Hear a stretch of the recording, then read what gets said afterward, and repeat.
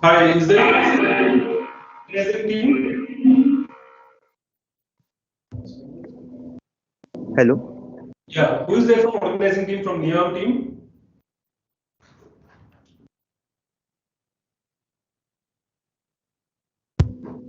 Hello, sir. Good morning, sir. Yeah. There are total 6 teams for the final round, sir. Okay, may I know who is speaking? Yes, sir. Okay, so Rishikesh is speaking. Sir, shall we start the event, sir? Can you hear us? You can't see the screen. You can't see the screen. Sir. Can you hear us? Yes, sir. Yes, sir. Okay, so before we start, we want to just give an opening brief to all the participants, all the teams. Sure, So sir. hope everyone is there. Sir. Yes, sir. We will start within 2 minutes, sir. Just give us some time, sir. Okay. Okay, let's wait.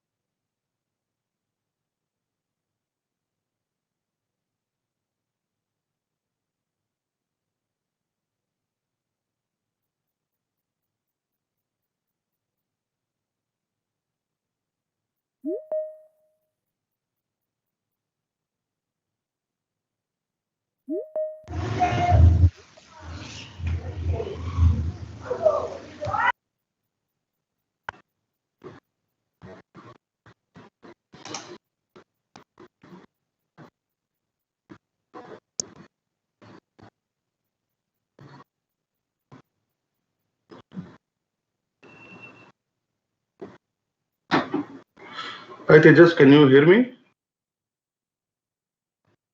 Yes, Ajit, we can hear you, Ajit. We can hear you. Okay.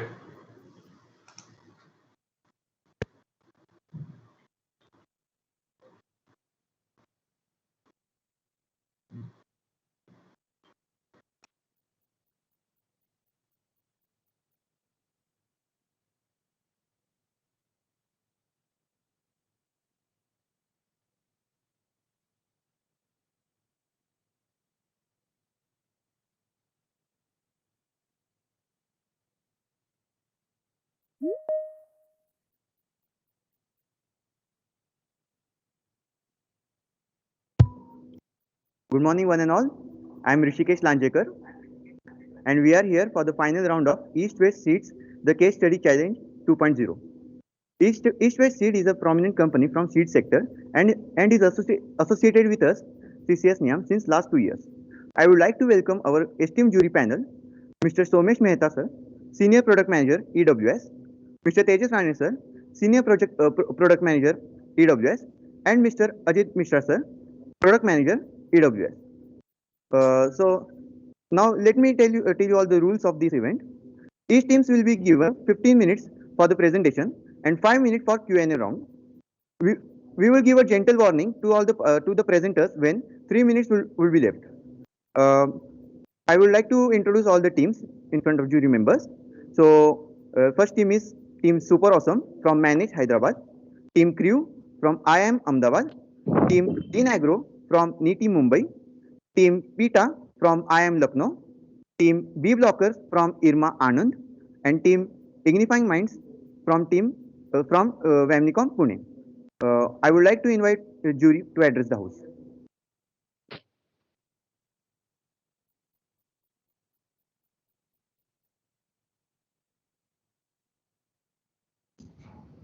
Okay. So before we start, hope you can hear us from East-West team side. So welcome you all. So you 6 teams are being handpicked based on your abstracts. And critically, if you see, we have given a very detailed case study, and it's a live case study. So maybe soon you will be seeing in a couple of months, or in fact, couple of weeks, you'll be seeing this product in the market. So before we go into the market, we thought of taking this opportunity to talk with the young minds from different institutes, and that's the reason we have given you a live, real life case study. And that's the reason we are asking in the case study that you think yourself as a product manager, as a marketing manager, and give the solution for that. So with respect to on which parameters we are going to evaluate you all. So there are basically 5-6 parameters. The first parameter is your presentation, how creatively, how well you present us. That is one thing. Second thing is how well you understood the concept which we have given you in the case study. How well you have conceptualized the idea and you are going to present us. Third thing, how effectively you are defending the questions and the reasonings which we are going to ask you. And we will also see your creativity part. How creatively, because there are a lot of elements you have seen in the case study. So there are different elements which will definitely require a creativity. So we'll be seeing you at creativity part. And finally, we will also judge you on the time. So basically, as organizer, I have told 15 minutes. So you have to be short, crisp, to the point, and that is the whole objective. So I will request Somesh to give background about the case. Yeah, thank you, Tejas. First of all, for giving a brief about how you will be evaluated. I'll just a little bit expand on the concept and ideas, which is one of the parameters to judge you guys. So the concept and idea comes with understanding of the topic. So we'll see very critically your understanding to this topic. When we say this topic, you have to assume that you are a product manager in a company and going to launch an exotic product which nobody has seen, nobody has tested, nobody has used yet.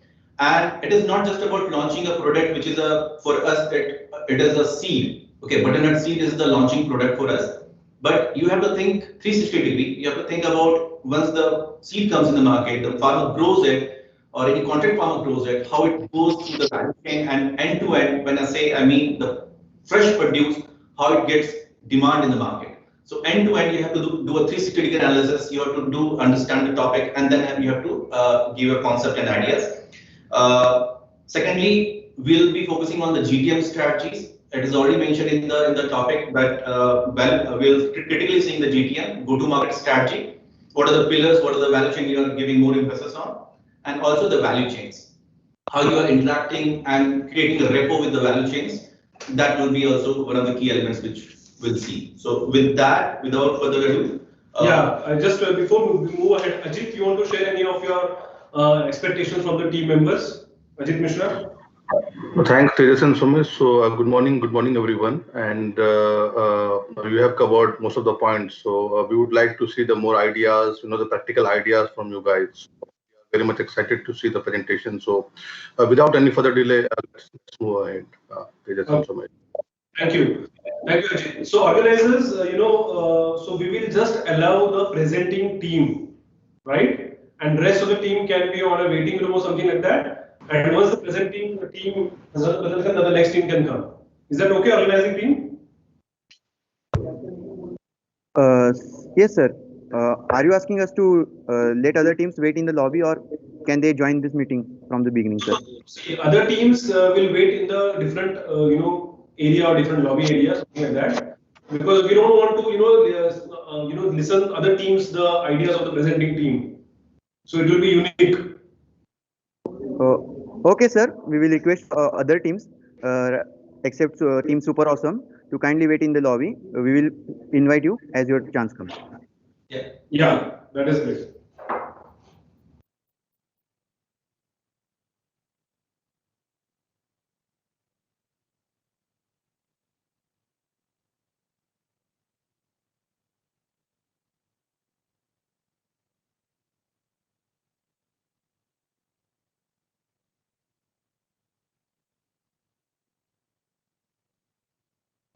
Maybe audience can remain, but the participating teams should go out of this call. They can wait.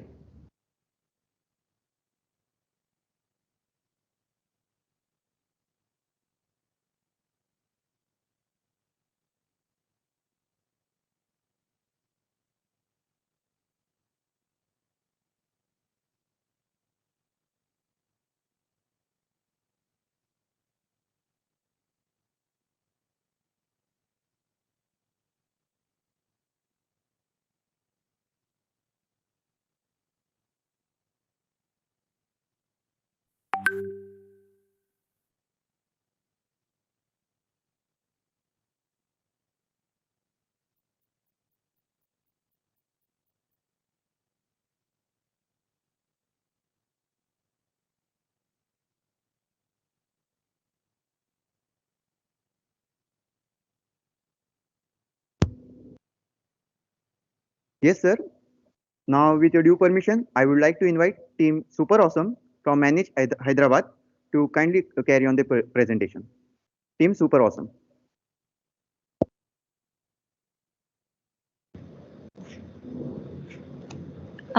Is our presentation visible? And are we audible? Can somebody confirm? Yes, ma'am. Your presentation is visible and your voice is audible. Okay. So we shall start. A very good morning to dignitaries present, dear guests, and fellow participants. We are Team Super Awesomes from Manage Hyderabad, and we are going to present our solution for East-West Seeds Challenge, the Case Study Challenge 2.0. Next slide, please. Next slide. It's not visible. Yeah, okay. So to begin with, we got into a market scenario to understand what is the present current situation and what is the prospects available for us. The present market for exotic fruits and vegetables is growing by 15 to 20% per annum, and the key drivers are rapidly developing economy and increasing health awareness among consumers. Also, growing population and rising consumer disposables is also another key factor in the growth of exotic fruits and vegetables. Along with that, government is investing significantly in the improving of infrastructure and warehouse facilities, which thereby improves the supply chain of exotic vegetables in the consumer market. Major players in seed and fresh produce are Mahiko, Namdhari, Seminis, etc. For fresh produce, we have Namdhari Fresh, Reliance Retail, Big Basket, and etc. These players are majorly can be seen in market scenario. The challenges we have observed is that exotic fruits and vegetables have potential to be the novelty products, but they have failed to become the mainstream in the market. Also, demand, looking at the past trends, the demand have not grown for some products that several years in the marketplace, and low demand resulted in high shrinkage, high prices, and poor profitability for retailers. Again, insufficient and erratic supply is one of the major reasons for poor market capture. The lack of commitment to one buyer means that product could not be promoted or easily marketed as a category. Wholesalers face difficulty in supplying supermarkets with reliable quantities, and several retail promotions had inevitably collapsed in the past due to inconsistent supply. Also, producers have opted to maximize price rather than support a regular buyer, so wholesalers could not provide consistent supply to customers, promote or meet growing demand. The opportunities which we as the company or product manager can turn into our favor would be that retail chain consumers are becoming more and more aware and knowledgeable about exotic tropicals, and they are also going to be more experimental. Along with that, restaurants are likely to try exotic ingredients for their recipes. Next slide, please. Is it visible? Yeah. Next slide. Is it visible? The next slide. Yeah, no. Yes, correct. Yes. Yes. So the most preferred, we have run out a survey in Hyderabad city with 125 respondents giving us responses. So most preferred place of purchase for exotic vegetables turn out to be the offline market. 80.80% of sample respondents mostly prefer the offline purchase for purchasing exotic vegetables because the offline purchase is the most comfortable and regular practice for consumers for purchasing vegetables than online.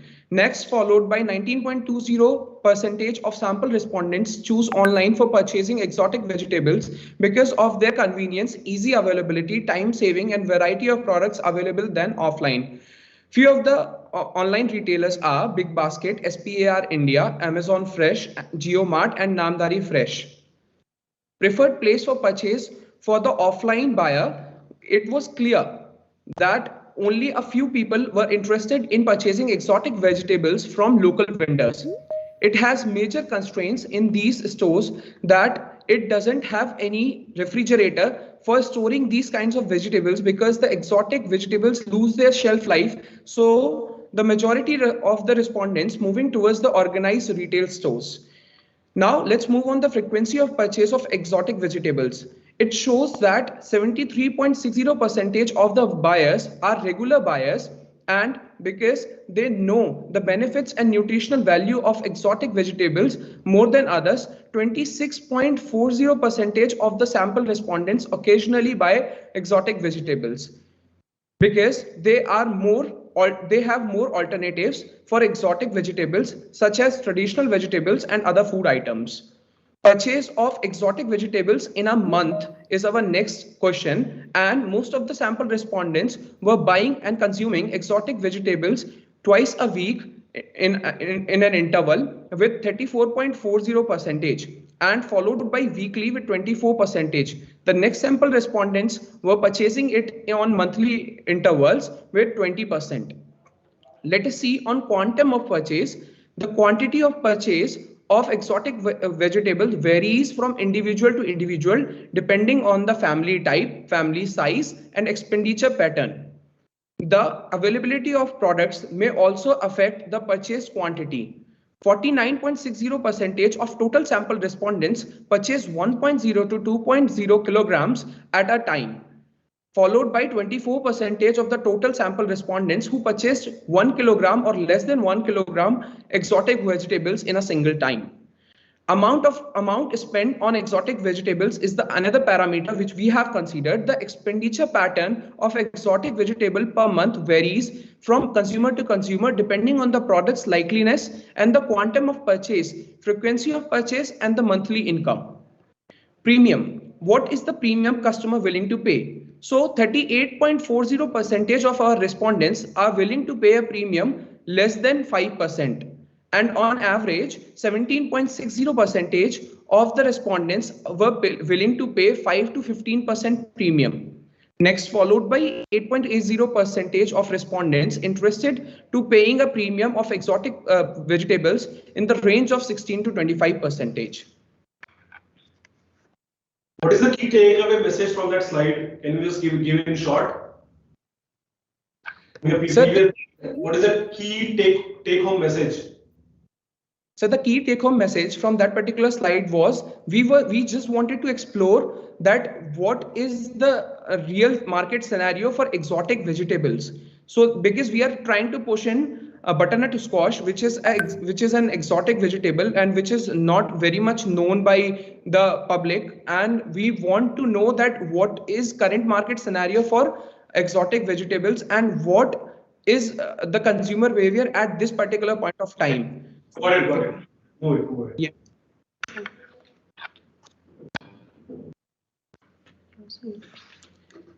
So reasons to buy. In next slide we will present what were the customer preferences and why they would pick up our butternut squash as a product.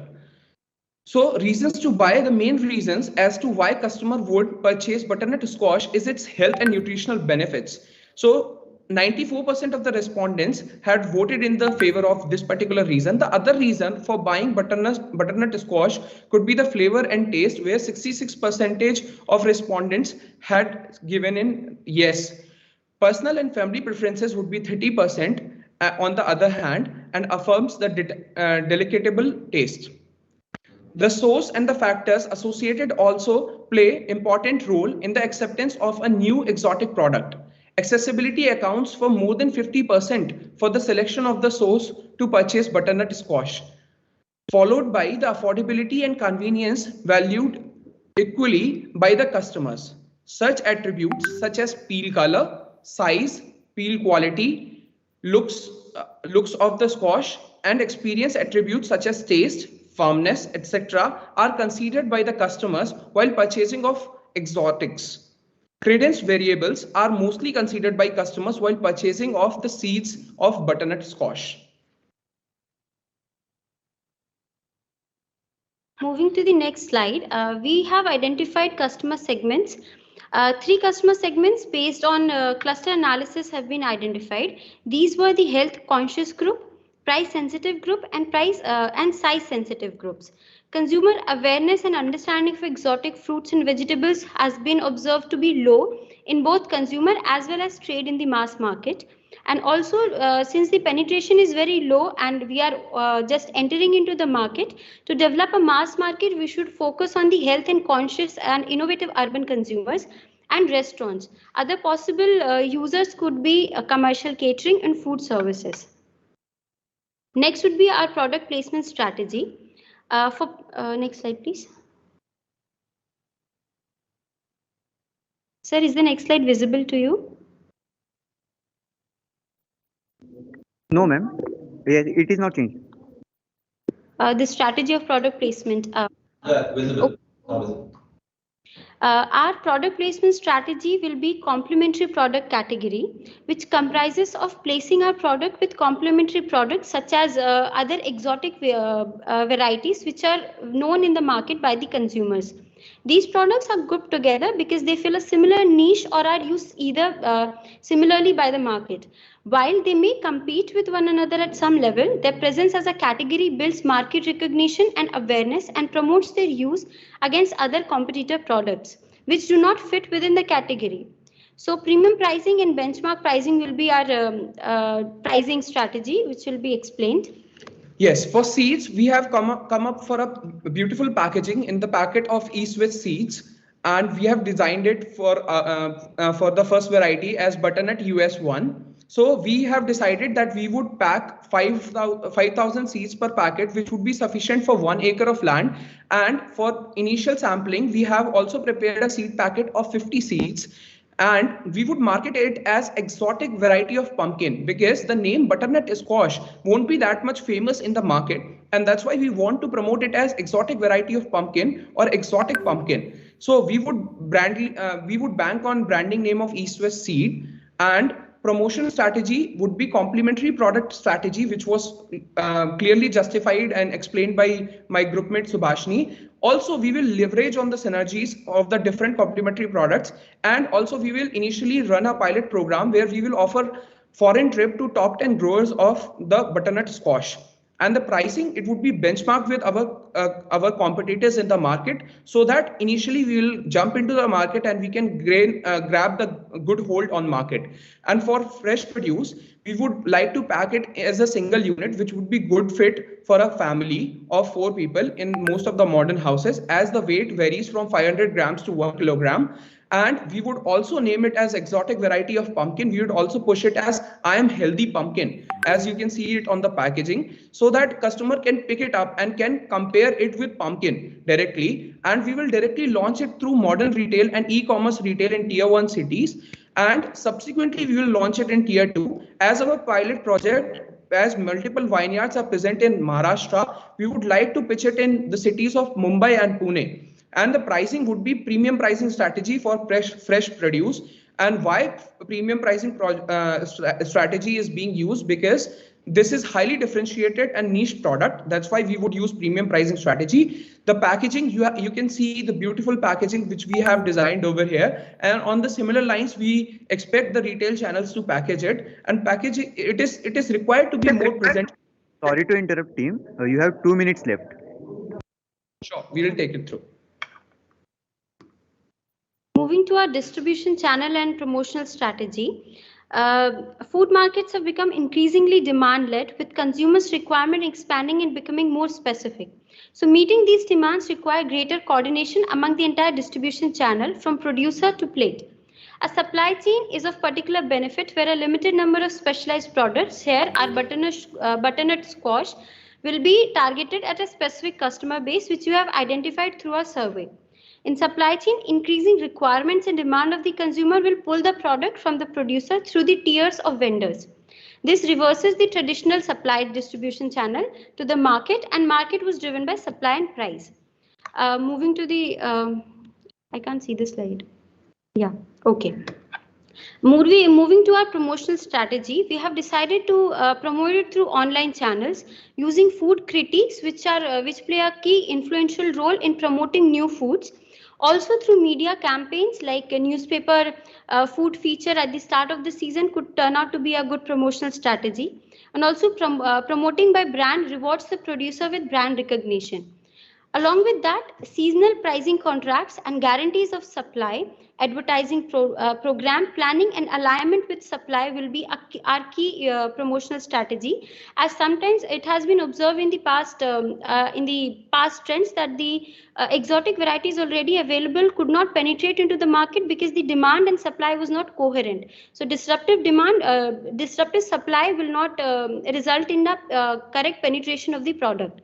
Also, to increase margins, we can shift the buyer's focus from the lowest price supply towards the benefit of a reliable supply of quality. Next will be timing of promotion. It should be coincided with the reasonable supply and low demand, that is for the peak seasons. Next will be tasting is critical before consumers would consider a new food. So consistent tastings and trials should be given to the consumers so that the adaptability of our product increases. This is from our end. Thank you so much. We are open for the questions. Thank you. And the one suggestion what I would like to give to East West Seed is, initially there should be a pilot run in cities of Pune and Mumbai, as Maharashtra is the biggest place for vineyards. There more farmers would be available. So for seed trials, that should be the apt location. And there are two major tier 1 cities located, Mumbai and Pune. That's why it should be chosen. Thank you so much. We are open to questions.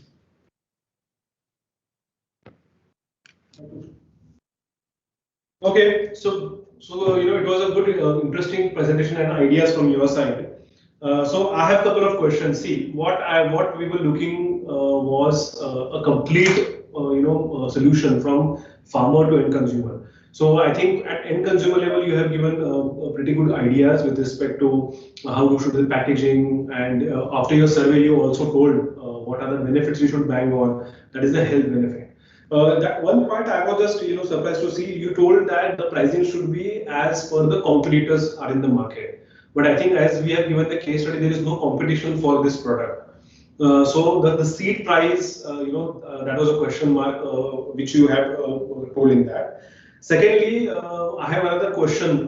Maybe you can clarify that you told that I am healthy pumpkin, and you want to put it as a exotic pumpkin kind of thing. Why not, why to use pumpkin as a word? Why not to use a squash as a word or something, a different? So that is my second question. And third question, as you have told that consumer engagement is there. But what is the engagement plan for farmers? Because farmer has to grow the seed. What is the engagement plan for the organized retailers? Because retailer has to keep those produce in their shelves. So, I was looking for these things. So can you just give me, answers to the questions which I've asked? First is pricing. Second is the pumpkin, the word which I used. And third is the engagement with the farmers and with the retailers. These are my three questions. Sure, sir. I would like to take this particular ball in my court. Sir, why we have chosen the benchmark pricing? Because as it was clearly mentioned in the case study that Namdhari is the first mover in this particular market. They are already present in the market. So what we want to do is, why we are benchmarking price with them is, sir, so that we can grab more of the market hold. So that's why we will benchmark price with Namdharis, and we would like to create our market hold so that farmer picks up our product, because farmers in India, they are very much price sensitive and they will look and compare the prices. I would like to answer the second question, sir. Sir, for the second question, I'm healthy pumpkin. Yes, for the second healthy pumpkin, of course, the suggestion is very correctly, sir. Like if you'll see at the avocado, it was also exotic product. So for avocados, which doesn't turn, the peel is always green. It has been sold in the name of guacamole. But sir, in Indian scenario, pumpkin is more readily known by the consumers, and they can be easily relatable to them. And that is why the adaptability rate will be increasing. And since we are only introducing it in the market, we need to take care of what will be the adaptability rate of the farmers and as well as the end consumers. And sir, for farmers engagement and for retail engagement, sir, we have clearly mentioned that we would offer 10 foreign trips for the top seeders, for the top producers of butternut squash. That is #1 farmer engagement thing. And when we will launch the product, we will organize farmer meets in the specific local areas with big farmers. So, and we'll offer them free food, and farmer felicitation would be also done. so that farmer can connect with the brand and can connect with the new pumpkin variety which we are offering them in the name of butternut squash. And along with that, sir, we can offer, like we have already mentioned, the sample packaging for seeds. Sample packaging can be made available as with the complementary products of other exotic seeds, or maybe the most moving seeds of the company. And along with that, samples can be provided to the farmers, so they can try it, and then the promotion can be done in that regard. Why I ask this question of a farmer and retailer is that because whenever we bring a new crop category itself in any situation in the retail industry, so retail want a consistent supply. Retailers, even farmers, are they are open to grow any crop, but the question comes to them is whether मेरा माल बिकेगा कि नहीं बिकेगा, है ना? So that I was looking कि भैया आप how you are connecting these two dots together. That I was just trying to understand from your reasoning. Okay. So just a follow-up question on that.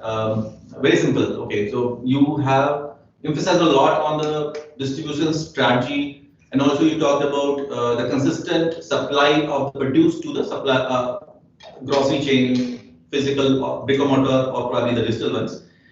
Doesn't matter much, but you have not emphasized on the farmer side, which they just highlighted that farmer is producing, and if you see closely the data. In 1 acre of land, farmer is getting roughly minimum 12 metric ton. So 12 MT, if you convert into number of fruits, it will be more or less 24,000 fruits you'll be getting in 1 acre of land. So do you have any idea? And although it is not there in the presentation, but do you have any idea how would you connect farmer with the supply chain? Because I think the bigger question is not here whether the demand is consistent or not. Bigger question here is that whether the produce which is coming out in the market is properly taken care by or not. So whether farmer is getting right price for it or not. Yes, sir. I would like to take this particular question. Sir, if the produce is this much high and farmer is planting it in very big area, so if this comes as a challenge, sir, number one is we can sir link them with agri entrepreneurs which are doing export into this particular business, and we can export the fruit to Australia and USA in particular. And again, if we want to directly provide a market linkage support to farmers, we can also provide it by companies like Agrovon and Crow Farm, those who are working and those who are procuring it directly from the farm gate, and they are dealing into B2C business, and they are directly supplying exotic fruits to the end consumer, and they are directly procuring it from the farmer. So we can also do these farmer onboarding exercises to these particular business, and we can tie up with these businesses, because this would be an easy win-win situation for both farmers and these businesses, because they would get an steady supply from farmers end, and farmers would also get a proper market linkage channel. So okay, so I still understand you don't see more question on the supply side, but on the demand side. So demand I think is the first thing which you need to answer before getting into the supply mode. Supply is something which being an agri company we can easily manage, but the demand is something which we really see a question into whether the demand is properly coming or not, whether these two things are coherent or not. If it is not coherent, there will be huge supply and there is no demand, and vice versa. So you are talking about vice versa, which I talked about. There is a huge demand, but there is no supply, but you're not talking about the other way around. Anyways, any question, Ajit, from your side? So can I take this as well, like for the part? Okay. Yeah, please. Thank you so much for the opportunity, and I'm sorry interrupted in mid. Sir, as we are selling as an alternative of pumpkin, and pumpkin is very much famous in India, and it is Indian tongues are very used to the taste of pumpkin, and we are trying to push it as an alternative of pumpkin, and we project it as a pumpkin variety only. If in the market, then sir, the demand would be stable. That is what I believe. That's why sir, we have not considered that particular part. Okay. Thank you. Anyways, Ajit, any questions for me? No, I think you have all asked all the questions that I have also in my mind. So I have just one question. With respect to packaging, you have mentioned this, we will go with combo and fast selling seed, right? So that you are planning before launching of product or after launching, or when you are saying fast selling seed, how you are going to promote one seed? You will go with specific branding or fast selling seed? You will mention competitor also, or how what the objective behind this? Sir, the objective is to make the this seed very known and adaptable with the consumers. So we want to keep it with those seeds which are easily purchasable frequently purchased by the farmers, and also for fresh produce. Similarly, we are trying to keep it with those vegetables which the consumers are known about. So if they see it with them in a coupled manner, they'll be the adaptability of that vegetable will be more. That is why we want to push it with in a combined form. Sir, Okay. I would like to add to this particular point. Sir, as farmers, generally, if a farmer will plant one particular crop, the farmer used to plant that particular crop in that particular area only. So what we are doing is we are providing a 50 seed sample packet initially. And sir, this would be before launch so that farmer could know that what is offering, what is the future plans of the company. At the time of launch, we will continue this for a few months, and this 50 seed packet would be sufficient enough for his daily consumption and to push slowly in the retail market. So that is what our strategy was, sir. Okay, that's the plan for before launch, right? Before launch, as well as continued for some months with launch, sir. Okay. Okay, thank you. Thank you so much, sir. Thank you. Thank you It so was a much, pleasure sir. meeting you, and thanks for this wonderful opportunity, sir. Sir, towards the last, can you please provide us feedback for our presentation, sir? Sure. So what we'll do at the end, we will give the feedbacks. So so everyone can understand, what are the feedbacks. Okay, good. Welcome, guys. Thank you. Thank you. Thank you so much, sir. Thank you. Thank you.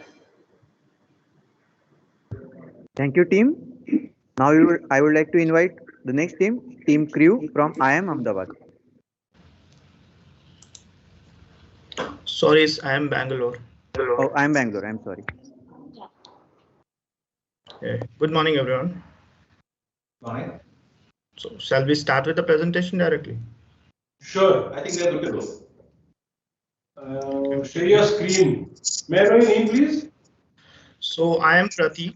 My name is Pratik Suman, and my teammate is Devrati Singh. Yeah. Hello, sir. Good morning. Morning.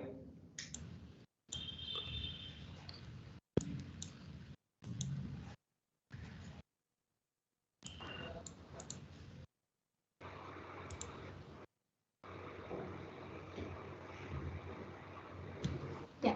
We shall start the presentation then. A very good morning to everyone. We are Team Crew from IIM Bangalore, and today we will be discussing the case analysis for butternut squash case study. Next slide. So first of all, let us begin with the market analysis. We have conducted the market analysis for farmers and consumers to have a clear idea for the supply and demand side of the market. On the farmer side, we have found that a better ROI for farmers and a short life cycle of the crop will act as the key drivers for market growth, whereas the lack of awareness and the knowledge among the farmers regarding the butternut and its cultivation, coupled with their resistance to adopt a new crop, will act as the market hurdles. Similarly, when we talk about the consumer side, increases in their disposable income and the shift towards a healthier lifestyle act as a key drivers for market growth, but the lack of awareness about the product and its nutritional properties will act as market constraints. Next, we have conducted a SWOT analysis to find out the favoring and unsafe conditions for EWS. The strengths for EWS are, it is already a leading company in many categories such as pumpkin, marigold, etc. and has a pool of innovative products. Next, the weaknesses of the EWS would be the supply chain management and presence on multi-channel for distribution. The opportunities will be the growing fruit and vegetable market, the current low competition for butternut in the market, and willingness to pay higher by the consumers. Lastly, the threats for EWS would be the rapid technological advancements and its adoption in the consumer behavior, low product awareness. Moving ahead, let us have a look on the marketing mix. First being the product, covering launch, packaging and branding of the product. The launching of the product should be done following the STP model, where first the customer should be segmented based on their residential areas and their lifestyle. Initially, the urban customer should be targeted, maintaining a healthy lifestyle. The product should be positioned and branded as a healthy, exotic and premium product with various health benefits. For seeds, The same model should be followed, targeting the progressive farmers. The packaging should be done with the sustainable materials, as in India, 88% of the shoppers prefer sustainable products. Next comes the place. Initially, we suggest targeting the tier 1 and tier 2 cities. Also, we would recommend a multi-channel approach for distribution. Coming to the promotion, it should be promoted on all the digital and grocery apps and web pages through commissioned advertisements. We will also focus on the promotion strategy, particularly in coming slides. Coming to the fourth P, that is price, we found that the Namdhari butternut squash is priced at ₹11 per kg, the pumpkin squash at ₹32 per kg, whereas the big basket pumpkin is available for ₹59 per piece. Thus, we suggest a price range in between ₹15 to 20 per kg. Next slide. Let us talk about the gaps and barriers to adoption in brief. The gaps are the lack of understanding and awareness about the products in the customers and the farmers, whereas the barrier for adoption would be a new product and its cost, flooding habits of customers, and a relatively small customer segment. To overcome these gaps and barriers, we recommend selling through strategic campaigns, which would include unique selling propositions and advertisements, highlighting the product benefits and awareness drives. Next, we have the consumer insights collected through our market survey and telephonic interviews.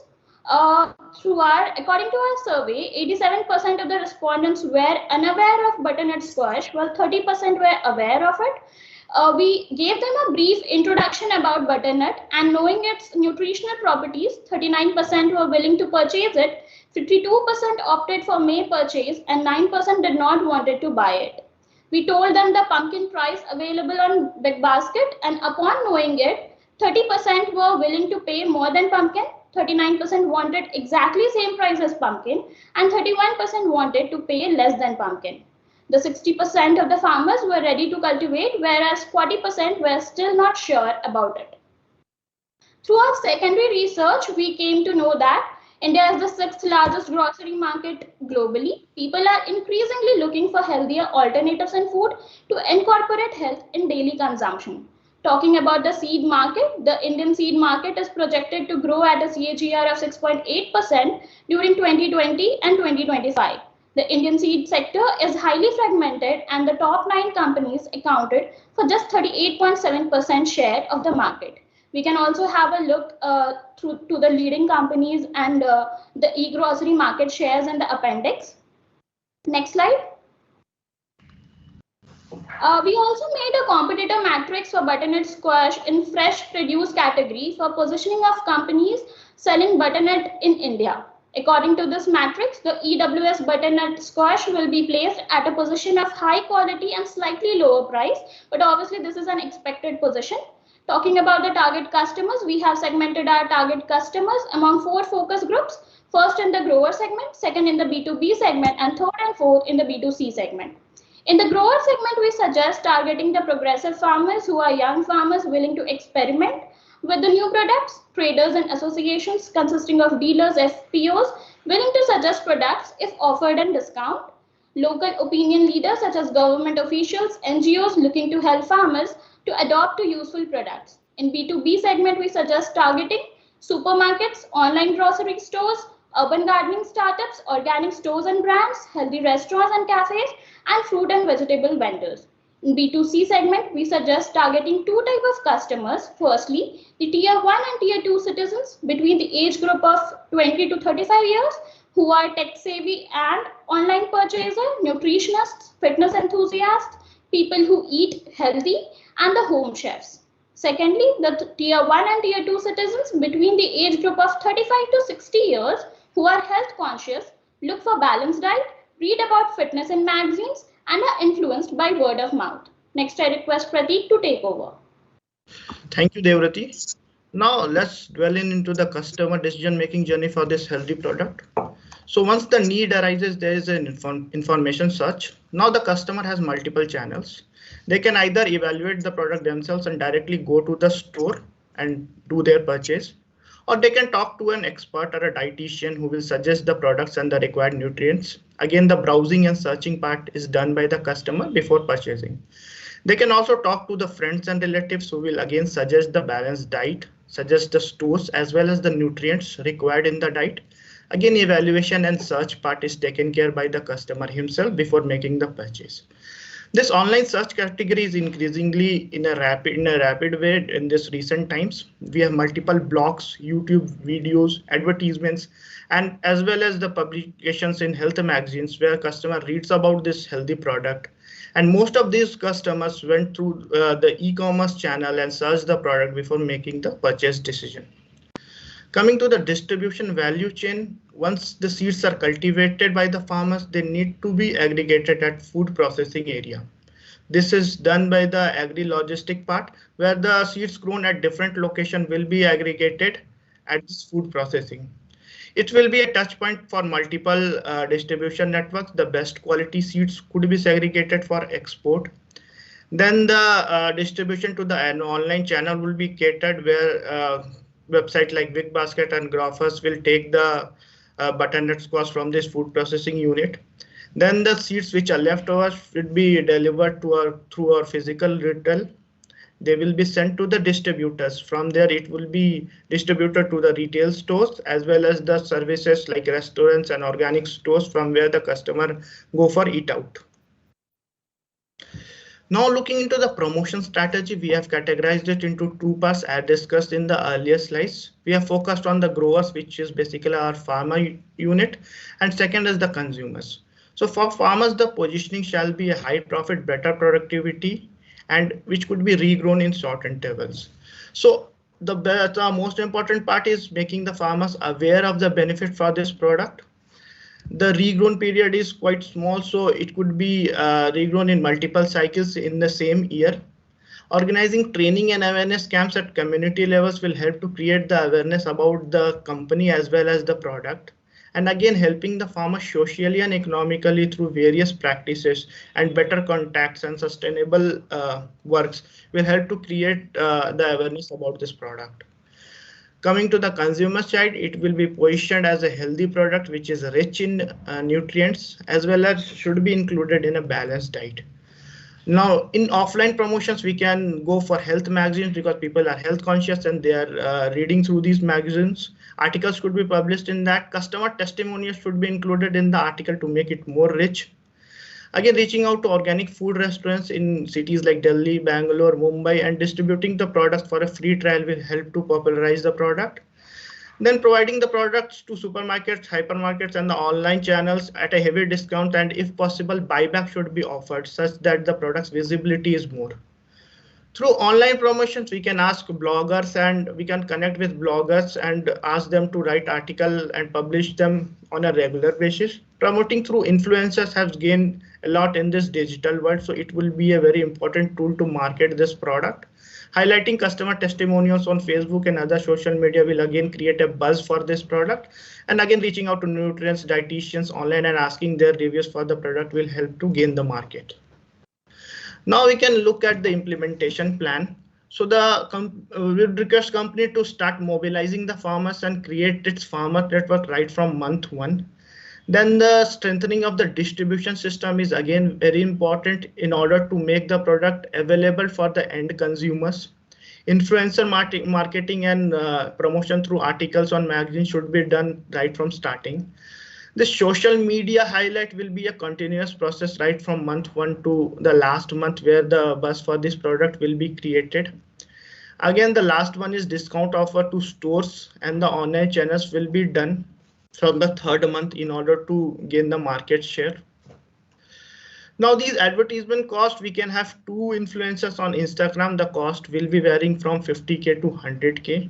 A 3rd influencer could be employed in YouTube. This will be pretty costly because these are video advertisements. 2 bloggers could be employed where they will be posting constant reviews. And the last will be the publication through health magazines because the consumers at the age of 40 to 50, they are having this habit of reading the magazines. Now summarizing this. Sorry to interrupt, team. You have 3 minutes left. Okay. Yeah. So going to summarizing the go-to-market strategy, we will start with health-conscious consumers and the progressive farmers. The product will be positioned as a premium product and exotic high-value vegetable. The multiple distribution channel will be used for selling these products. For promotion, we will have owned a new media marketing, and we will be targeting on the urban markets. Now coming to the challenges and opportunities with this product and company. The challenges starts right from the starting where we are trying to create a farmer network. Increasing awareness and adoption among the farmers will be a key challenge. And the second channel lies with the distribution network, where engagement with the distributors on various channels and maintaining a high profit margin for them will be important, as it's a new product and they might be skeptical about selling them. Then go to market again will be difficult, because this is we are targeting a niche segment and it's not a very high used product. Again, market expansion and profitability is very important for sustainable of the business, because we need to maintain a profitability at each timeline so that the goods are fast moving. There also lies certain opportunities for the EWS, as there is increasing rate of adoption for exotic vegetables like in urban areas. Increasingly looking for healthier alternatives in food, people are becoming conscious of their diet. Again, the consumer health market is growing at a rate of 5% that could be leveraged, and top 9 companies account just for 38.7% of the market share. So EWS has a good chance to position this product and get a good market out of it. And that's all from us. Thank you. We have an appendix where we have shown the leading Indian agriculture companies and few other e-grocery market data. Now we are open to questions.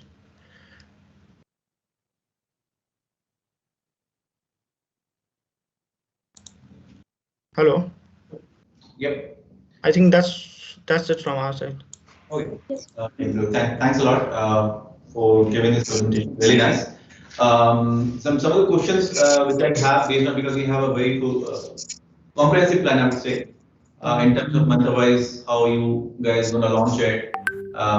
So I assume that you understand the product is not the first produce, but the product is seed for a company like us, right?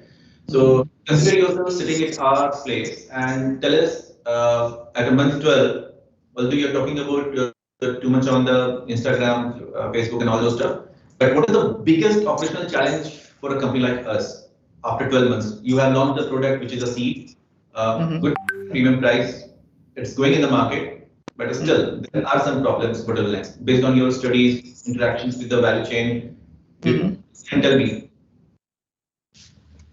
So, sir, what I understood is the product is launched and consumer are using it, and we are at the end of month 12, correct? Yeah. And the biggest bottleneck for a company, or biggest challenge we are facing right now, what that would be? I mean, you can make a guesstimate. Sir, see, again, we are targeting at a very niche customer segment. Okay, and market expansion will be a big challenge for us, because you cannot linger with a very small customer segment for a long time. That what I see from us. Okay, because we need to be growing at a certain place, because your CAGR should be at least 7 to 8% for a healthy sustainability. And this customer segment is very small, and product being relatively new even at end of month 12. So that I see as a challenge, because market expansion may or may not be at a healthy growth. That would affect the company. Second thing is how farmers on the supply side, how farmers are affiliated to this product and what benefits they are getting will be a key challenge, because those are the key supply drivers for our company. So if they are not getting proper benefit, then it would be a challenge for us.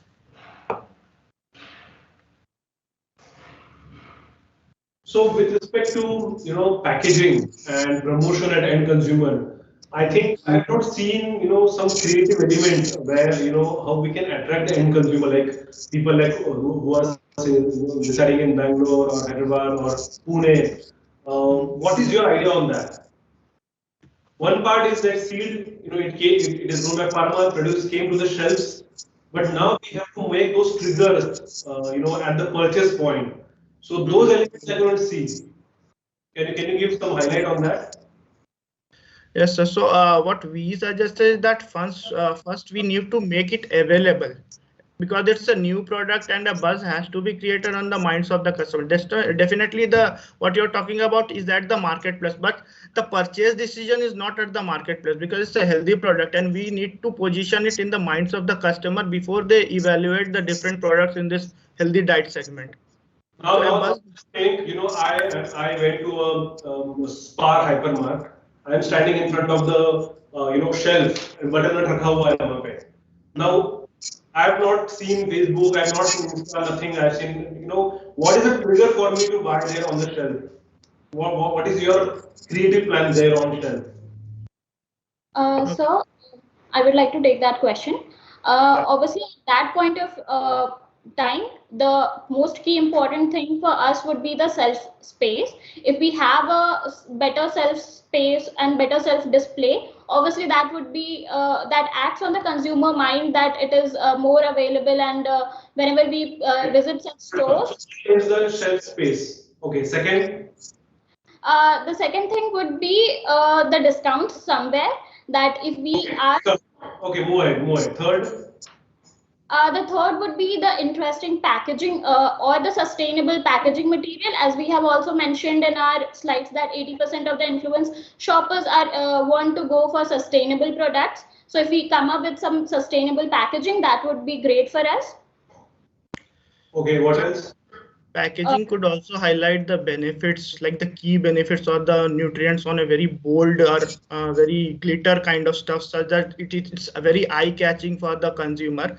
I guess the nutrients level. So the key nutrients which are most important in a balance, that should be highlighted with a very glitter kind of stuff, so that it's quite eye-catching on a first look. Customer will look at it. Yeah. So that element I was looking out.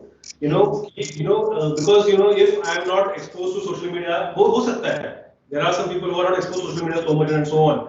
So, but jahan pe wo khareedne wale, that purchase point is also important. So, like, if you give an example of, Zipri, what is that? Fruit aata hai na? So they have those kind of, QR codes, something like that. So that I was trying to, understand. So I was. That is, yeah. Go on. So that is definitely important, but what we got from our market insight, that it's not an impulse category purchase. That is quite relevant in impulse category, right? If you're buying a Cadbury or something, so you don't have a preconceived choice. But what our customer segment is, they are mostly focused and they have certain choice. Definitely that purchase trigger which you are talking about, that is pretty important, but we have not focused much in our PPT. The reason was that people were more kind of preconceived with these products. So that definitely those trigger points are pretty important to make the last mile purchase. But most of the people, what we got from our insights is that they know the product and they are in contact with a dietitian or the gym trainer or something like that. So that portion will help us for a better market share. Definitely, I agree with your trigger point. Okay. Last question. I understood what you're trying to say. Last question. What is the engagement plan between the grower and the retailers? Because this is something very important element. What is the engagement? How we will keep those engagements with the growers? Sir, yeah. So in our value network, we have mentioned about this food processing unit. So this will be a key linker between the grower and well as the end consumer. So all the aggregation will be done at this food processing unit. So from different growers, we need to aggregate the product at this food processing unit. This will be owned by the company, owned and managed by the company itself. Okay, so this will be a key linker, and from here, all the distribution channels will be managed. Hello. So you're talking about distribution. I was talking about engagement beyond distribution. Okay. Okay, fine. Ajit, you have any questions? No, I think your presentation was very well informative, I will say.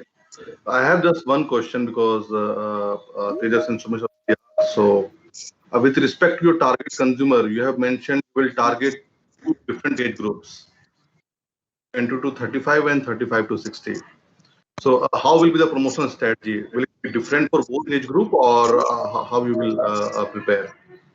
Yes, so when we come to promotion, there would be certain differences because people at higher age they are not that tech savvy and they still rely on health magazines and like they need to contact to their dietitians and experts. And whereas people in the relatively younger age group, they are more tech savvy and they believe in these online stuffs, online blogging, online articles. So that would be a important tool to capture the younger segment market. And for older segment, we can restore to traditional conventional marketing, like doing on the health magazines, creating awareness in the this eat out, dining out spaces. So it's just a little different, but both will, on an umbrella view, both will capture both the segments.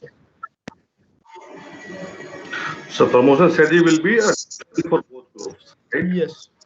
Yes. Okay. Okay. So good. It was interesting presentation from you guys. Well done. Good efforts. So organizers, we can ask the next team.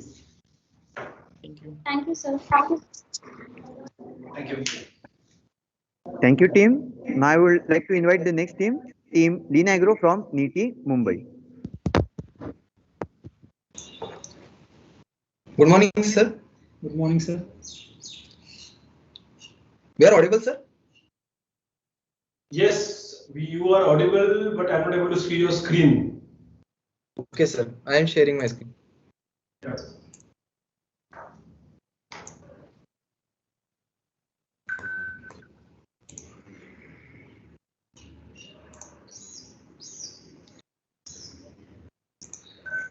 So, shall we start, sir? Sure, go ahead. Yes, sir. Good morning, sir. We are the team Lean Agro from NITI, Mumbai. I am Dada Soshok Watarkar and my friend Bhushan Dattatreya Nalaude. We are presenting today the case solution given by East West Seed, conducted by NIAM on the butternut squash. These are the following content we are considering and covering in throughout the PPT. So first of all, we are talking about the Indian market scenario. In 2019-20, India exported around 10,000 crore rupees fruits and vegetables, but account of the butternut squash is not as much. So butternut squash mainly produced in the northern states of the India, and from the market survey, we understand that there is no as such market leader in both seed and fruit market, and penetration of the fruit in the Indian market is very low, and very less farmers choose to cultivate this fruit.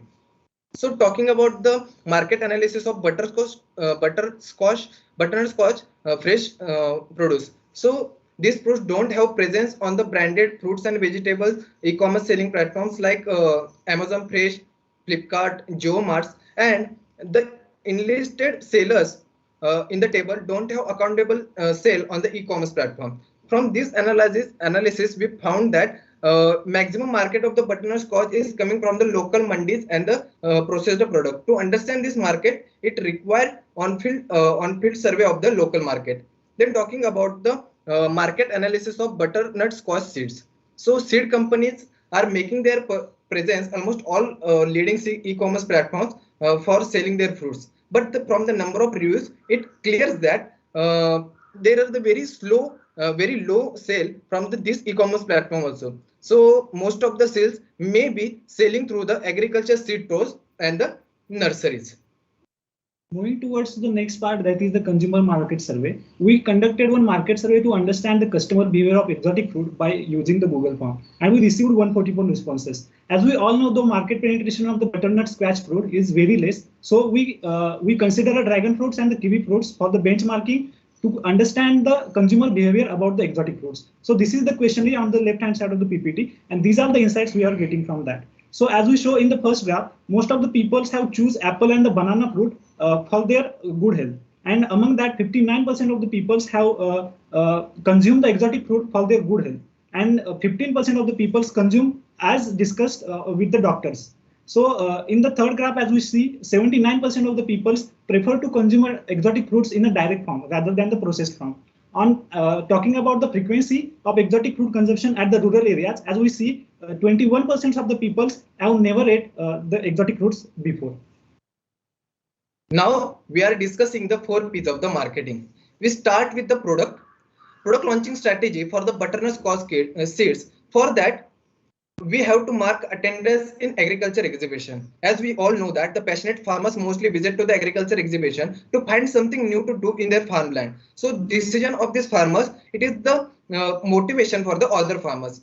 Then we can conduct contract promotional farming, in which we can provide the free of cost seeds to the farmers, and the cultivation, the output from this cultivation, it is set a role model in the farmer community. Then we can also launch a marketing strategy before launching of the seed. So for that we can print the details of the butternut squash seed on the existing bag of the seeds, or we can put a one pager into the seed of bag of seeds of the existing seeds. So that will help to reach the farmer's home beforehand. Then launching strategy for the fresh produce. As we all know that with the generic name of the farm produce, we can't make an market penetration with our particular product. So for that there is a require a brand name. For that we can choose a supermarket where we can conduct a launching event, product launching event with a brand name. Moreover, we can also promote the local market seller to attach a butternut squash seeds, butternut squash plate on their basket of this particular fruit, and also promote through the word of mouth of through middlemen at the APMCs. Then product size and packaging. In product size, most of the companies selling their product in the pack of 10 seeds on the e-commerce platform. But to make it more profitable and make an presence as an taking an advantage of the economies of scale, we can pack in the size of the 1 kg to 5 kg, and this it clears that it is like a fruit for the cash fruit for the farmers. We can also sell a seeds in the pack of 10 to 20 number of seeds. These seeds is particularly for the people who want to cultivate this fruit in their garden in the urban areas. Then moving towards the fresh produce product size and packaging, we can package the fresh produce in the plastic with the brand name in the size of 1 kg to half kg, and we can also promote them to processed fruits by contacting with the processing companies and convert them into jam and jellies for the consumption of the consumer. Moving towards the next P, that is the placing. So as we see in the left side of the graph, the share of each processing channel of exotic fruit. So the highest contribution for the local market, which is followed by the supermarkets and then e-commerce platform. So as shown in the graph, we propose four channels for the placing of our product, that is export, local market, e-commerce platform, and the supermarkets. In the export category, we have seen the export of exotic fruits is increased from 2019 to 20. So company can also have option to export these fruits in the international market as well. As local markets have the highest contribution of the sales that most of the people are prefer to purchase from the local market, we can target a roadside fruit sellers, weekly vegetables and the fruit markets, and the special fruit stalls to placing all the products into them. And in urban areas, as we see, most of the people are prefer to buying from the e-commerce platform. So we targeted market leaders into that Amazon, BB Daily, Big Basket, Flipkart. We can target these particular sellers, and we place that product. We place our product into that platform. Talking about the supermarkets, we can use a footfall per day of the any supermarket, and also what is the sale of the fresh produce for the supermarket. Accordingly, we targeted the supermarkets. And in majorly, as we see, the DMart, Big Bazaar, and the GeoMarts are the major contributor for the supermarkets. We can place our products in that platform as well. Now we discuss about the promotion. For the promotion of the butternut squash seed, for that we can offer a free seeds for the farmers on the purchase of 2,000 rupees seeds from the retailer. So there is the one design or the one poster design we design, Lijiye Aapka Hak Ka Beej. So on which we can also promote our seeds through given the 10 number of the seed packet in the existing seed bags of the EWS seed.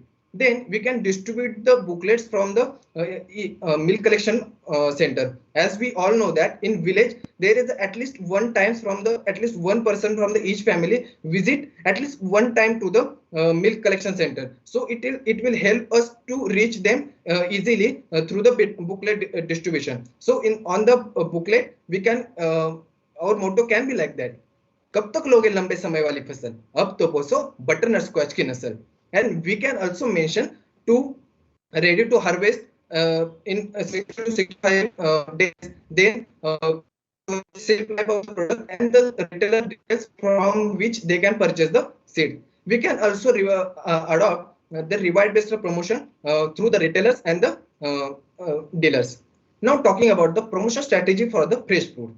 In fresh fruits, we can firstly conduct the word of mouth through the doctor, dietitian, gym owners and the trainers, because as we from the survey we analyze that around 70% people of the people know by this know about this exotic food only by the doctor consultations, and other things also happen through the word of mouth.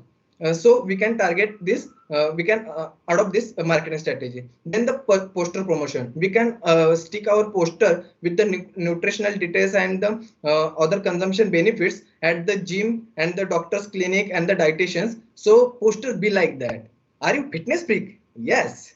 Then what are you eating? Try this butternut squash for cholesterol controlling, weight reduction program, maintain integrity of skin, healthy eyesight, and for vitamin A. We can also promote through the hotels and restaurants. We provide them the seasonal blended sauces or the sauces or the different kind of the chips and the snacks which is prepared from the butternut scotch to promote our product. On the online channel, we can adopt the combo promotional combo packs with the product bundling with the nutritional products on the online grocery stores and the supermarkets. So it will help to increase our reach. Towards the last P of the marketing, that is pricing. So pricing for the butternut squash seed, we consider here the two types of pricing, that is the reference pricing and the promotional pricing. So according to market research, we have get that the average cost, the competitors selling their products with the average cost of 30 to 40 rupees. So we come up with the balanced price of seeds and we calculate the median range of price for the competitors and our seed price. And it is going to be 8.25 per seeds. For the promotional pricing, we can, in the introduction stage, we can provide the seeds at the whatever the cost required for producing it, which includes the production, storage, and the distribution cost. Also, in the fresh produce pricing, we consider that in the local market, it will be fresh produce will be in the range of 35 to 40 rupees, and in online channels, it is going to sell at 50 to 60 rupees. So we can maintain this price with the similar range to increase our sales. As discussed in the case study, that ROI for the farmer can be fluctuated because we are not considered here the commissions from the middleman. Promotional pricing for the fresh produce, we can use a 20 to 30% discounts for the bulk buyers who can buy more from us. Also, we can go for the strategy that buy one get one free in the initial stage to increase our sales. So moving towards the value chain analysis, the upper side of the PPT which shows the seed value chain, which consists of different stakeholders. So for the consistent demand, we have to target different stakeholders into our supply chain. The first one is the seed producers. So effective relationship between the effective relationship management with the retailer is very important to make our consistent demand. Also, we require to maintain safety stock to effectively match our uncertain demand, which reduce the customer shifting percentage. As well as quality testing department is very important because it is directly connected to the germination rate. So we can ensure the right quality of the products is delivered to the farmer to increase their yield. And talking about the seed marketing and the distribution team, the intense marketing practices we can add to increase and maintain our market in the seed market. And finally, at the retailer stage, we can use incentives and extra profit margin to increase our sales in the retailer platform as well. Now talking about the targeted customer, challenges and opportunity. In targeted customer, we can target the fitness freak people, in which from the market survey, we understand that 8% of the fitness freak people never ate any exotic food ever, and 3% of the people consume only when the doctor was suggested. So, but all people prefer to consume and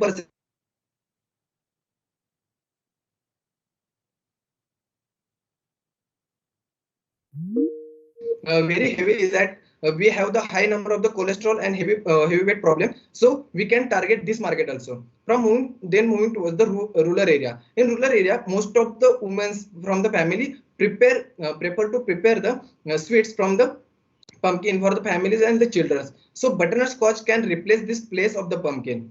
Then hydroponic foods and vegetable consumers.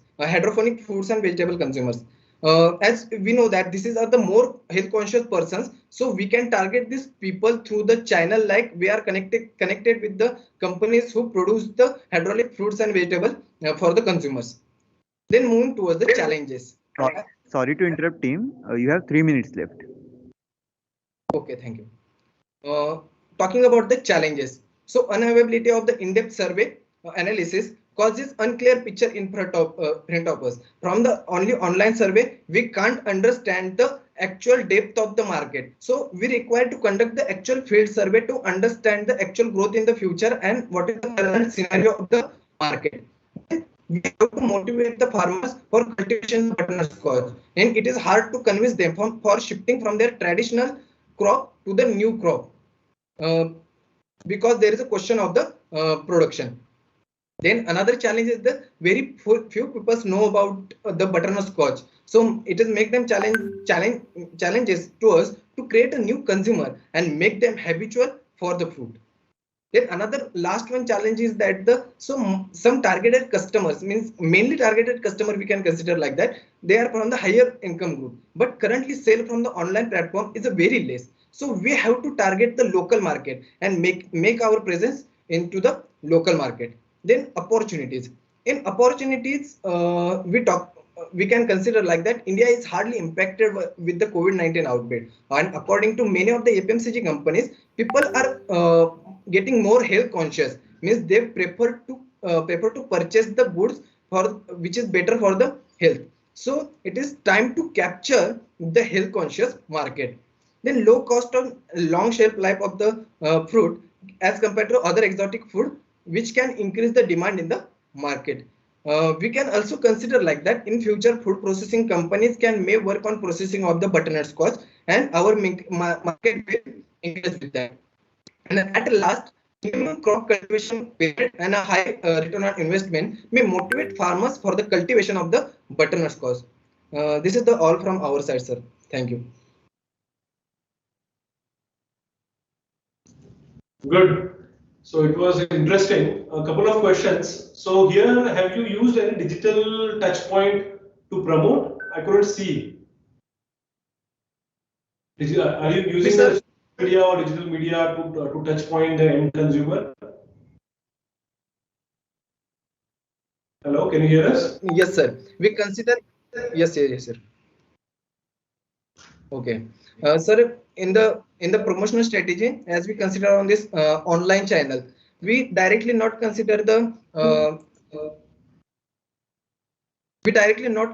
touch points, but we consider like that we can promote our product.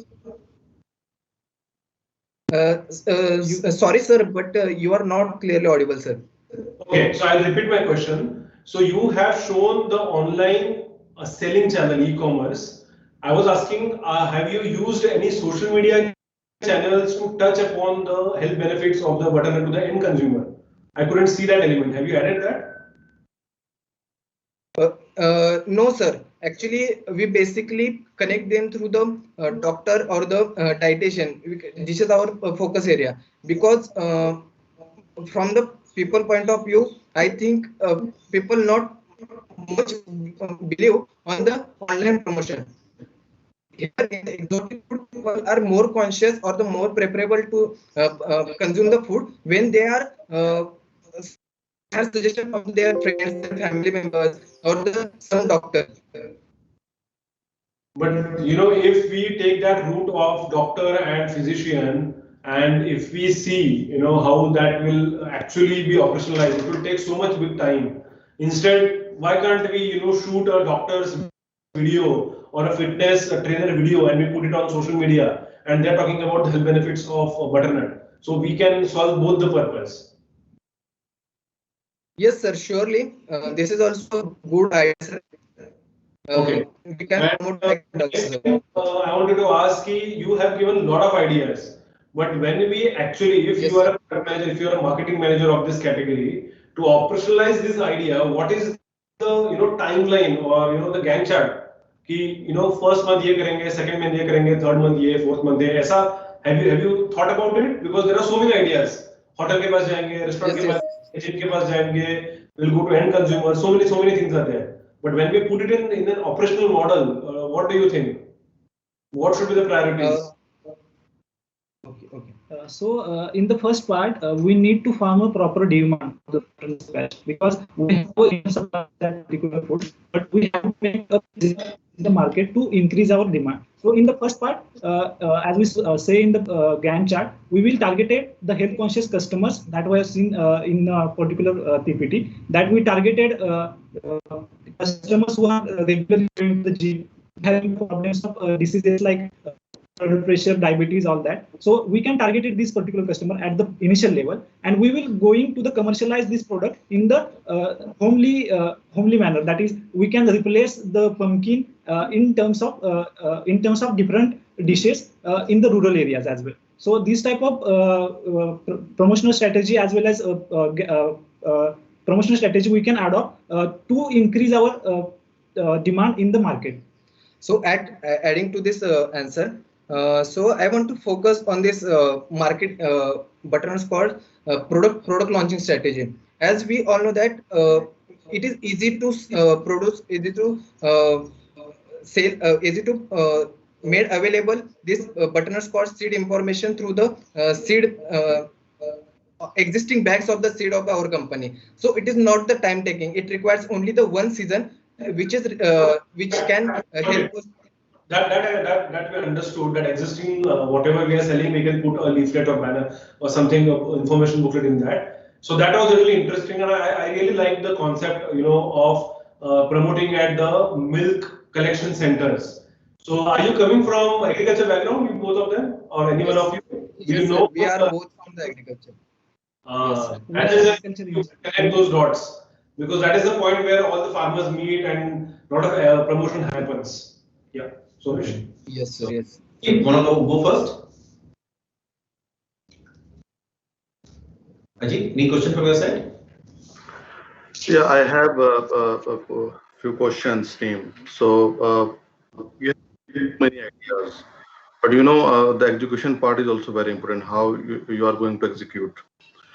In one slide, you have mentioned you will go for this 0.5 kilo to 5 kilo SKU for economies of scale. So do you see be feasible for product like butternut?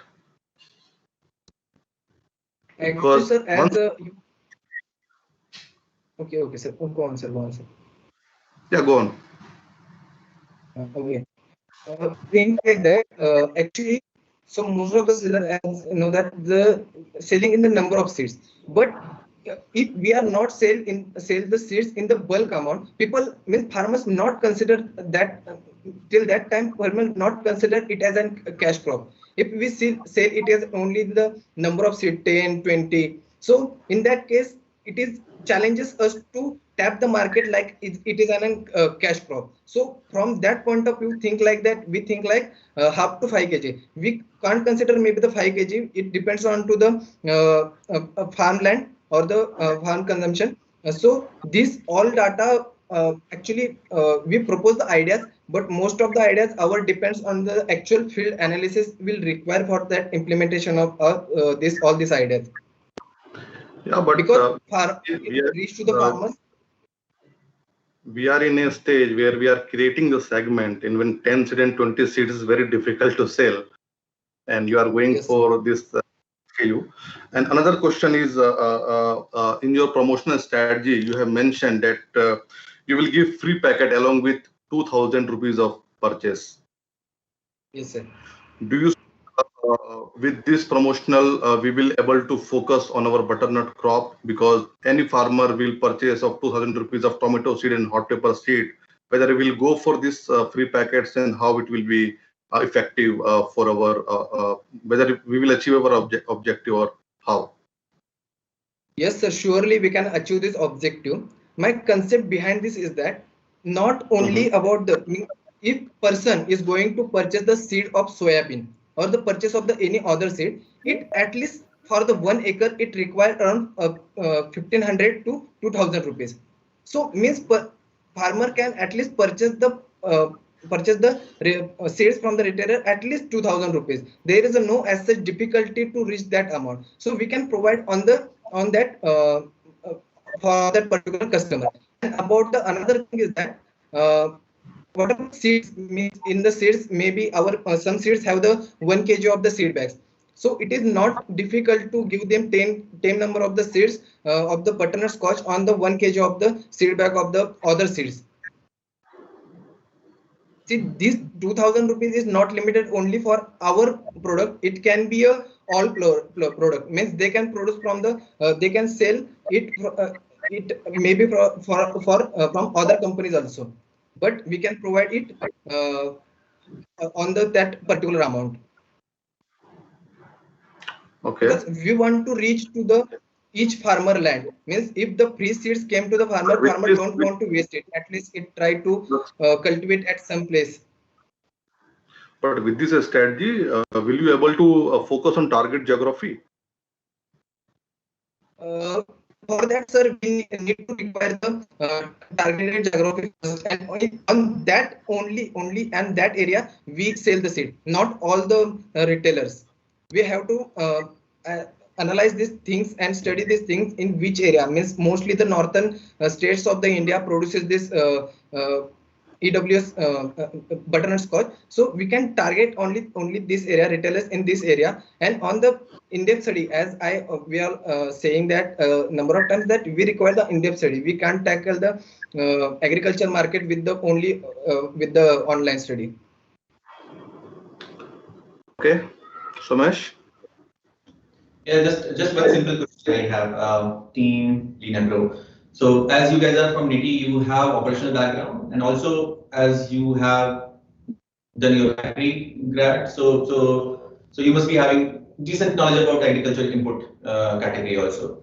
So my question is based on your understanding on the biggest challenge or the bottlenecks, probably one or two big challenges as a seed company which you will face. And based on your answer, I'll throw the second follow-up question. Over to you. Operationally, what is the biggest challenge? We see to manage the stakeholders relationship, because means it is the new product. Yes, sir. Yeah, go ahead. Can I go ahead?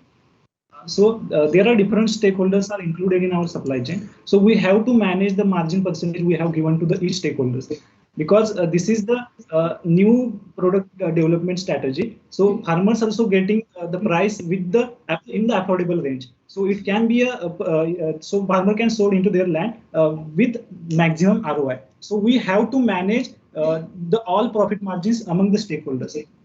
So this is one challenges I can see. One more challenge I want to add here. There is the bullwhip effect, because as we know that in agriculture we are not fully developed with the computerized system.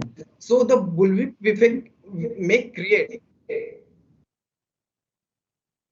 in the supply chain of the seeds. Means if the farmer demanded at retail side demanded the 10 side of the Can't hear you, team Lean Agro. There's a lot of conversation from you guys.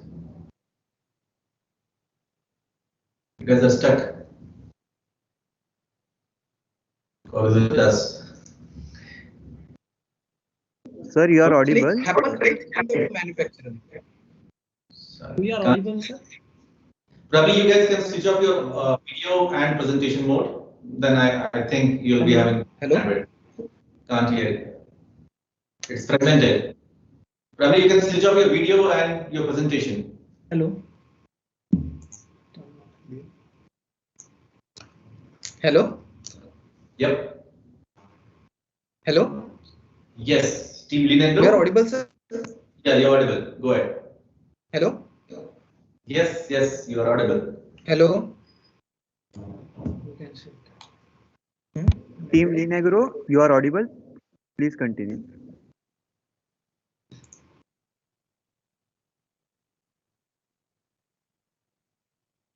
Okay. I think we can move on. Organizers, we can move on to the next team. Sure, sir. Now we would like to invite Team PETA from IIM Lucknow. Stage is yours, sir.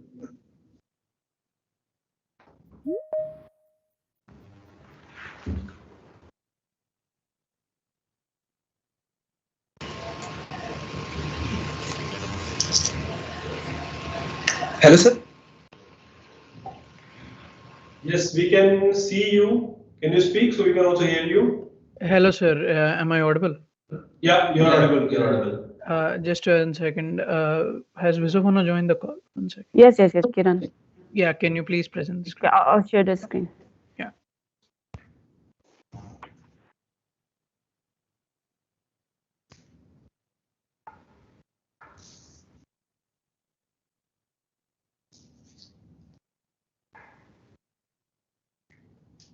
Depending saying.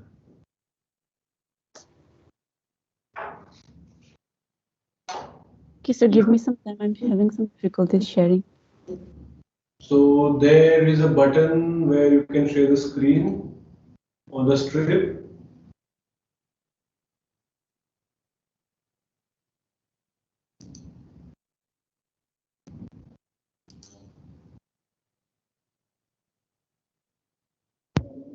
Team Pita, if you have any issues, can you share the screen from our end? Yes, please, if you can. Okay, ma'am. Just give us a moment.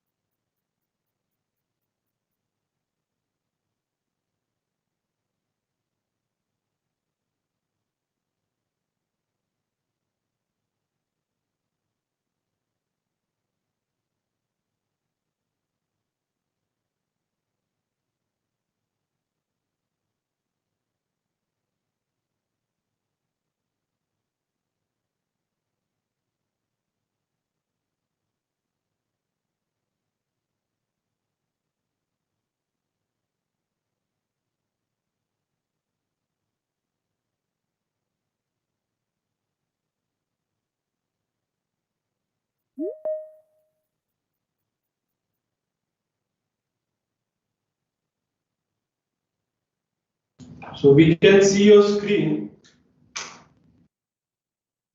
Okay, can you present? Okay. Okay, so hello. We are Team Peter. We are from IIM Lucknow, and today we'll be presenting the EWS butternut case study. Next slide, please. So the main objectives of this case were proposing an innovative launch for the butternut seed product, a detailed overview of 4 Ps along with the go-to-market strategy, and creating an urban and consumer value chain. For the go-to-market strategy, we looked at the target markets, the brand positioning, the channels of distribution, and the consumer trends. The target consumer was segmented into demographic, geographic, behavioral, and psychographic. For the demographic, we looked at the middle to upper class individuals who have higher disposable income and their willingness to pay is higher. For geographic, we focus mainly on the Tier 1 cities where there is high internet penetration and say things like e-grocery is normal. Behavior, we looked at people who cook on a regular basis. It can be parents, it can be maids who cook for families, or it can be very health conscious individuals, say people who go to the gym daily and follow a very strict planned diet. And also focusing on people who have some diseases like high blood pressure, for which butternut is a very good product. And psychographic, we looked at the health enthusiasts and cooks. For the brand positioning, we looked at the target, the problem, and the solution, which is butternut. So as mentioned, we were targeting healthy eaters, those with health problems, and everyday cooks. And the problem is that people are always looking for healthier substitutes to change up in their diets. They always want to switch to healthier options. But at the same time, they're also very specific when it comes to taste. Especially Indians are very specific. So the solution is butternut. So the points of parity of butternut is that it's like a normal daily use vegetable. Say in the Indian kitchen, pumpkin is used on a regular basis. So this vegetable is very similar to a vegetable like pumpkin, which people use it to cook, say, sambar, cutlet, curry, etc. But the point of difference here is that it is very high in nutrition. It is antioxidant rich. It is also very rich in iron, has very high dietary fiber, etc. So it is ideal for those who want to switch to healthier options, or also for those who just want to try out something new. The channels of distribution we looked at are the grocery shops, normal grocery shops, supermarkets and marts, and especially focusing on online sales, that is the e-grocery stores, as people in Tier 1 cities mostly shopped online these days. For consumer trends, as people are always moving along with the trend these days. So looking at focusing on the nutritional value of the product, and people from Tier 1 cities, as mentioned, they are price sensitive, but when it comes to switching to a healthier product or trying out something new, they are not very price sensitive to that extent, because they are willing to try out new stuff and they're willing to pay more for it as well. Anything trending, like foods which are trending or foods which have been tried out by their friends and families, they want to try that out as well. The availability of the vegetable, say in the physical store or online, and the taste of the product. As mentioned, the vegetable is very similar to the vegetables which we use on a regular basis. They can spice up the vegetable according to their personal preferences. Next slide will be taken up by Kiran. Can you just go on to the next slide? Yeah, thank you so much. So here we're talking about the value chain. If you look at it, we've also tried to integrate forward into farmers, grocery markets, and to the end consumer overall. Now, this comes in two ways, which I'll be talking in the slide afterwards. But if you look at it here, there are two main opportunities that we are trying to very much bet on. One is the cold storage for seeds to maintain its quality. Now, we can also expand it on, as I said, we were targeting forward integration a little. So we will give to the farmers, and there is a tie-up opportunity with farmers where we have, so you give them the seeds, you provide them the fertilizer, you provide them the inputs, and then they give you a percentage of the produce back, or you can buy them at a discount from them wholesalely, at a right price. So that we can use to distribute to groceries, markets, e-commerce like Big Basket and Amazon Pantry, and then to the end consumer overall. Again, we've seen the consumer trends before, which were taken up from a paper in Emerald Research. And if we look at the factory here, the EWS provides the R&D development and seed adaptation to everything, which moves on to packaging, where there is, packaging according to the seed requirement, different skin packets for different consumers, and then to the storage, then to the wholesale retail where we give, and we could also sell to third-party consumers who are doing gardening at home. Now, this value chain was formulated to strike a fine balance between procuring on the supply side, which is getting the produce from the farmers, as well as producing them, the seeds, meeting their demands, as well as meeting the demands of the end consumer by getting supply from the same farmers. So the opportunities that this value chain would provide is that we would have a first mover advantage, we would have the brand recognition, we would also establish premium contracts with these key suppliers such as farmers and the grocery markets, to whom we would be the suppliers, and we would also capture a good amount of business. So can you move on to the next slide, please? Thank you. So this would be our marketing strategy. We are trying to maximize sales with incremental revenues. Now, there are two channels that we are looking at. One is business to consumers, who are, as we said, on the tag end of the supply chain, the value chain, where we are giving them the end product. And then there would be the B2B segment, where we could provide directly to restaurants, ready-to-eat food manufacturing brands like MTR, Haldirams, whoever are making sweets and all, as well as providing the seeds to farmers as well as consumers. Now, we would be highlighting nutrition to the consumers who would want it, and we would be highlighting the process of farming, how easy it is to grow this, to the consumers who would want to do it in-house, as well as the farmers who would want to do it. So the marketing strategy stands on 4 pillars: the product, its USP, and the keywords such as fulfilling children's needs, adult needs, and for aging people, as well as youthful skin, which are the requirements and the trends that the consumers are looking into right now. USP such as it has high iron content, vitamins like A and C, fiber rich, and antioxidant are also something that they would like. Now, the place at the distribution channel as well as how we're going about it has already been explained. The pricing strategy would be mainly looking into economic pricing for both the seed as well as the produce. So we are going to look at the supply demand and then fix a price which would maximize our sales, as I said, with incremental revenues, which is the whole theme of this marketing strategy. As the promotion would go something like influencer marketing, reaching out through personalities and showing this product with data sheets, like being again with being high in iron content, using the USPs as well as the keywords. Visavano, can you please take up from the next slide?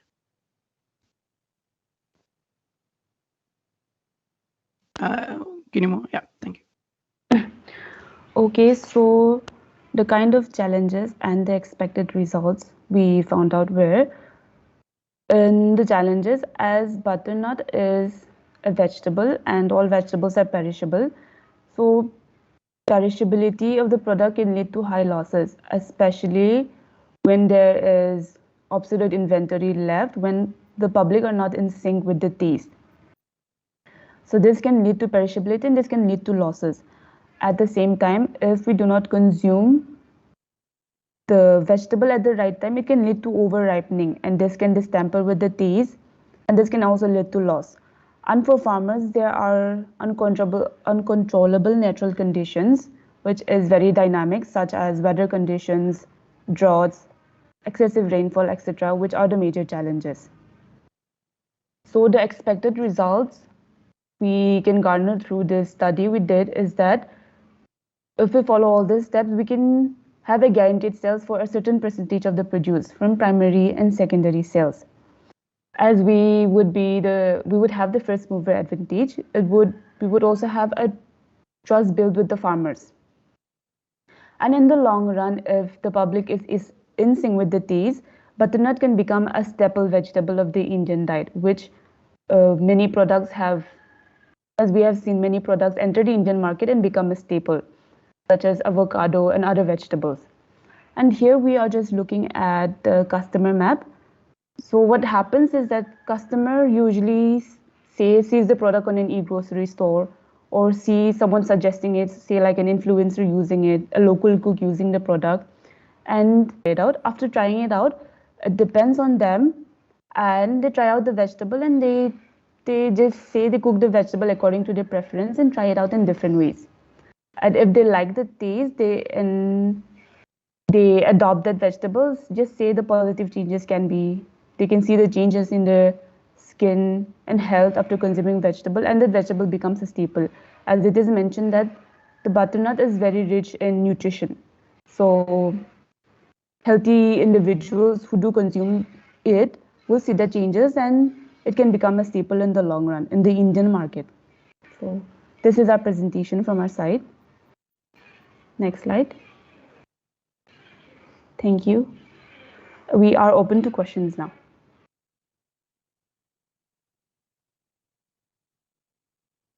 So, Team Peter, I can see two contradictory slides of yours. First, slide number 4, you talked about it is having 6 to 9 months of shelf life, which is also mentioned in the case study. And the second slide, just after that, you talked about challenges, perishability of the product. Why is it? Do you have any specific reason for that? Can you please repeat the question, sir? Can you please go to the second slide as well? The presentation. Yeah, the slide you're talking about, the storage is 6 to 9 months. This can be stored, right? The shelf life of this product, and I think this was discussed in the first or second slide also. And the last slide talked about the challenges, the perishability of the product. So how come these two stuff which is contradictory you're talking about? Well, sir, we also talked about forward integration to the cold storage areas, which could be set up near farms. So ideally, 6 to 9 months perishability could be increased because we are not, there is no transport of the product, such say from one place to the other, and there is immediate storage as well. So that is one of those things that we want to go to. Can you go to the previous slide, please? The slide sir is talking about. Let me just bring you guys on the same page we are. So pumpkin, have you ever seen or eaten? Yes, sir, we are. So have you seen how it is being stored in your home? that doesn't need any refrigeration or any ambient temperature to be maintained. You can keep it in any dark place and it can be stored at least for 6 to 9 months minimum. So that doesn't need any cold storage, that doesn't need any of the processing per se to make its shelf life increased. Okay, so let's not spend too much time on that because that's a question I just asked, having curiosity because why you are having two contradictory statements. So just to give you a final say on that this product is a high shelf life. That is the biggest USP of this product. As mentioned in the case study also, that doesn't need cold storage, doesn't need refrigeration at home. It can be eaten can be stored for a longer period. And whenever you want, you can just eat and peel and you can eat it. Okay. So the refrigeration was mainly focused on seeds, actually, because EWS is mainly focused on seeds. So that's one of the main reasons we focus on storage of seeds for refrigeration. Okay, cool. No worries. So now coming to the question which I have with you guys. So because you must have seen the entire value chain from end to end. When I say end to end, I mean seed to the fresh produce, which is going in the grocery chains or through any of the e-grocery chains. So do you see any of the big challenge for a company like us? Which is the major challenge for us in terms of demand and supply? If you can explain. Sir, that would be the farmer tie-ups that we were talking about. So when we are going with that farmer contracts, acquiring farmers and their lands would be the biggest challenge because right now this is a product that they might not even be very much aware about. And some, at least rural Indian farmers would want something that they think would go well in the market. Okay. So that would be the biggest challenge, convincing them to farm the product. See, okay. So just a follow-up question on same stuff. So do you see any challenges on the output side? When I say output, I mean the fresh produce goes to the market. What is the big challenge there? Big challenge input side you told farmer is not aware. Big challenge on the output side, what could be? That would be mainly revolving around the consumer knowledge about the product. Okay. So that is where our promotion strategy would come into place as well as pricing, because consumers would want something that is nutritional, something that is tasty as well. So they look at it. So that is where we would be trying to push in data sheets and all in the internet and the influencer market to show that there is a trendy new vegetable out in the market that you can try out. So we would be solving that problem as well, which would be very problematic at the end output area. Okay. So just one more question. I have one last question. So one side you talked about promotion, but apart from promotion, there is also distribution involved in the output side. So just, if let's say you are the marketeer and you have to propose three points, major points on the distribution strategy on the output side, what that would be? On the distribution strategy would be that to use majority of the channels, like for example, Big Basket and Swiggy Genie as well as Zomato per se are now delivering vegetables as well. So one would be to make use of that distribution channel. Second would be to use the regular line of grocery stores as well as regular small marts on acquiring those small marts as well, the roadside marts that are available. And as mentioned, our main focus is on Tier 1 cities, and I've seen that many grocery stores and marts are already tied up with some online platforms, say Dunzo and all, which delivers grocery from when people order online. So that's like the distribution channels involved, and that's why I also mentioned e-grocery stores, as many grocery stores have already tied up and registered themselves online to sell the groceries and items online. So it's not just limited to Zomato or Big Basket, but normal grocery stores. Okay, thank you very much. And yeah, so with respect to the creative element, I could see a lot of stuff you have given, the promotional, but I couldn't see the creative element. If I am an end consumer, I go to a grocery shop. If I go to a Namdari or a Reliance Fresh, what kind of stuff I would see. So those kind of element I couldn't see in your presentation, a dummy, a communication or something like that. So that is one item. Second element is that, when you showed your value chain, the sheet of your value chain, in that there are three elements are important: farmer, the retailers, and the end consumers. So as Somesh was asking, once we go to a farmer, what farmer says, sir, हम लोग उसको उगाने के लिए तैयार है. We are ready to grow whatever kind of seeds you want, but we want a market to sell the produce. So I could see some disconnect with respect to the organized retail and the farmers. The engagement is very important. What is your thought on that? See, farmer and the retailer should have a lot of engagement, because if I am a manager of Reliance Fresh for Bangalore, for example, if I want to keep those fresh butternuts in my shelf, so I would require a consistent supply of that produce on my shelf every day. So that is one of my challenge. So I would require a lot of engagement with my farmers. So that element I couldn't see. If you have a thought about it, can you explain that how a retailer and a farmer can have better engagement? Did you got my question? Yes, sir. I actually got your question. So we had a thought about it as well. There is a blockchain technology called Ripe.io, which is an end-to-end blockchain network which looks into the supply chain. They also look at it something like farm to fork. So, for example, you would know if you are eating a tomato, you would know completely where it's from, what is the quality, and what has gone into it. Say what fertilizers are gone into. That is one element. If I will repeat, if I am a Reliance Fresh manager of Bangalore headquarters, I am managing 10 stores, and if, for example, I am bringing Amul ice cream, and today is 25th of December, for example, I got 100 boxes. और अगर मेरे पास एक हफ्ते के बाद अगर मेरे पास नहीं होगा, तो then my end consumer would be like horrified कि भाई मुझे आइसक्रीम चाहिए, मेरे पास आइसक्रीम नहीं है अमूल का. So consistency of supply is very important. That element I have to understand. That organized retailer should have a lot of interaction with the farmers where they can get the produce, because seed company as a seed company sometimes it gets very challenging for us, because to us to engage all these people together. Are you understanding what I'm trying to say? Understood, Yes, sir. Understood, sir. So, Yeah, go on, Vishnu. Okay, so one of my suggestion would be, especially very large companies, let's you mention Reliance, if the product is doing well in the market, what they do is they go for procurement.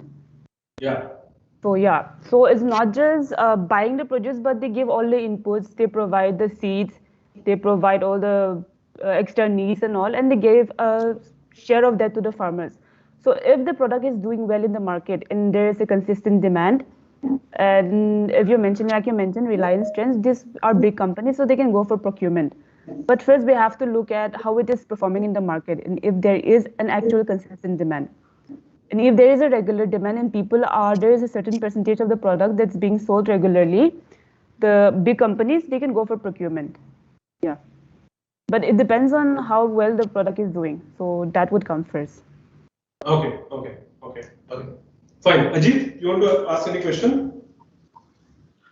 I have just one question, team. So I'm agree with Pratijas. So there are creative element we are missing, and with respect to pricing, one side we are targeting exotic vegetable and we are targeting tier 1 cities and the supermarket kind of things. Another side you are saying we should go with price sensitive. What is the price of seed? We have mentioned the case study. So Ramesh, we have given this ROI calculation. Yes, ROI calculation is given in the case. Kiran? team, I think you can join after 5-10 minutes. I think you are coming. You can join after 5-10 minutes. You can be in the lobby area. Sure, sir. Yeah. Sure. Can you hear me, Kiran? You're on mute. Sir, price of the seed, I think it's mentioned as 14,000 something per acre. No, price per seed, it was not. Okay, so my question is, I was expecting some general kind of thing, like we have proposed a price 3 rupees per seed in case study. So what should be your thought process? Whether we can propose 10 rupees, 5 rupees? when we are saying sensitive, it's a kind of a statement, right? So basis on calculation, basis on target market, basis on geography, what should be your suggestion? That we were expecting. Okay, so sir, after this case study, I just checked for butternut squash online. I was just checking the price and I saw that the regular price was 100 something. So why I said price sensitive is because it's not overly priced. Say example, avocados and all when it was first introduced in the market, its price was like 400 per kg, which was a bit too on the luxury side, in my opinion. So when the price is like 100 plus, it is on the slightly more on the expensive side, but it is not extremely on the premium side when it comes to pricing. So that's why I mentioned price sensitive. That was one of the main reasons I mentioned price sensitive, because it is not overly priced, but at the same time, it is not priced like the regular vegetables, which are much more cheaper. So it kind of comes in a middle ground. Also, sir, like you've mentioned, based on geography or something, we could change the price. So we could actually follow price discrimination strategy where at areas where it is difficult to produce, we could push it with lower prices, as well as in areas where it is easy to produce, we would not require much push. We can just push it at the regular prices. Okay. Thank you. Thanks, friend. Okay, thank you, team. Interesting. Thanks a lot. Organizers, can we ask for the next team? Thank you so much, sir. Thank you. Thank you, team. Now I would like to invite team B blockers from IIM Irma Anand. Team B blocker. Yeah, we are ready.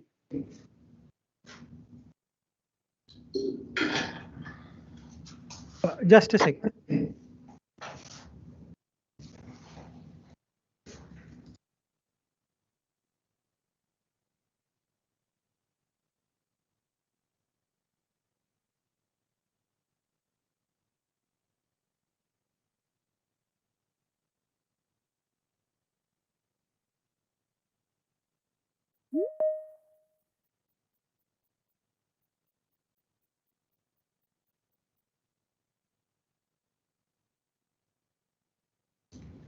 So we can see you both, but we can't see your screen.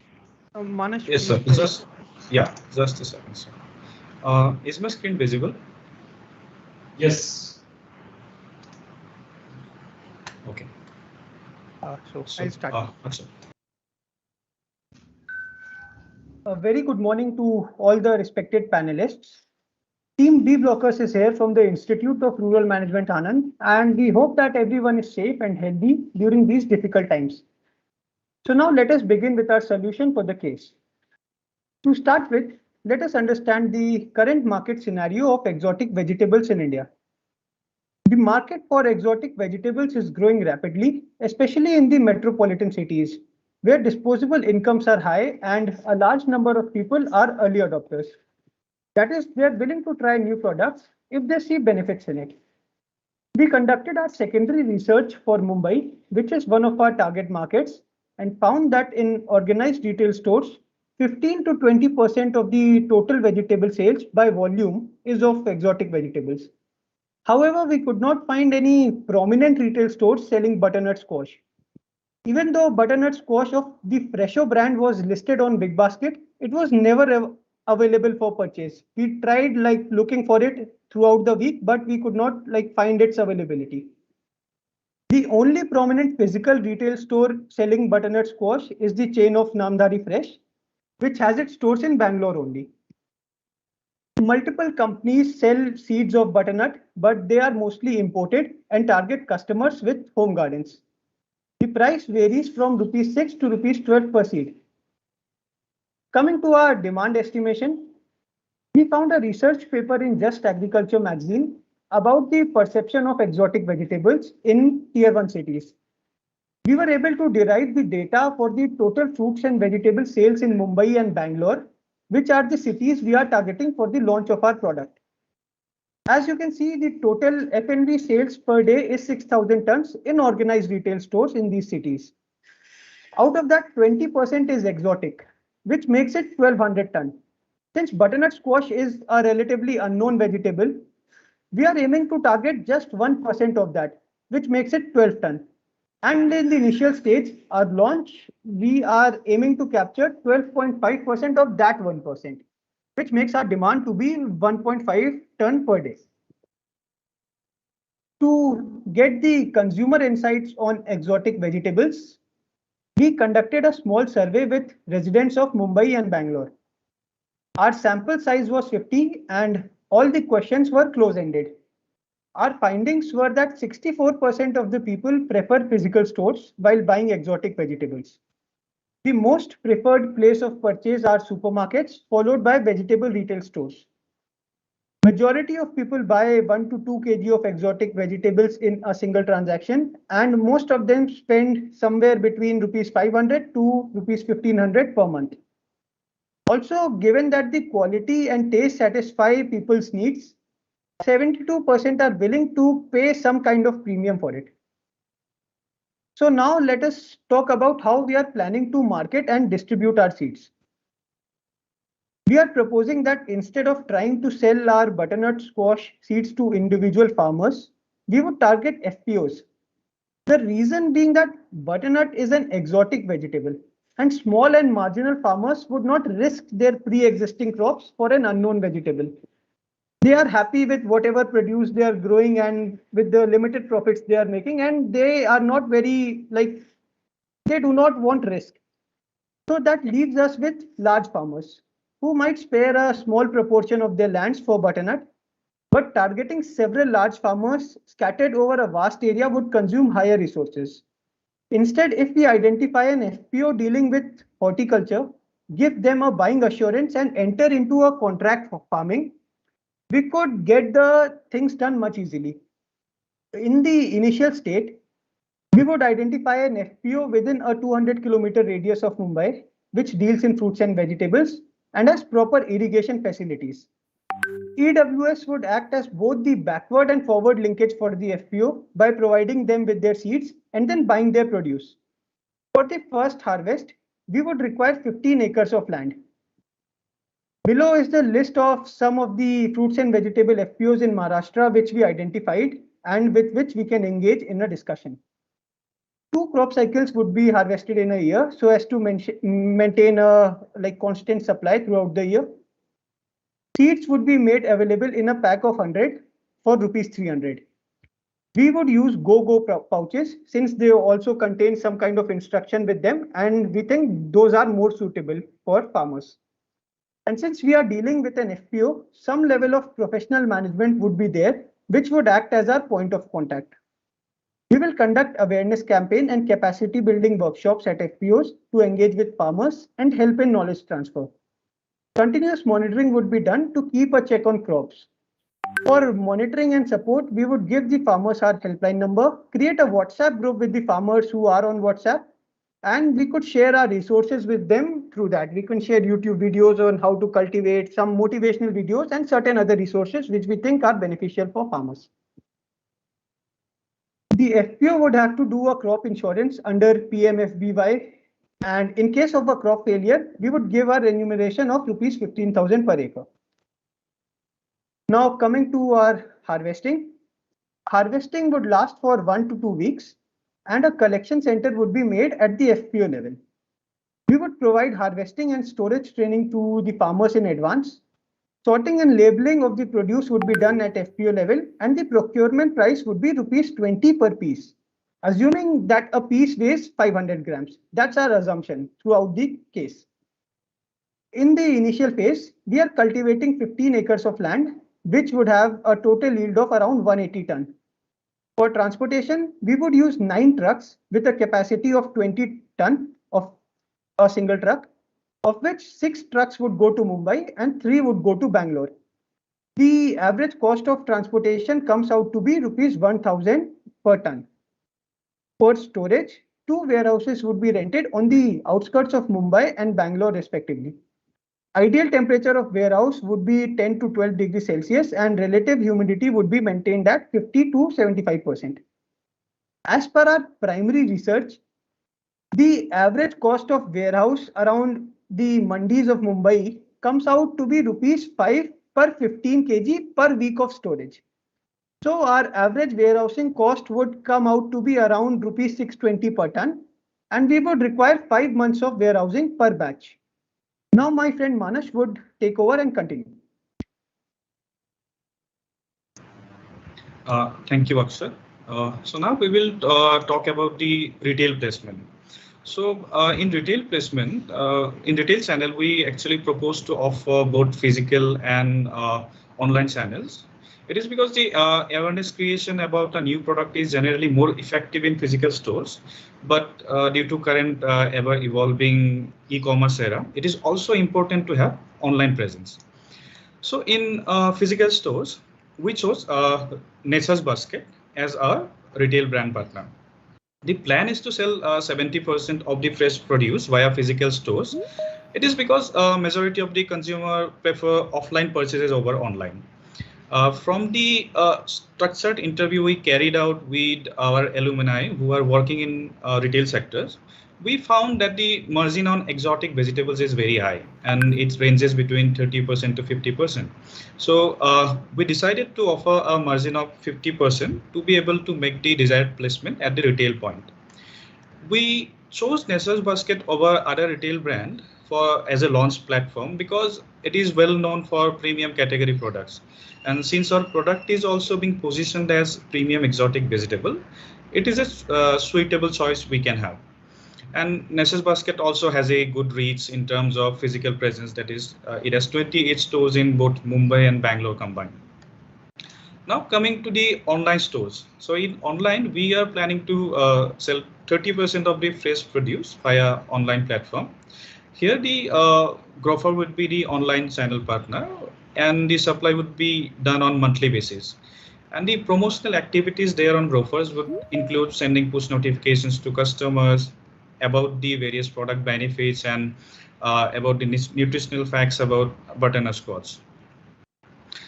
And why we chose growers over other brands like Big Basket? It is because Big Basket already sold butterscotch as it is already listed there. So we thought upcoming platform like growers, which also has ambitious business model like 10-minute express delivery, makes it a suitable platform to launch our product. Now coming to the business development. So before proposing any market development strategy, we also did a short analysis of butterscotch as a category from both the producer and seller's perspective. So the strengths are it can give faster ROI to producers due to shorter crop life cycle. It is obviously high in nutritional benefits. However, the product is not known to the masses. So definitely it's a weakness for now. The opportunity, however, lies in the growing exotic vegetable market in India. So anyone venturing into the market strategically can actually take the advantage of early mover in butterscotch category because there is almost no competition at the moment. However, the threat may come from the misperception among the customers about the product. So it may happen that they perceive it to be pumpkin, and if the product is not well communicated with the consumer. So in that case, a high price may backfire as customers would end up buying pumpkins due to the price factor. But another threat also lies in the yield. So if the yield falls below the estimation level, so the business model may be difficult to sustain. So from here we can see that the branding of the product will be very crucial for the success. So we propose to brand it under the name East West Fresh and pricing at rupees 80 per piece. Here it will make in a way positioned as a premium category product against this competitor. Again, the retailer margin is also given high, that is already 50%. So retailer can be persuaded to invest in-store promotions like display advertisement and sales support at the product shelf. So in sales support, the salesperson is to be well trained to communicate the product knowledge to the curious customers who are generally potential customers. And the placement of again butterscotch need to be done very carefully. It should be kept along with other exotic vegetables at an eye level, and it should be also kept in mind that it should not be placed anywhere near pumpkins. So in current scenario, again, digital market is very important. Sorry to interrupt. Yes. Sorry to interrupt, team. You have 3 minutes left. Yeah, sure. We'll wrap up soon. So in current scenario, again, digital marketing of product is very important to reach our target customers. So by collaborating with regional cooking channels, having higher subscriber base also will help to increase the customer awareness. In Horeca, we can the promotion can be done through platforms like EatFit that caters to very niche customer segment, but deals with like health conscious people and all. Again, Instagram marketing can also bring a greater pool of customers. Now coming to the financials, we identified that the major cost we would be incurring on warehousing. However, the cost of warehousing will decrease over the months depending on the sales. So with a conservative approach, we estimated the sales at Nature's Basket and Grofers would increase at around 10%, that too in the initial months. So, and again, we tried to allocate the various costs to like per unit cost under various elements like packaging, labeling, and transport. So it came around 2.6 per piece. So after that, the ROI calculated for EWS is calculated somewhere around 63 lakhs and for one crop cycle. And while the ROI for FPO will be around 4 lakh per acre after considering all costs like insurance cost also. Coming to prospects and contingency, the exotic vegetable market has great potential. It is again increasing at a faster rate due to various factors like increase in income, health consciousness among consumers, aspirational expectations are also there. So in future, the consumer outreach can be increased by reaching out to food joints like Subway to include the product in their menu. Even 5-star hotels can be persuaded to do the same. And the retail penetration obviously can be increased by supplying. Once the product is again successful in these two cities, the other tier 1 cities can be targeted to replicate the similar model. So there could be some unforeseen challenges also, like very high demand and the estimation. It will hamper the initial supply. But again, we also talked about the threat from the negative perception building among customers may come. Nevertheless, the export market can be explored if the domestic market demand doesn't pick up as expected. So that's all from our side. Thank you for giving us this opportunity. We are open to questions and feedbacks. So, Team B bloggers, really great presentation, in depth, very comprehensive, I would say, and very crisp also.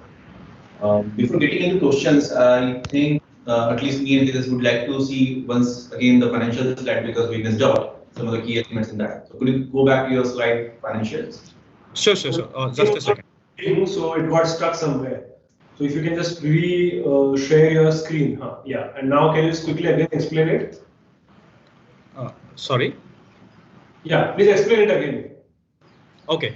So here we thought, see, the warehousing cost would be, we identified the warehousing cost for the like fresh produce will be high. So, but again, warehousing cost will keep decreasing over the months because see, in the first months, these sales will not be that high, but in the second months, with increasing awareness, it will go up. So that way we try to calculate the monthly sales for the first 6 months. So we are kind of targeting to sold out the inventory within 6 months. So in that, we took a conservative approach that the sales will increase at around 10%. So we can see for Nature's Basket here, the volume will increase from 16,000 to around 26,000 with a 10% increase. Similarly with Grofers also. According to that, the warehousing cost will also go down from 2 lakh to like 50,000.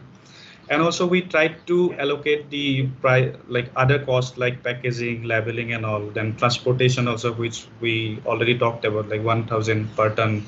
So that these costs are again allocated to the fresh produce as a per unit cost kind of thing. So then we got it around 2.6 per piece. So again, we can see the distribution of revenue per retailer for the EWS and the FPO. We can see that EWS has 20 as the revenue. If we might deduct the to this per unit cost and then multiply with the total produced, we will get the ROI for it. Similarly, it will happen for FPOs as well. And in case of FPOs, we took the already given information about the cultivation per acre. There only we included the crop insurance point, which was not there. Yeah, that's right. So basically, at the production side, at the input side, we are considering that FPO is handling all the farmers, seed, all input cost, everything. Procurement also is basically handled by the FPOs. But if I'm not wrong, when it comes to output side, you are assuming that East West Seed is going to procure the products and then keep it in the warehouse, is it? Yes, sir. Yes, sir. That is the basic. Yeah, Akshay, please go ahead. So, why additional cost head in our? I mean, why a seed company will get involved in the other element? So that the organized retailer will take care. Organized retailer and FPO will take care of that. Why a seed company will go and do the warehousing and all those things? Sir, this is our projections for the first 6 months only. So initially, the awareness about the product is very low. Like, I don't think a lot of retailers even know what butternut squash is. So in the first 6 months, we would focus on building our relationship with Nature's Basket and growers simultaneously, and we would not show that okay, we want you to keep the entire produce for 6 months, and we would not take care if it sells or not. So in this initial 6 months, we can bear some losses and like keep our margins a little low. But as the sale grows, and in our abstract also, we have mentioned this point that if growers like takes the produce for 3 months in a single transaction from us, instead of like giving them a margin of 40 at retail, we will give them a margin of 45 so that they can include that 5 rupees in their warehousing cost. So this is for the first 6 months only. And after that, if the sale goes up, the warehousing cost would be taken care of by the retailer only. Thank you. And adding to that point, sir, I would like to add one thing. Again, as we already figure out from the secondary research also, this exotic vegetable market is increasing. The butternut squash is again the very new product in the market. So FPO would not have that much technical know-how to market it successfully in the market. So that's why I believe East West can do a better job in it. And again, the calculated ROI is also higher. So definitely there is a stake that either East West Seeds can take in. Interesting thought, I would say, because that is why we want always to bring ideas from the fresh minds. We never thought about it, frankly speaking. But just a lingering question on that. For the first 6 months, let's say you say, okay, East West Seed Company will do the procurement and they will do everything for the first 6 months. What after 6 months? 7 months onward, what will be the game plan? Can you a little bit elaborate? Sir, so like in the initial 6 months, as and when like the sales starts to increase, we are like providing seeds to the FPOs. So that part is we are acting as a backward linkage for the FPO. And then when we procure the produce, we also act as the forward linkage for the FPO. But if suppose Nature's Basket says that their demand is good and they are able to sell the products, so instead of us being the forward linkage, we would connect Nature's Basket directly to the FPOs. So in that case, they can then procure the produce directly from the FPOs, and we can make changes in the price, like the price with which we give to the FPOs, and we can make our margin from there.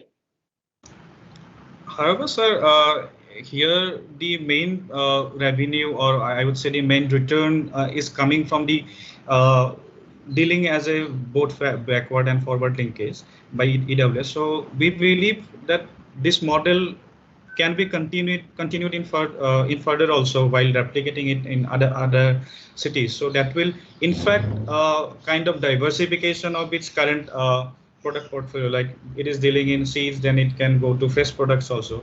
That is also a good alternative. Okay. EWS Connect. So, really interesting to see the granular and actionable items here. Just one part I would say as a marketer, as you are a product manager, and we are just projecting you. Where is the creative elements, where the end consumer will get attracted to buy the produce? Because you have mentioned in the statements micronutrients is there, yeah, go ahead, a lot of things are there. But what are the creative elements you will brand upon the produce when end consumer is buying? What is your thought on that? Because I couldn't see in your slides in this section. Did you understood my question? Yes, sir. Understood. So, Akshat, will you take this or I said? You go ahead. Like I'll contribute. Oh, okay. So, sir, see, this product is again very new to the customer. So, definitely it will require some creative ideas to let know customers about this product. So, when we talked about the social media marketing, in Instagram marketing also, so this Insta Reel, which is some 30 seconds, is very famous among the consumers, especially the target customers we are targeting. So that can happen, like we can actually showcase some various recipes that can be made from butternut squash, and in that also the nutritional benefits, the how it is healthier options for the people who are health conscious. So all these things can be communicated in very that you have explained in your presentation. I was looking out something a demo kind of thing, or a creative small, some element you could show on your presentation. I understood the concept, what you have told me, the reels, the Insta, the influencers, various YouTubers. But for example, if you have seen the kiwi fruit, what we get, it is branded as a Zipri. The fruit itself is branded as Zipri. A lot of watermelons, if you see, it is stickered, branded with a seedless watermelon kind of sticker. So that kind of element I was just trying to understand. Are you thinking of those elements, in those lines? Okay, fine. Ajit, you have any question? Yeah, I think Akshat, Manas, well presentation. You have covered everything in a granular. I don't know if you have covered or not. So you have detailed, you have more focused on the produce, right, in terms of supply chain, warehousing, target geography. But being a product manager of this particular, the butternut crop, let's assume this whatever data presented, it will come with 90% accuracy. So what will be your pricing strategy with specific to our seed price? Because in this calculation, you have, I think, taken 3 rupees per seed, right? So how will be your pricing strategy for after 6 months, or in upcoming days? Because being a product manager, it's your responsibility to the category profitable, and how much we can contribute with this particular category. So, sir, for the seed pricing, we did not go very far with our thinking, because seed pricing was already mentioned, and when we did our calculations, we found that both the parties, we as well as the farmers, are making sufficient profits. So we thought it's a very perfect price, because since as Manas said, that we are planning to replicate this model when we go to other cities. And I think a 3 rupee cost per seed is a very genuine price, and FPOs would be attracted to it because it's not too high. And when we do all the calculations and everything, we are also making sufficient profits. We have calculated that. So I think 3 rupee per seed is a very good price for it. So in future also we will go with the same price only. Demand will come, and we also should get the advantage of Yes, sir, I understood your question. So maybe in the longer run, but not in the near future, like in 1 or 2 years, while we are trying to capture a market and establish ourselves as the only major player, we would want more and more FPOs to collaborate with us so that we can expand our reach to many cities. And as and when we have captured a significant market, we can gradually increase the price of seed then, but not in the shorter duration. Okay. One last question. As you are the marketeers of this seeds, okay, and now we are talking it will go to different states, different cities. It will grow as a category. So how do you foresee the competition from the competitor players of seeds Like for example, we have told in the case study that we are number 5 right now in India. There are 4 companies ahead of us, 10 companies behind of us. When they see this is kind of a new category emerging, so these companies will also bring their butternut seeds from somewhere. They'll bring and they will put. So how as a product manager you will defend your market shares? Maybe after 1 year or 2 years something. What is your thought on that?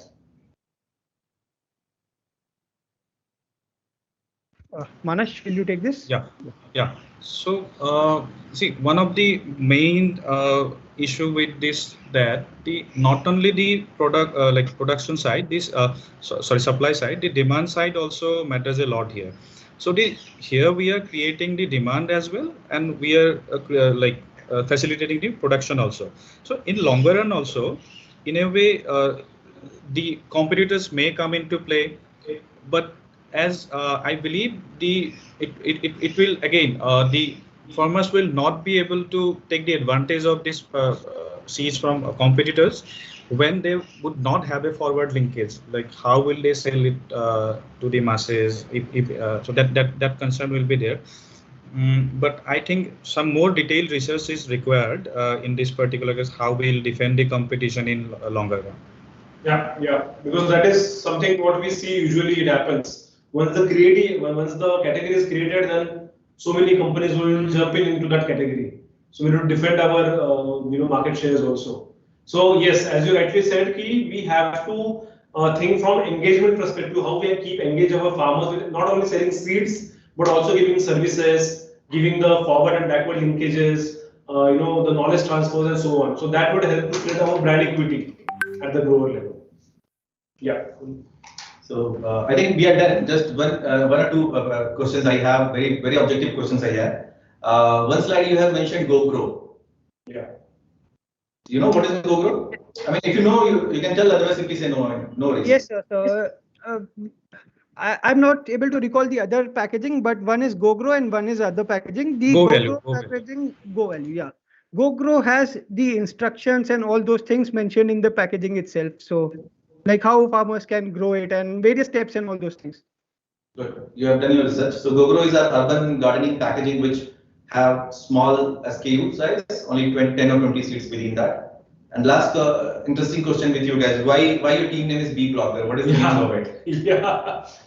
Sir, it's our hostel block in Nirma, and so in Nirma we are like, yeah, we are very proud of our hostel legacy. So, is it? Why so?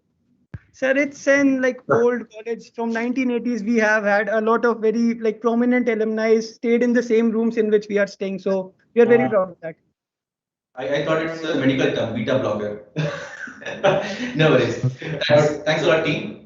It was a great interaction with you. Yeah, very well presented. Very good research. Really enjoyed your presentation.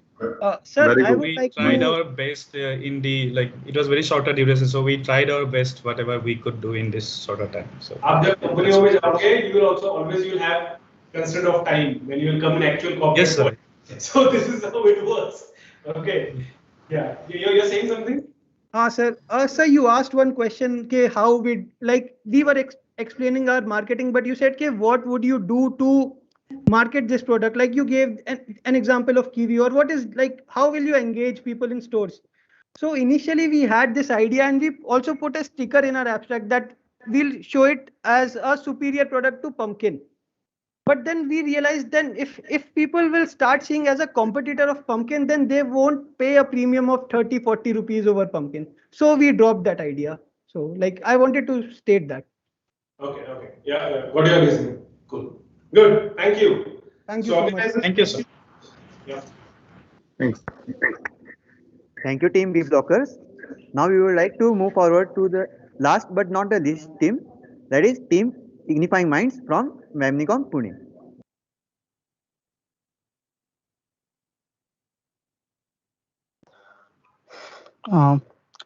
Good afternoon, everyone. Hari, can you confirm am I visible and audible? Yes, you are visible. Shortly, I will be sharing the PPTs. So, Hari, is it visible, PPT? No, not yet. Yeah, yes. It's visible. You can go to the presentation mode. Yeah. Okay. Good afternoon, sir. So, can I start, sir? Can we start? Please go ahead. Start. Please go ahead. Oh, okay, sir. Thank you. So, good afternoon, everyone. So, we are the team Ignifying Minds, and I am Ritish K.A., and my peer is Hari Krishna Kalidas B. We are pursuing our PhD in ABM at Vamnicom, Pune.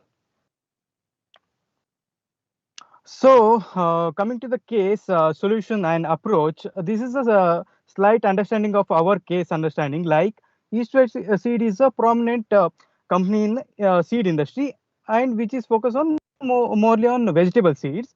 And there the case is involved that they are into new product, that vegetable called butternut, which is a exotic, and it is a ELM product for Indian market. So they need a strategy, like a go to market strategy. So we had done a solution, and we gone through the approach of, first we went for a slide SWOT analysis on the product butternut. That is strength is, it is a high yielding variety, it is an exotic and dietic food, and it can be stored for longer period. And weakness, it is not suitable for frost condition in Indian soil, and it is new to the market, relatively high on COC, but it is not a big matter because ROE is higher than it has a better returns in terms of ROI. And opportunity, it can be presented as a in a niche product, as a niche product, and it has a health and nutrient qualities. So threat will be some competitors in the market, and somewhat lack of cultivation skills for farmers, because it is a new product. They don't know, because it is, say, the package of practice is same as a pumpkin. So we can take it as a threat. So we came up with the SKUs, or some of products, and we have done a market research on the same product, how it's going to be viable for East West portfolio. So we came up with the solution of new product introduction. So in the whole case study and the solution, we approach a 60% on production end, and for consumption end, we focused around 40%.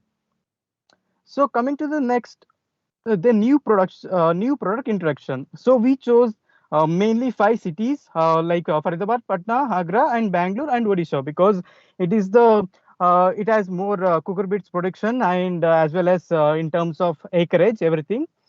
So coming to the segmentation, targeting, and position of the butternut as a seed, the segmentation will be the all type of farmers who are going in who are growing vegetables, and also nurseries and urban farming. They are the segment.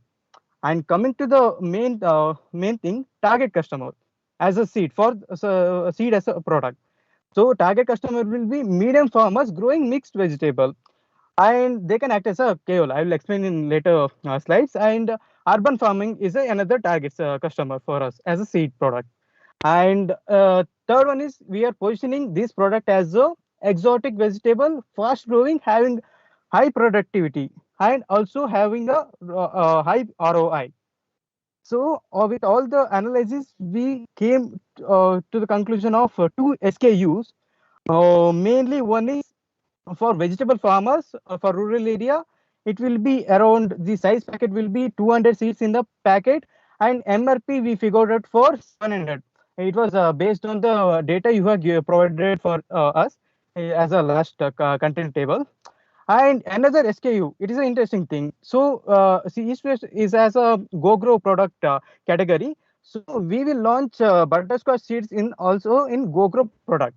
And specialty of this go grow product, they will have a manual, what a small manual, which shows how to produce the vegetable or crop.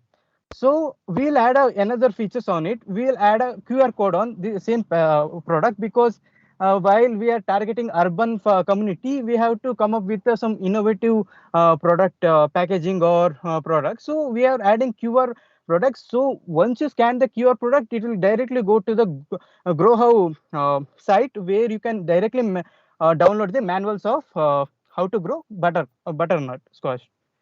So second, with all this analysis, we came up with a new product introduction in a 3 phase. This whole concept I am explaining right now is for production end. So we will come up with a three-phase: pre-season, on-season, and post-season. So in pre-season, what we will do means we will target the farmers, dealers, and value chain partners.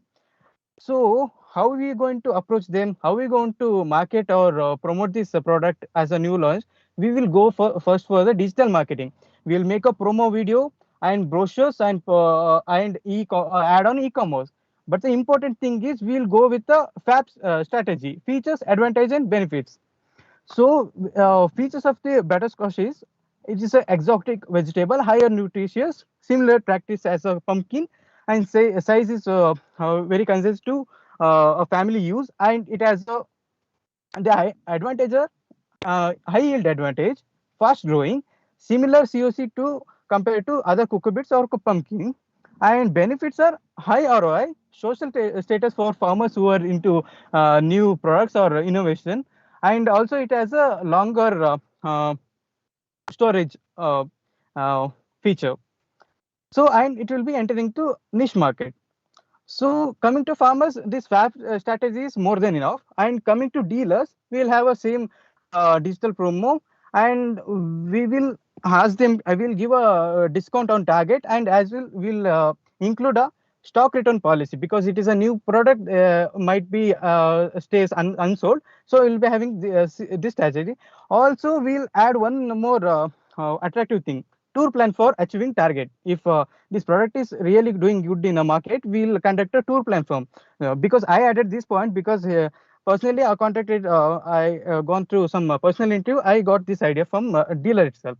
So coming to value chain, will also make a digital marketing to value chain. So these are the new market. This type of farmers will be growing. This area will be growing this product. So you can have a smooth supply chain. So one more important thing, so target customer. So we will target a middle farmers who grows multi-vegetable, who is a multi-vegetable grower, and we will give him a name as a Chatur. And character for this Chatur will be, he will be regular customer for Easter seed. He's an early adopter. He will be having minimum of 2 hectare, and he is a well spokesperson and influencer. So Chatur will look after the long-term stability of sustainability of our seed product. So next is on season. So on season we will launch the seed. We'll conduct a launch event in virtual mode as well as if possible offline mode. It will be during Yugadi. So we will come up with a new campaign strategy or tagline like new veg for new. So product launch on be both virtual and offline mode. So audience for the product launch will be all the farmers, distributors, supply chain partners, procurement contractors, because they need a platform where all the value chain stakeholders should be in one platform. They can understand the dynamic of this particular product. So second will be on-season promotion with dealers. We'll ask them to display the product in dealer shops with a seed packet as well as a fully grown butterscotch. And we will give a timely advisory for farmers, selected farmers. That means middle farmers. We will be distributing some sample packets for them to make a trial pots, and we'll give a timely advisory and knowledge sharing about butternut products and practice, because it is a baby product for us. We have to take care of it too, so we can show to the whole world this is the new product. So coming to next promotion is field demonstration. We'll go with the 3 demonstration. First demo will be on the germination stage. Will audience will be neighboring farmers as well as neighbor village farmers. We will show that 100% germination is there. Second demo will be crop nutrient production growth. While growth stage, we will show them this is the same COC of other pumpkin also, a pumpkin or cucurbits also. And third demo will be on standing crops. So harvest stage, we will show that see how nutritionally or in a good size it has come as a standing crop. So coming to the post season, this is the major event in production end. So we will come with a result demonstration exhibition with the name tag of Mega Harvest to Serve. we'll keep the name tag of new veg for New York, and here we'll conduct on any chosen district, and here will be the training and demonstration. So important part of this exhibition is audience. We will call all farmers from different district also. We'll include different district farmers also. Also 60% of the farmers will be who are into competitive products or new to the East West seeds, and 40% are regular customers. And we'll also include audience as a distributors, forward linkage partners. And features of this demonstration will be butternut. This harvested quality will be showcased, and cuisines and curries will be made to present in the demonstration, and attractive decoratives can be made. Like usually it happens in every like a seed company, they will conduct a harvest utsav or result demonstration, right? So we'll also include market linkage, demand trends will showcase to the farmers as well as channel partners. So this product can be easily run throughout the value chain. So we will also exhibit the cost of cultivation ROI, and we have come up with the ROI of 1:7, 1:9, and 1:12 on based on the customer insight. We have done a survey on customer side. We'll be explaining in later, but this is the result we got from it. So we can keep it up to 25 rupees for fruit, 20 rupees for a fruit, and 15 rupees for a fruit. So break-even point will be 3.13 per kg. So you can farmers will not have a loss. So so this is the production end, and how we are strategy, how we are applying strategy for new production introduction. And next will be continued by my peer Hari Krishna. Yeah, thank you, Ritesh. So now I am going to explain about the consumers part, what we are going to do actually. So we have for this product, as it is an exotic vegetable, we have to target the tier 1 and tier 2 cities, because the consumers are of exotic vegetable will be more only in this tier 1 and tier 2 cities. So we have targeted them. Also another one is that food bloggers, because they have the hunger to for a new product, taste the new products and all. So if we are bringing a new vegetable to them, they will be buying the products willingly, and they will cook new food, and they will also taste that. They will have that hunger. And the segmentation, we have collected data. Like in the tier 1 and tier 2 cities, the people are buying vegetables mainly from 4 places. That is, one is shopping malls, then supermarkets, online stores, and local retailers. Around 77% of the consumers are just buying from the unorganized retails, which are located very near to their.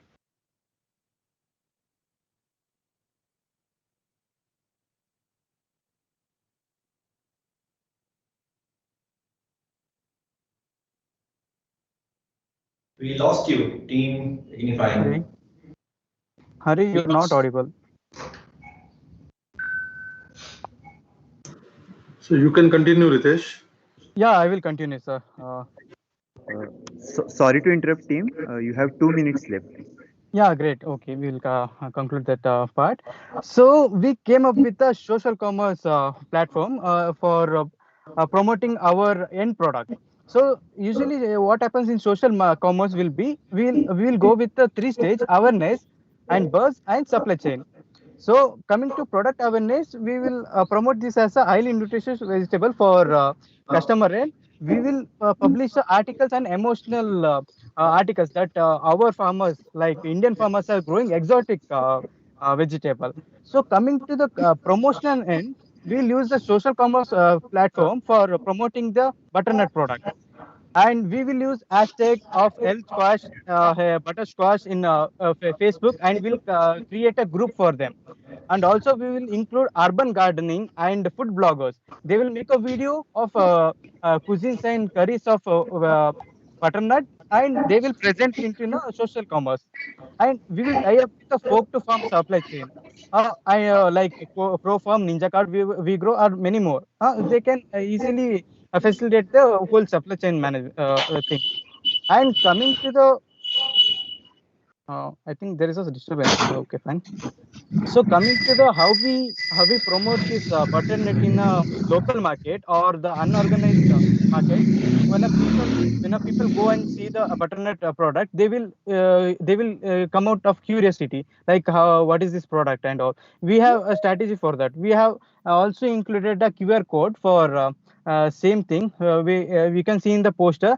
Once you scan the QR code, you will get the what are the recipes for it, and you can think of like you can also get the link for GoGrow product of seed, like for who are interested in urban gardening, they can only grow and have the taste of butternut. So coming to consumer insight, we conducted a survey throughout the value chain. One is important that we explain to the farmers. So we are coming with a new product, and these are the features. We explain fab exactly, and they say 78%. They said, yeah, we will adopt for the crop like in a trial basis. So second one is on the consumer side. Reason for not we ask them why are not interested in exotic. They sorry, I missed out.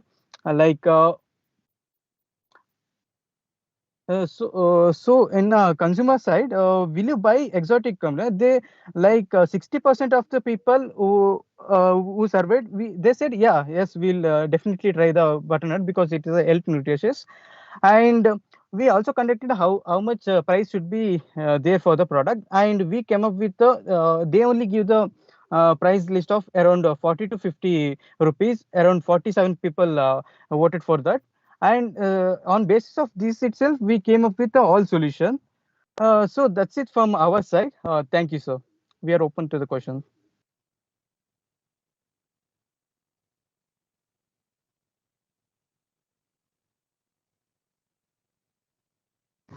Okay, so team Dignified Minds. Yeah.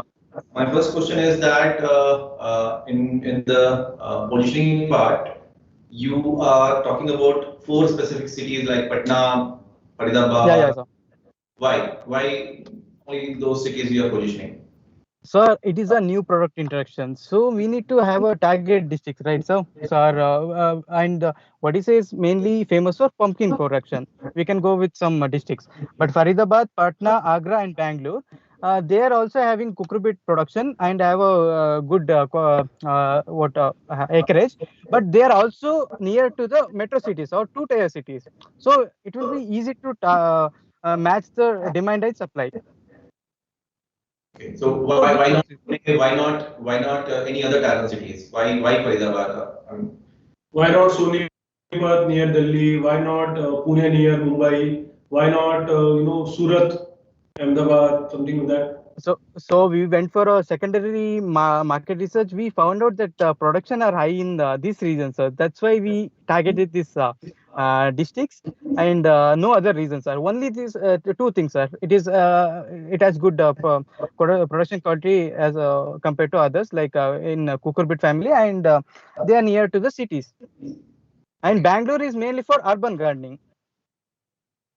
So any rationale behind the packet size? The seed packet size, you have kept 200 seeds. Any rationale?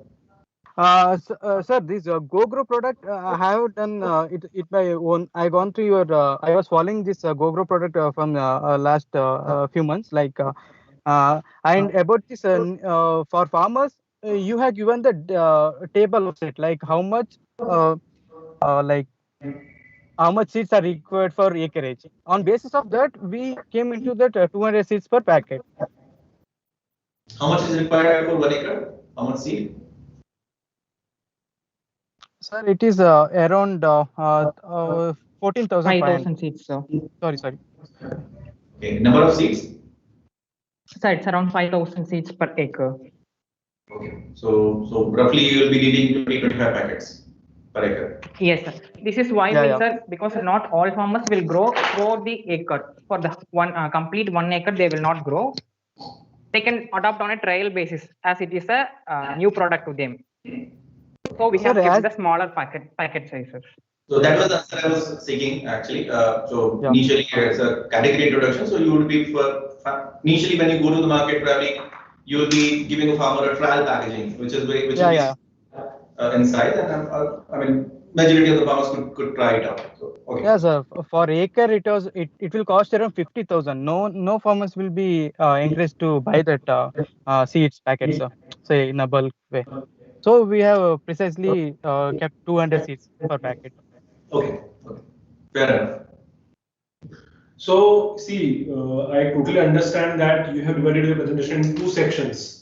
One is with respect to the new product introduction at farmer level, and second at end consumer level. Yeah. But you know, the critical element in this is that, see, for example, if we talk about tomatoes, hot peppers, cauliflower, it is well established forward and backward linkages, right? अगर कोई किसान tomato grow करता है, there is a mandi, there is a buyer, there is a retailer who will buy it. But in this case, that connection is not there. So I couldn't see that element. How you are engaging your farmers with the retailers. Yeah, sir. Okay. So level one is the engagement. Level two is the operational element. If there is Reliance Fresh is there in Bangalore, for example, they have 10 stores.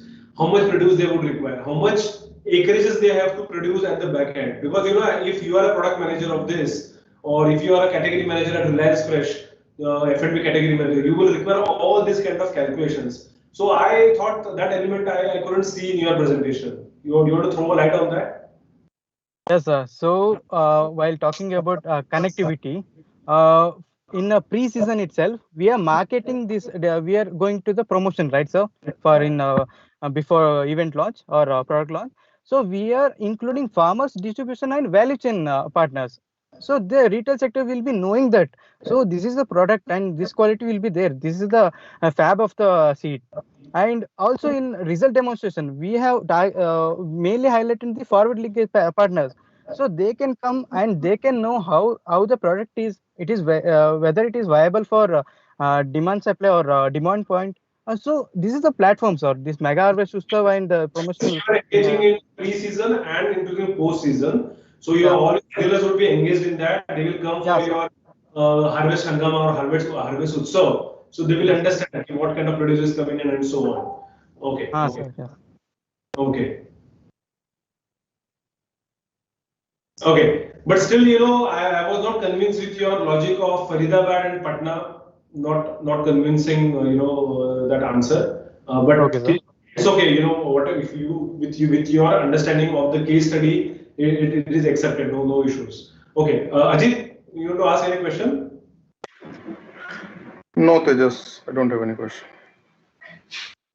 Okay, so if you don't have, my comment and question also on the input side. When I say input side is the two segments you have created. Input side was completely on the seed, how the farmer you will create the awareness and how you'll increase probably the farmer purchase.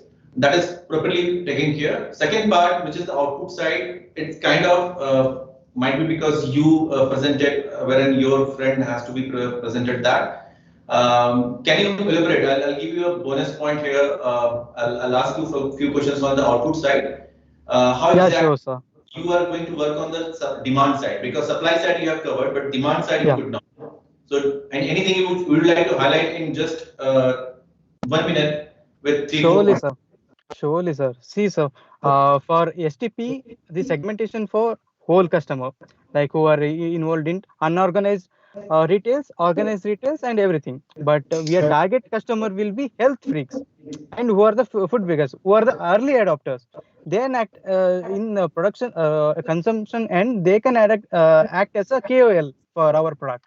So introduction will be same strategy. So we'll introduce it as a nutritious, dietitious exotic food. And coming to marketing strategy, we'll go with the awareness, buzz, and supply chain. We have to create a awareness first about the product, and we'll come. We have to create a buzz in the market to get a demand for the product, and we'll look after supply chain. So the important factor here is we will take a we will take help of social commerce. It is a new trend, sir. This is actually working in nowadays. Like everything is going like a buzz in the social commerce. Once a blogger will cook a recipe of butternut and he will influence the people that he will upload the video that this is the new exotic which this is a nutrient content. Health freaks can be used, can blindly go to the this product. So this will create a buzz in the market. So in the social commerce of platform itself, within the video there will be link attached to the video, so they can easily go get to the link and they can get the product where it can be delivered. So by use of Zomato or Big Basket or Grofers, we can easily connect the whole customers. This is the thing. And right side there is a poster which is we can be showcased in the organized retail as well as unorganized retail in a offline market. Like people go and see the product, and he will be no idea what is this product. So this whole poster will get an idea for it. While scanning this QR code, he will get everything detail about this, where it is produced, what is the recipe, and what is the advantage of product. And also, you can go to Go Grow product. Link will be in the same QR code, so you can take part in as a farm urban gardening. So this is the thing, sir. Thank you, team Green Minds. This is it from my side, our side. They just need everybody. So over to you, guys. Yeah, so organizers, can you give us around 5-6 minutes to announce the results? Sure, sir. We would like to request. Yeah, and maybe we will connect after. Yes, sir. We would like to request all the participants to stay tuned, and we'll invite those who are not there in. Yeah, you can bring all your participants from your lobby area to this main call. Okay, sure, sir. Sir, and I really thankful to the opportunity for Agrovon as well as East West team. Thank you. Thank you. Thank you. Thank you. Everybody.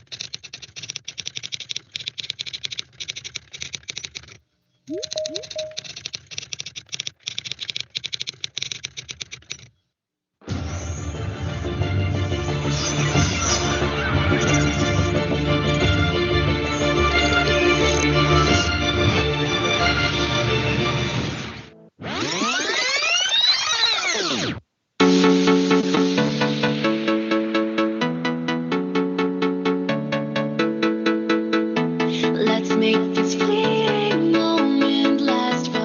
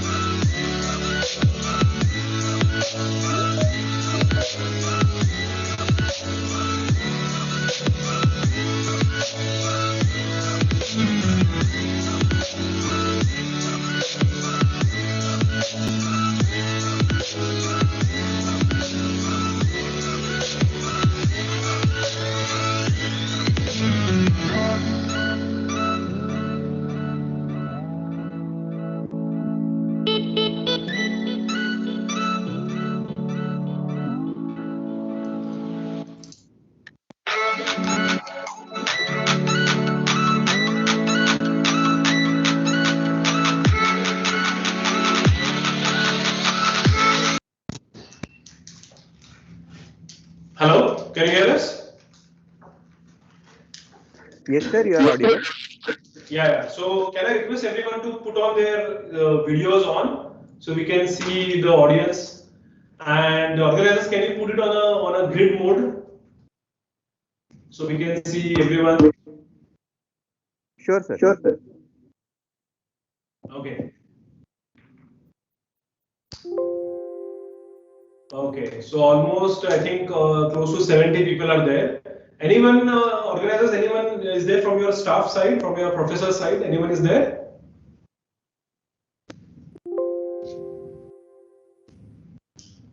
Sorry, sir. There is a meeting going on. So anyone is there from your professor's side? No, sir. No, sir. Okay, okay. Fine.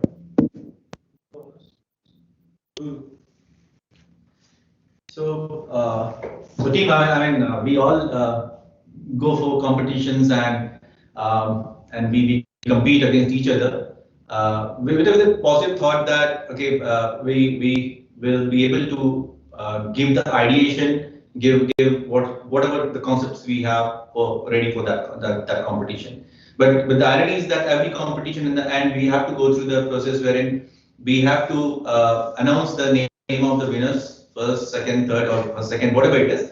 But believe me, it was not an easy task from our side. We had to discuss within our team that who could be the winner. And you 6 guys presented today because you had went through a fierce competition already, and that is a big thing for you guys. I must say. So whoever gets the award or the rank 1, 2, don't make you low or you less better than others. It's just that in few parameters probably you could not do better than others. Okay, so keeping that in mind, with the sports spirit, let's take all this announcement. So from our side, it was a very close fight for the second winner. So the second winner, we had a close fight on IIM Bangalore, NITI and Vamicom. So all 3 for the second position. Why? Because IIM was really comprehensive on the ideas, but little bit of objectivity in the ideas and which one to pick from my perspective, from the seed company perspective, I was missing on that. When it comes to NITI, the ideas were really great. It was very comprehensive, but somehow they lacked in presentation and defending ability. So they could not defend some of the questions, might be because of the network issues also, but this is part and parcel of this entire game. And thirdly, Vamicom, really great effort, Vamicom. I really appreciate the way you have dissected the entire effort, input versus output. Just that a linkage between these two, we missed out. The linkage between these two, how you connect input versus output. So that is one thing we missed out. So all the 3 guys, very tough competition. And Tejas, would you announce the second? So the second rank would go to IIM Bangalore. So congratulations, IIM Bangalore, for winning the second award. Thank you so much, sir. See, always, what we say in our regular, corporate life, that, strategies are important. But if the strategies are not actionable, then there is a mismatch. So we could find some of the actionable insights, actionable points from IIM Bangalore team. But really, we enjoyed the Vamicom presentation and the NITI, very well done presentations. But with a matter of couple of points, it is for the second rank game. Yeah. Okay, so now can we move to the first? Yeah, so now the most awaited moment, the first winner. I think a lot of guys, you can guess it, right? But okay, first let me give the reasoning. So we were looking very critically on the presentation part. We were looking very critically on the concept. Concept, when I say, I mean whether they are aware of the situation or not. Unless and until you know the situation, you are not able to give the strategies to the receptor side. So we found out in a group that they are very good in terms of concept. Their study research were very comprehensive. They have done it with the graphy chains. They have done with the farmers. They have done with the right stakeholders. The defending ability was also really great. Creativity, I'll not give that much point to you guys. The winner, They were little less on creativity, and calculation also was very meticulous. So with that, I'll ask Ajit to tell the winners for the first rank. Yeah, Somesh. So the winner is Irma Anand, and big congratulations to you, winner from Irma Anand. So team bloggers, yeah. The winners are B Blockers Irma, and the runner-up is Crew from IIM Bangalore. So you can, I think you can off your screens. Only would like to hear from the winning team and the runner-up team. We want to hear your thoughts.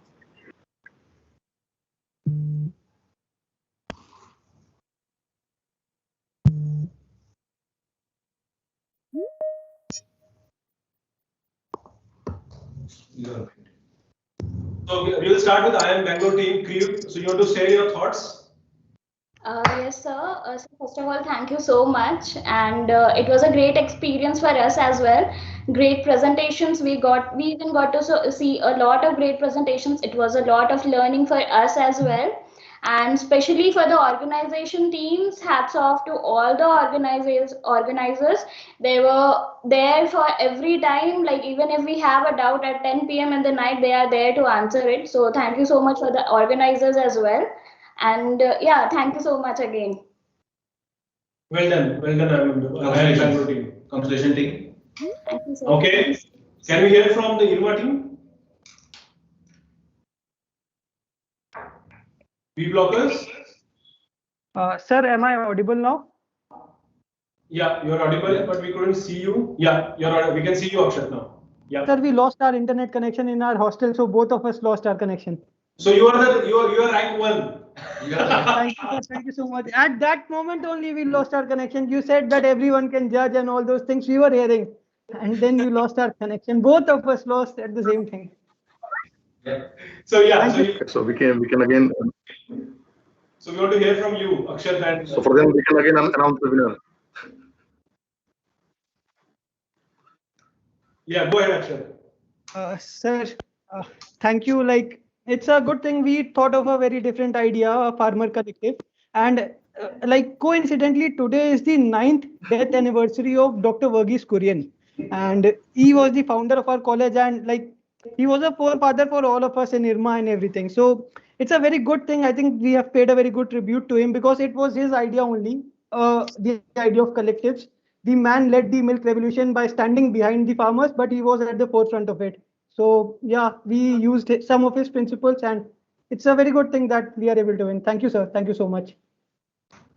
And we really liked your presentation, and I think it was the part where we could see directly, as a product manager, as a marketing manager, I can use it. Your strategy, I can use it directly into my operational plan. So well done, team. So any words from the other team members you want to share? The Wambicom guys, the Niti, Manage, and I am Lucknow. Do you want to share your thoughts? So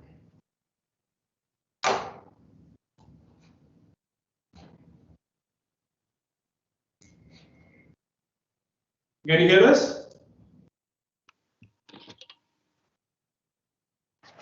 Yes, sir. I'm audible, sir.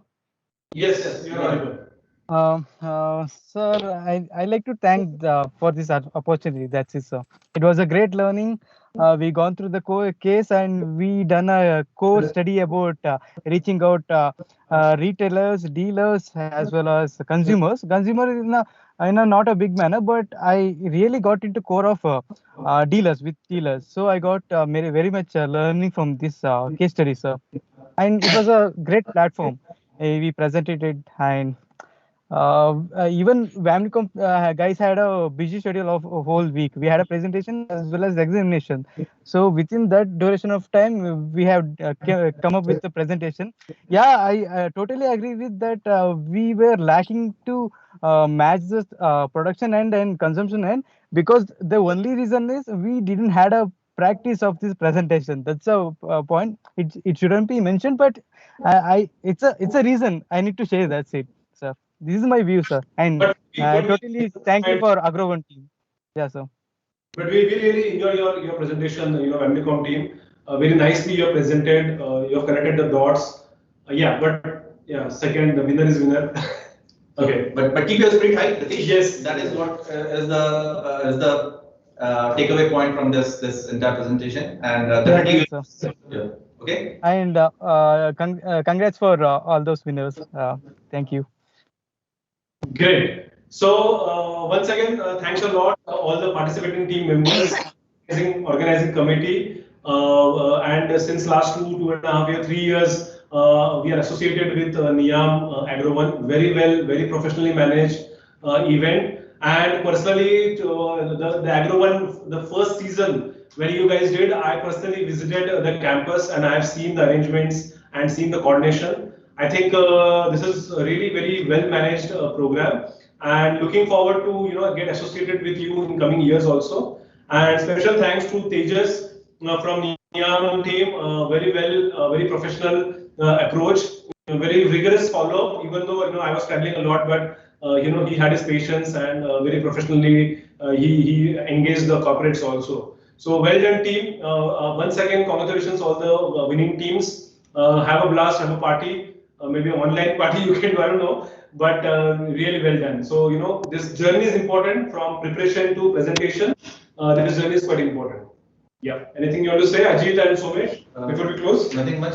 Mostly everything has been covered, but would love to connect with you guys offline sometime through LinkedIn. Okay. So definitely you cannot have 15 minutes of presentation and believe that everything is downloaded from you guys to me or to anybody else. So would love to connect not just with the winners, but also from the other participants who had great ideas, great minds. I would again say, feel motivated that you are part of these projects. And just to give a little idea on this project, we have already launched this product in the market.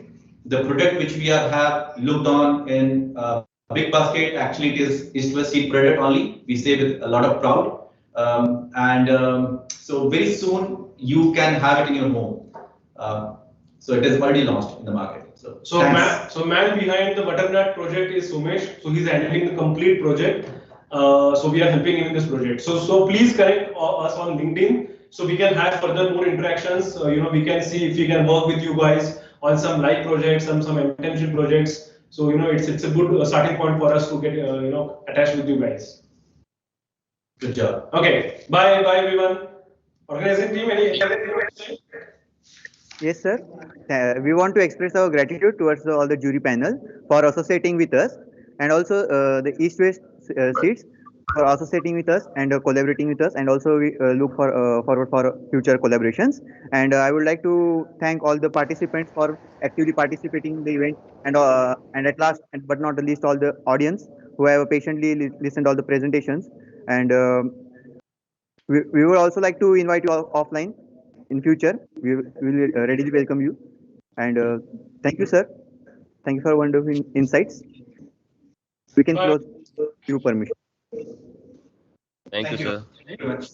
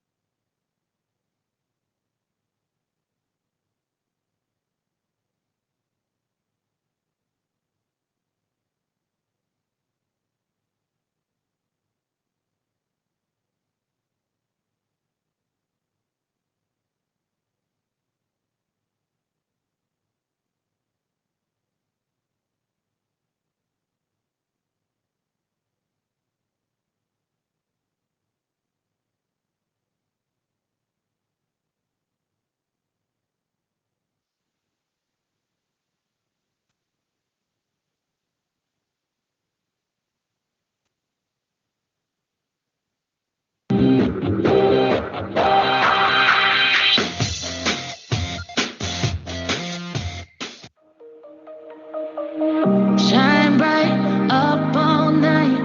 We're never slowing down. Fall in love, drunk mistakes. We're bound to hit the ground. Gotta keep this feeling, keep on breathing, even if we're slipping away. So I close my eyes and lose myself now. Do it like it's only today. We got a party for a lifetime. No, we ain't stopping for the sunrise. And we don't care about the bad nights. And for a second I can feel like this. Make me feel like this.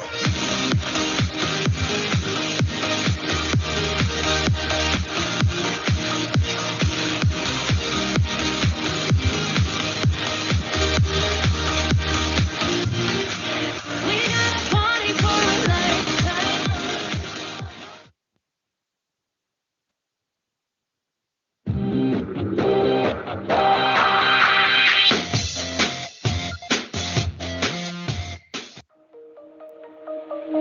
Shine bright up all night. We're never slowing down. Fall in love, drunk mistakes. We're bound to hit the ground. Gotta keep this feeling, keep on breathing, even if we're slipping away. So I close my eyes, lose myself now. Do it like it's only today. We got a party for a lifetime. No, we ain't stopping for the sunrise. And we don't care about the bad nights.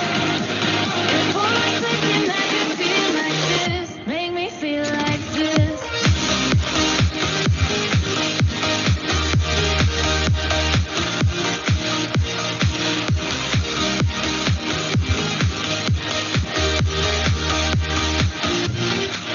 We got a party for a lifetime.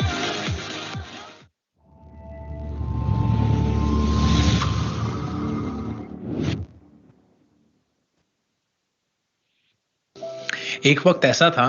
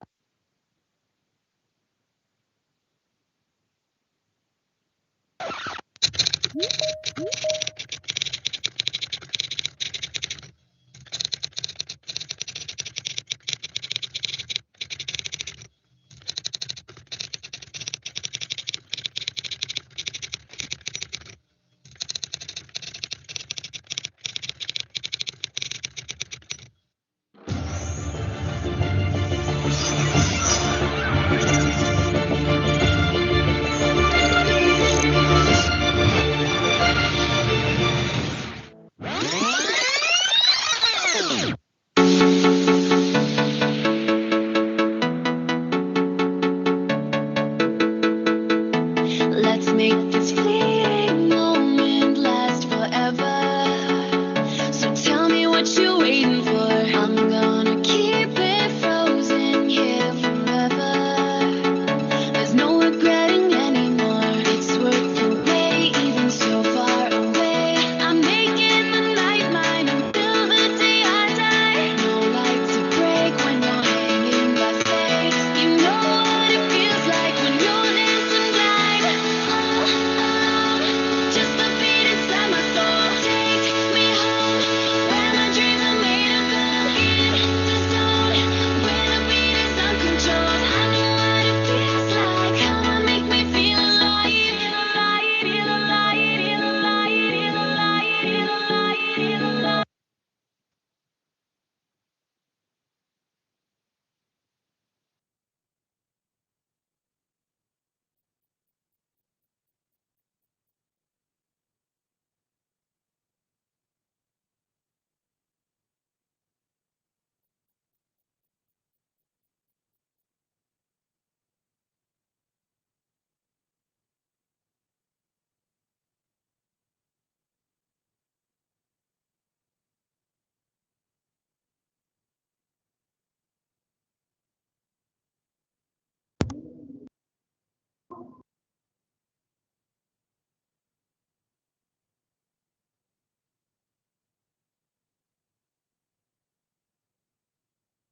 Hello, mic testing.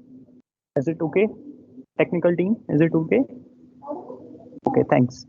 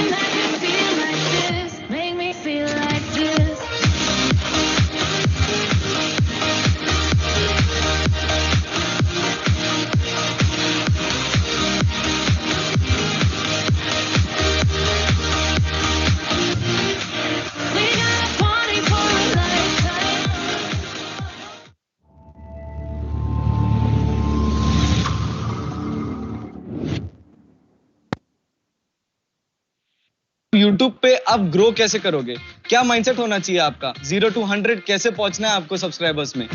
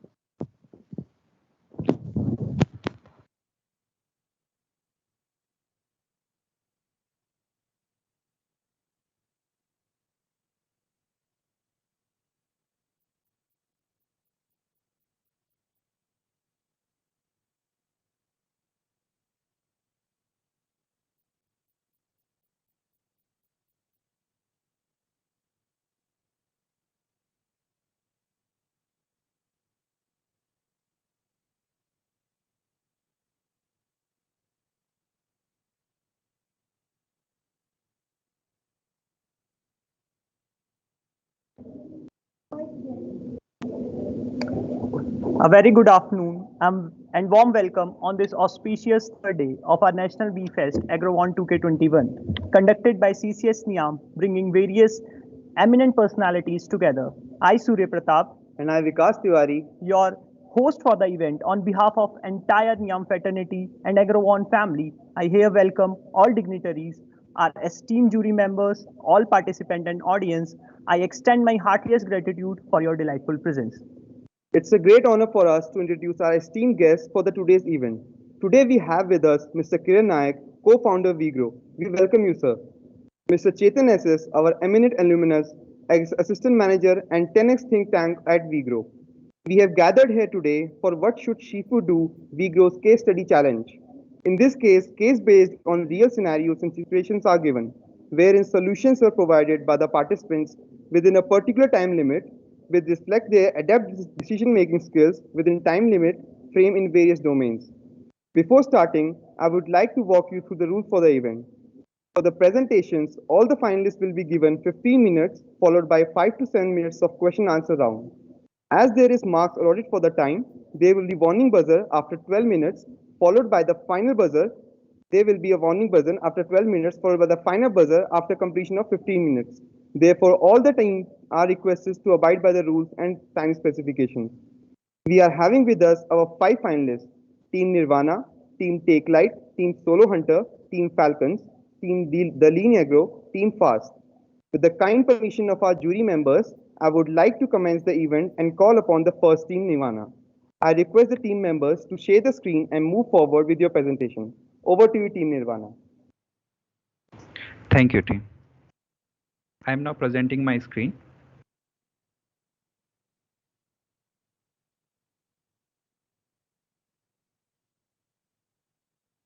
Can you please tell, is it visible and am I audible or not? Yeah, Gaurav, you are audible. Okay. Good afternoon, everyone. Good afternoon, juries and all participants. We are Team Nirvana from IIM Lucknow. Me, Gaurav Kumar, and my teammate Kuldeep Singh welcome you for our presentation. So our presentation's topic is what should Chifu do? That's Wigro's mango supply chain. Now, introducing the Agritech.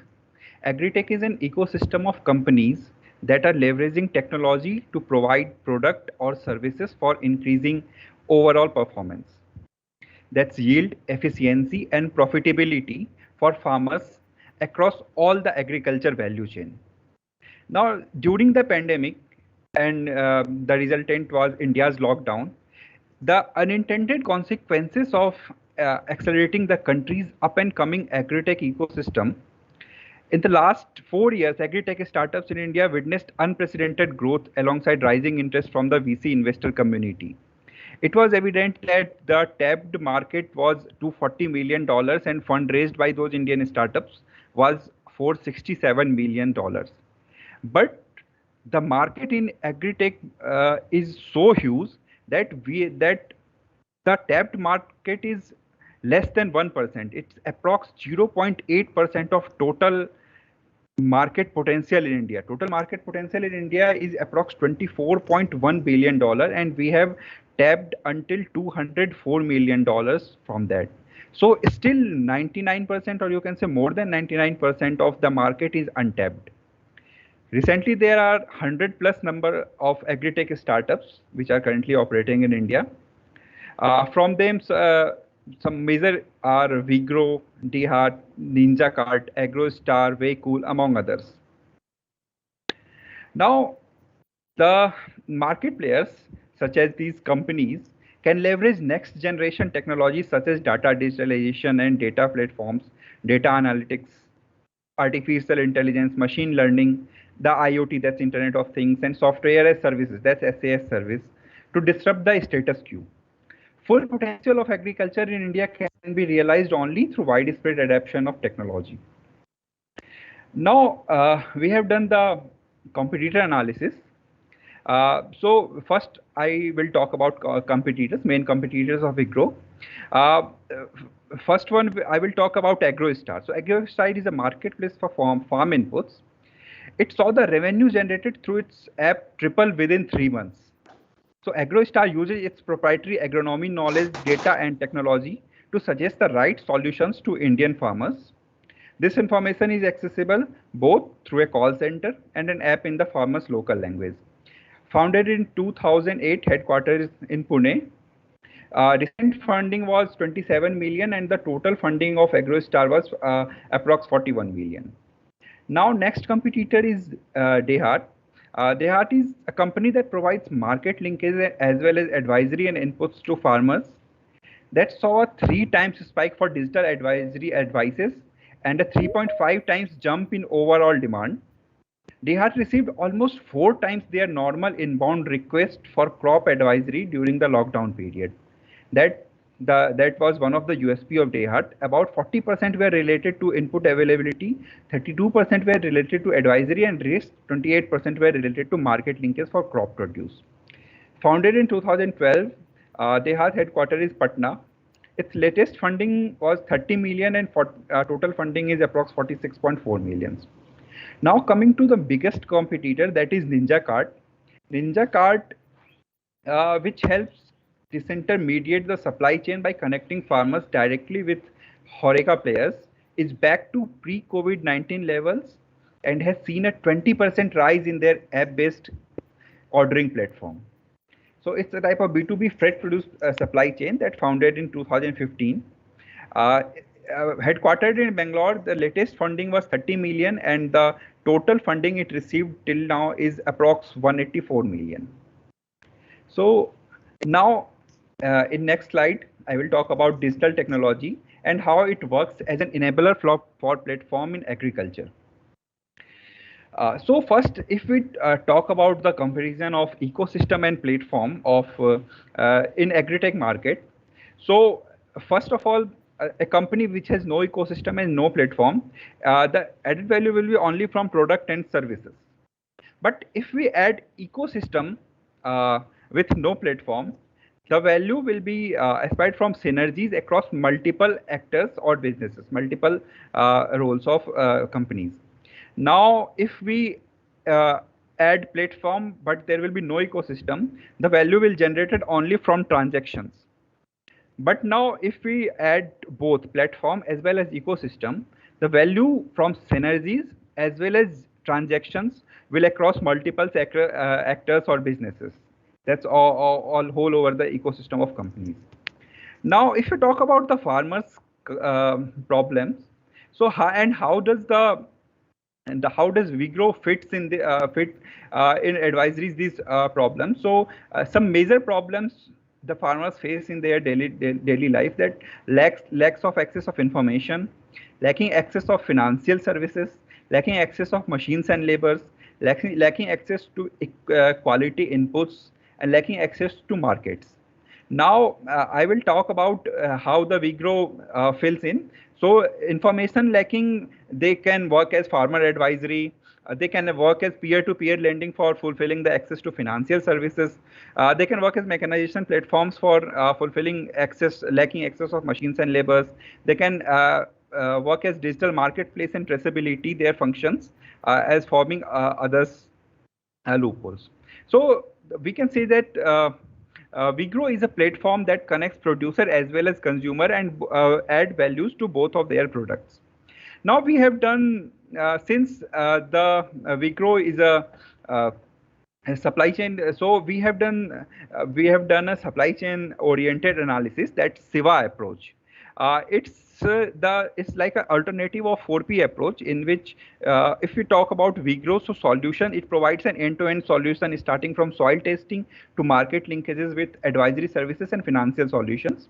So the Vigro basically aims at creating a one-stop solution for farmers, catering all of their needs, selling their produce at the farm gate, also provide grading, packaging, logistics, and sales as a service.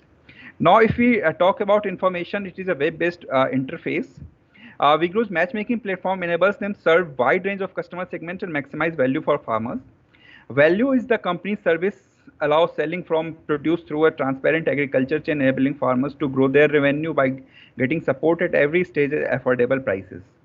Farmers can maximize value for their produce by finding right customers across segments with the help of Vigro in a value chain for different grades or service.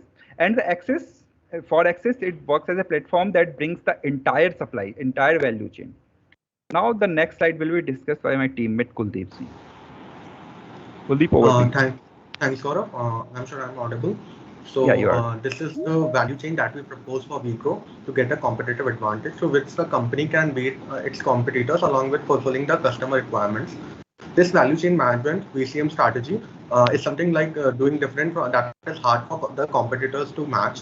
For supply chains to generate maximum value in the dynamic environment, Vigro must synchronize the flows of supply with the flows of value from the customers to the rapidly shifting taste preferences and the demand.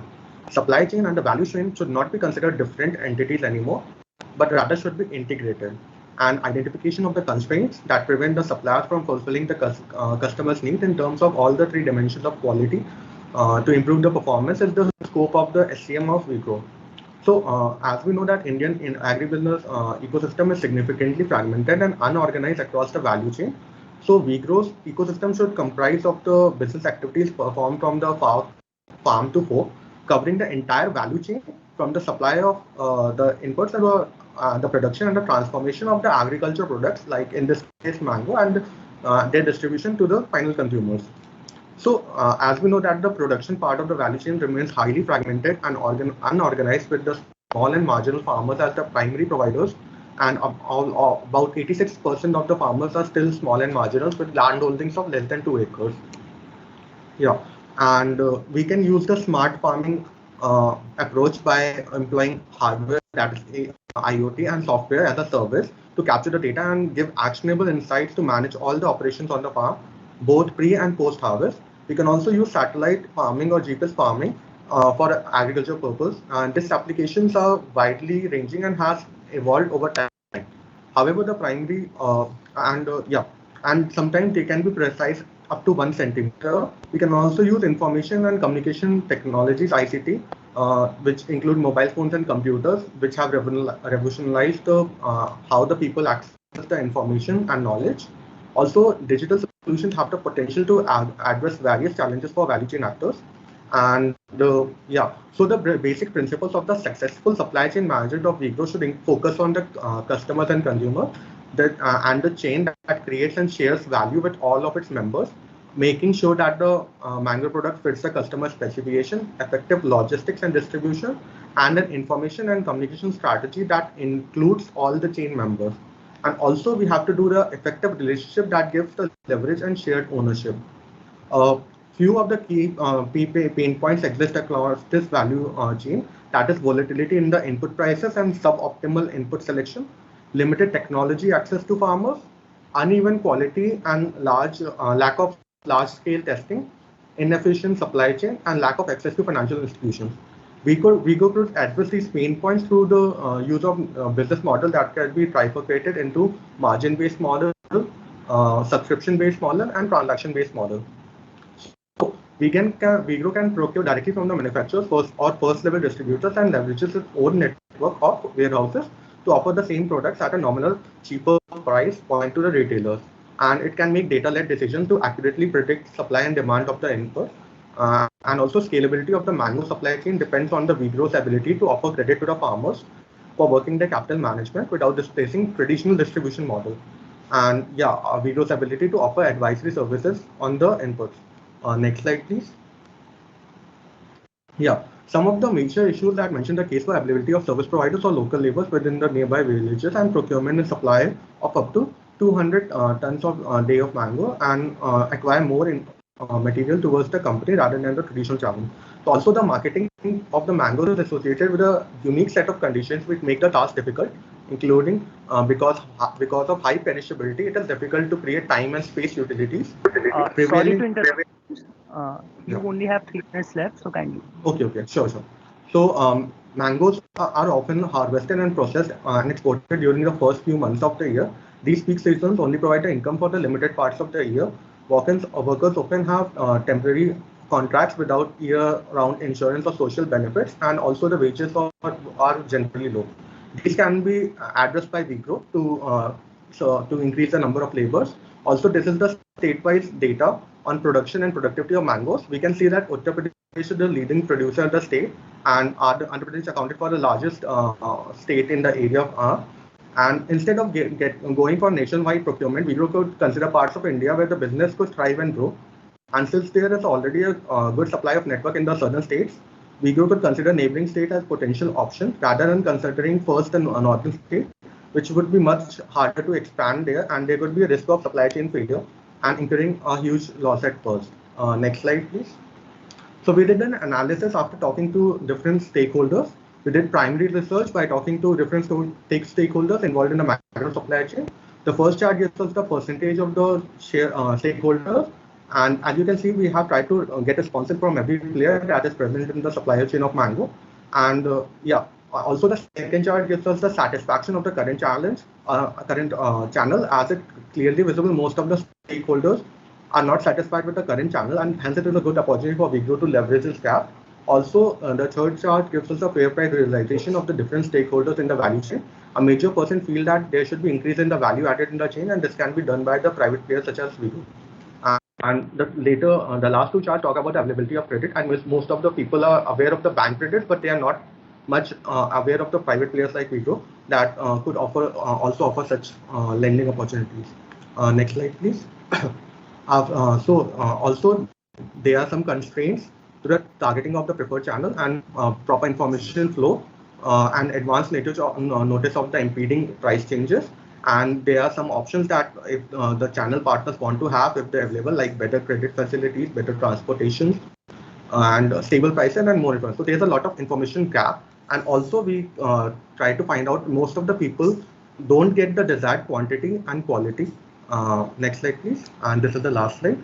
And our recommendations are synchronizing the flows of the supply with the value, with the flows of the value from the customer, and more participatory approach that involves all the stakeholders, post-harvest improvement, and a lot of intervention is required. And we can also do a lot of supply chain improvements and use of modern facilities. Since we have a shorter time, we can explain more. Next slide. So we both would really like to thank the team on behalf of IIM Lucknow for giving us this opportunity to part of this interesting case. Also, the team was very supportive during the whole process. Thank you so much. We are open to questions.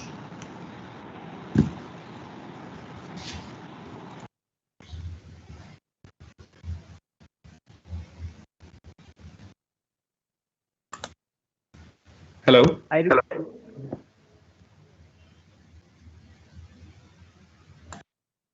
Yes, sir. Continue, sir.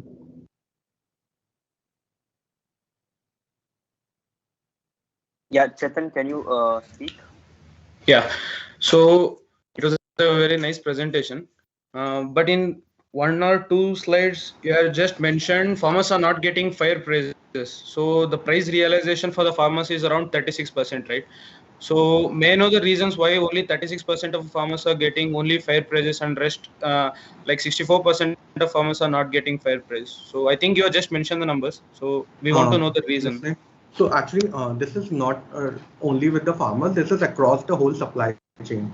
Whole people, whoever are like traders and all, we asked them if they are getting the fair price realization at their point of the supply chain, and that's why the 64% of them thought that either it could be more or they are not getting fair price realization. So I think only 36% of the people were satisfied with the prices that they are getting at their end of the supply chain. Yeah, it was not just the farmers. Yeah. And you have just mentioned proposed, like you in one slide you mentioned proposed supply chain landscape. So can you please open that? Which one? Gaurav, can you make previous slide, please? Back. One more. Yeah, this. Yeah. No, not this one. Like you have mentioned supply chain landscape. Yeah, in this slide only, proposed supply chain landscape. Yeah, one second. Okay. So you have mentioned so many stakeholders like PHCs are there, commission agents are there, wholesalers are there, farmers aggregators are there. So where exactly Vigro should stand in that chain? So there are a lot of like on the technological services by Vigro, and we can do a lot of data collection and analysis across the whole supply chain. While when it is related to farming and all, like GPS and smart farming, Vigro can focus on the production side only. While doing all those technological interventions, we thought that all the parts of the supply chain could be useful. And I think that during our survey also, we contacted different people through telephonic calls and all, and most of them were only aware of the banks giving them credit. If Vigro can somehow give them credit facilities by themselves or act as an intermediary role, then also I think Vigro could be part of the supply chain a lot. It could involve all the players. Okay, so Kiran sir. Yeah, that was a good presentation, guys. Really liked the way you presented, but then I looked like you went out of time. So then actually we had a lot of content. We are shorted of time, and then we rushed on the presentation. did a great job in the back-end work was definitely good. But then more emphasis on the actual problem statement would have been really a great thing than on the company overall. That's an opinion. And the thing is that you said that in the similar question like what Chetan has already asked, right? Like fair price realization is there, isn't it? So there almost 40% of your stakeholders, whoever are there, maybe I guess they are farmers only. 40% are actually satisfied with the price realization. You think the price they're getting actually is fair enough? Correct. Yeah. Which particular region are these farmers, or they are farmers, isn't it?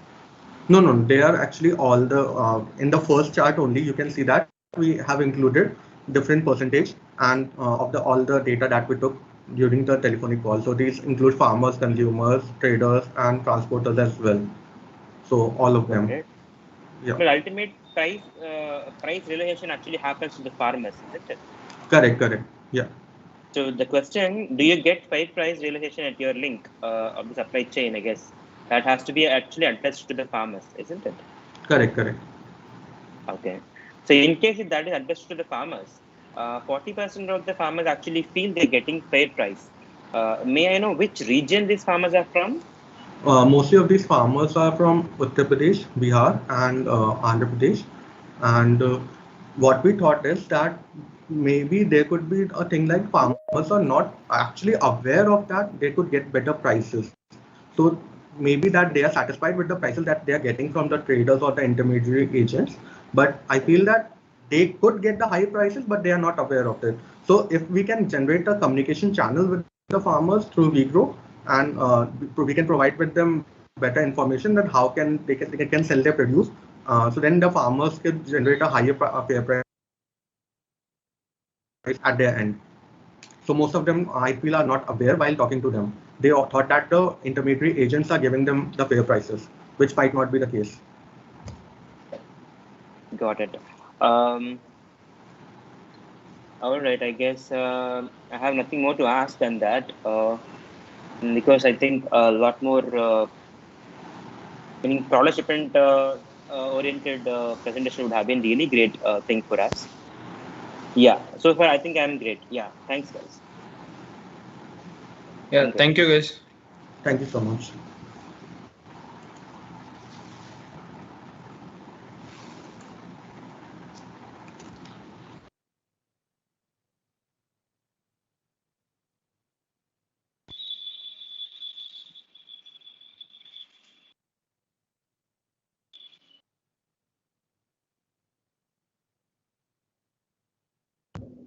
Now I request Team Solo Hunter Varun Vaidyanath from Indian Institute of Management Ranchi to continue his presentation.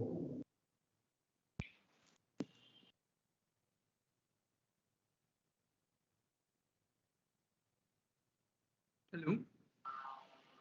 Is my screen visible? Hello. Yeah, it is. Yeah, it is visible. Thank you so much. Just give me a second. Yeah, good afternoon, everybody. My name is Varun, and I'm from IIM Ranchi, and this is Team Solo Hunter. And this is my take on the case study. What should we do about its mango chain supply chain? So I'll just jump into the case facts. So we know that Shifu Agritech Private Limited is renamed as, is also known as VGrow, and it has a total addressable market size of 43 billion. They have given their key competencies as a strong farmer network, efficient supply chain, wide market connect, and deep crop expertise. So their suppliers are mostly located in South India, but they have India-wide presence of customers. So they're able to export all their products to different parts of the country. Currently, VGrow's procurement is 20 to 25 tons a day in Andhra Pradesh. However, they want to expand it 10 times. We'll get to that later. Right now, what we need to understand is that suppliers also understand the importance of an intermediary. So on the right-hand side, we can see the top 10 mango suppliers in India. And VGrow, as you can see, is occupying parts of Andhra Pradesh, Telangana, and parts of Karnataka as well. What is noteworthy here is that the top three states, that is Andhra Pradesh, Bihar, and Uttar Pradesh, they produce around 54% of the entire mango supply in terms of volume. So 21.2 million tons was the mango produced, which was last year in the agriculture year 2020-2021. So moving on to the next slide, I'm going to first of all try and define the problem statement so as to understand the boundaries to which we need to address the problem. So right now, this is the supply chain that we can see on the left-hand side. There are three ways. I've just summarized it into a simple format. So farmers have three ways to reach the retailer. So the supply chain goes like this. Farmers go to the pre-harvest contractors and then to the wholesaler and then to the retailer. The second way is through farmers go through a farm gate and there's a farm gate buyer and then the APMC where a wholesaler and then the retailer. And the third way is to farmer aggregators, to wholesalers and retailers. What we need to understand is that each one of these existing supply chain has its own disadvantages. So obviously the second one has too many middlemen and therefore it can be eliminated as a potentially viable option, because when the retailer has no connect with the farmer, there is no transfer of communication between the transfer of information through the supply chain, and therefore this is a very bad option for farmers. In the first example, when you see pre-harvest contractors providing monetary credit to farmers for their produce, the credit that they're providing is not injected at regular intervals. Farmers need credit on every step of the production process, and that is not being done by pre-harvest contractors. I will explain more about this when I come to the solution. The third option that farmers have is that they go through aggregators format, where they aggregate their supply and then they reach the retailer. This is also not a viable option because the risk entirely is taken by farmers for harvesting, packing, and then selling it to selling it to aggregators. So there is bound to be damage in the way. So what I've done is I've tried to define the problem statement into blocks. The first block being the supply chain gaps and the opportunities in the existing network, and to counter those steps, counter those problems. The second one is to increasing supplier procurement as mentioned in the case. Third one being labor management, devising plans for efficient labor management and research on alternatives available. The fourth being quality assessment and traceback, tracing back any produce that do not adhere to the standards. So we know that the first step of the production process is phase. Growth phase is when farmers need credit for buying saplings, fertilizers, pesticides, all those like the first ingredients that are needed to make the start of the supply chain. And this is where farmers face the most problems. If you can see the bottom right-hand part of the screen, you will see surveys taken. This was a research paper which was done by interviews taken of 108 farmers in Andhra Pradesh. So what problems they were facing during the cultivation phase was that they was facing labor shortage and mismatch. There was a fertilizer inability to use and inability to know understand the correct dosage. And pesticides same applies to pesticides as well. Apart from this, they were facing problems with relations to financial and other problems. Okay, so this is the first part of the supplying process, where in the initial stages itself they're facing so many problems. Second comes the harvesting. When it comes to harvesting, again, the credit provided by pre-harvest contractors is more or less depleted in the growth phase itself. And when it comes to the harvesting phase, farmers again face financial problems. And this was recorded. Over 80 respondents said they face financial problems. What this tells us is that credit need not be a lump sum. It needs to be injected in phases, even in the growth phase, a harvesting phase, and every other step of the supply chain itself. And then talking about other factors, for example, the methods of harvesting, there was no any instrument which was used. It was just a manual harvesting was done. And apart from that, most of the farmers, they need some middlemen, the wholesaler, or in this case, a wholesaler who needs to negotiate on their behalf to the other supply chain partners. So this is the next phase. I'll come to this later, the storage phase. And then we have the grading and packing, and then the transport and logistics. I'll talk more about this in the upcoming slides. So the current state is what we had discussed earlier. What now needs to be done in order to increase supplier procurement in this state? First of all, understand the current current business model which is there in the agricultural supply chain itself. What needs to happen is there needs to be a shift from a B2C model to a B2B model. Why is this? First of all, there is no trust element. So if a new company is visiting a new city or new village, there is no trust element which is established with the farmers. And in order to establish this, that trust element, going through a village body or a body which is responsible for agriculture and establishing a B2B model in that case will connect more with the farmers and establish that trust element. Second is offering multi-sided services, end-to-end services. Just involving with farmers at one stage of the production process will not help them. It will not help them realize the value of what we are providing. So what needs to be done is offering end-to-end services right from harvesting till right from plantation, from the initial cultivation process till reaching the end retailer. End-to-end services will definitely help them understand the value of services that is being provided. Apart from this, we need to properly segment the customers. As it is mentioned in the case, they are targeting three basic customer segments. You have the low or the small farmers, then you have the medium-sized farmers, then you have the large farmers. So this is a good way of segmenting your audience, but what needs to be done is more in terms of the variety of mangoes that they produce and what quantity of it is going to be delivered to the end retailer. The wholesaler, the market intelligence needs to be traversed right through the supply chain. Then fourth one is identifying the market size. So either from the current case study, we can see that Vigro is currently established in the southern part of India. But if they want to move to the northern part of India for better prospects, especially in Uttar Pradesh and Bihar, where the mango production is really high, a proper plan needs to be devised, obviously. This is my labor management solution. So what is currently the problem for expansion is how many new laborers need to be occupied in order to take care of the harvesting and the sorting grading process. Excuse me. So what I propose is a multi-sided solution, a two-sided solution. One is to first of all take in the sourcing the service providers and classifying them into two parts, level 1 and level 2. Level 1 is the agri entrepreneurs, and we'll be providing them vocational training. As you can see on the right-hand side, these will be the qualifications of agri entrepreneurs. Why do we need agri entrepreneurs in this particular supply chain? One thing, it will help in establishing the trust element if it comes from somebody they know.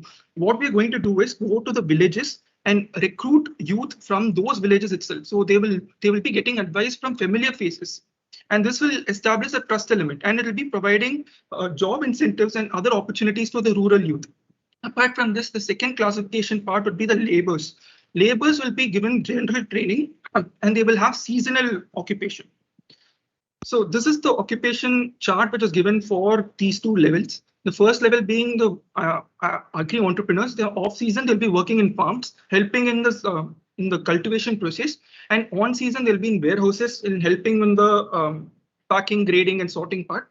When you're talking about laborers, on season they'll be helping in the harvesting and the warehouse. Quality assessment and traceback.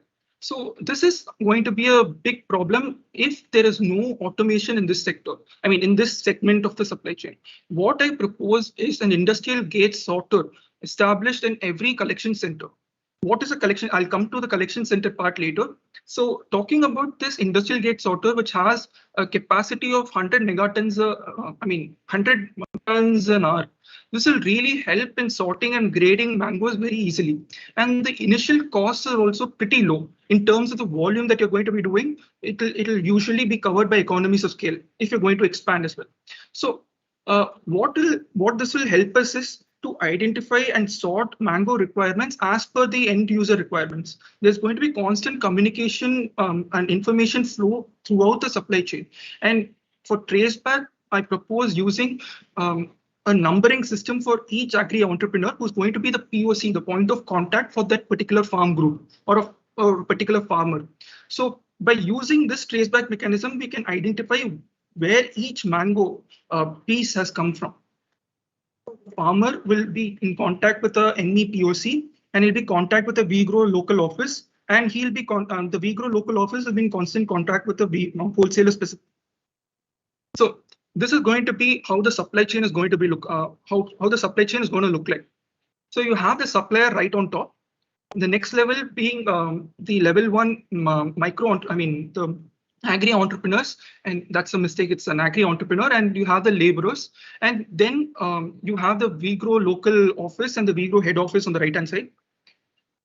The collection of goods is going to be to the collection center, which is going to be established in each and every district, each and every local village which is present, and depending on the size and the structure of the network, we'll be distributing them.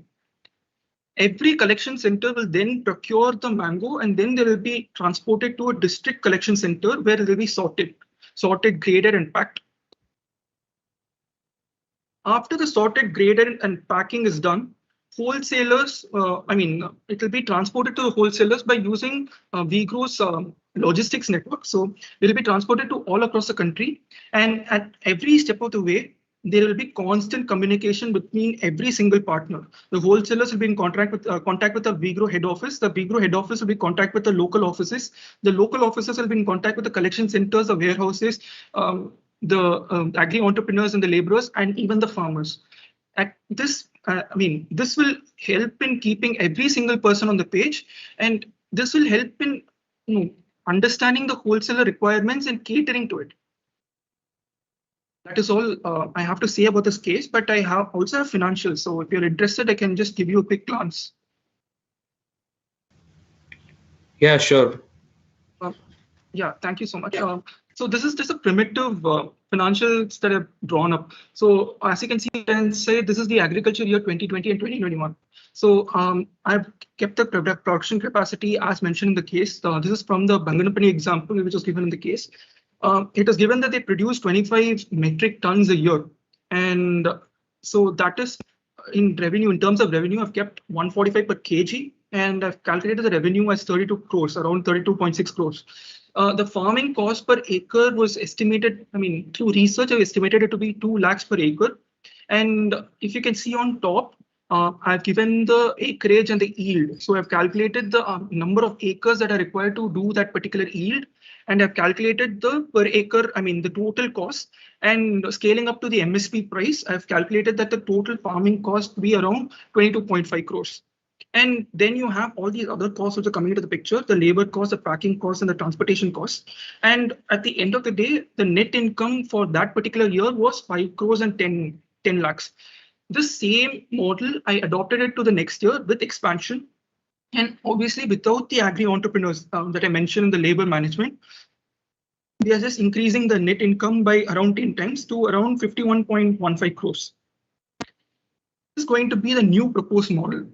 What I propose is, first of all, introducing the agri-entrepreneurs. Agri-entrepreneurs will be around 75 people, and you'll have the laborers to be around 200 people. There's a significant scaling down of laborers over here because of the automation present in the supply chain, especially in the warehouses where sorting and grading is done.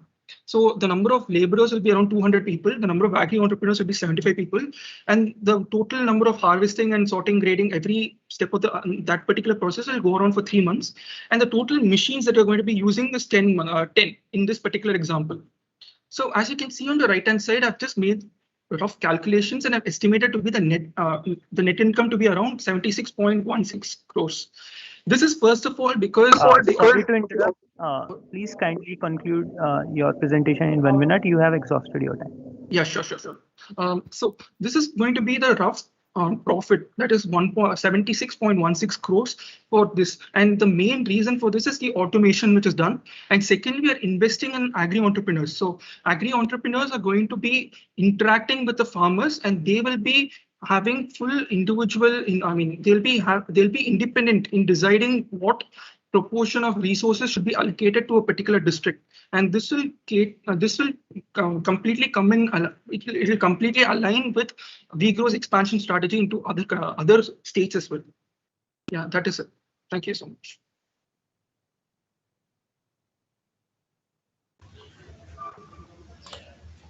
Yeah.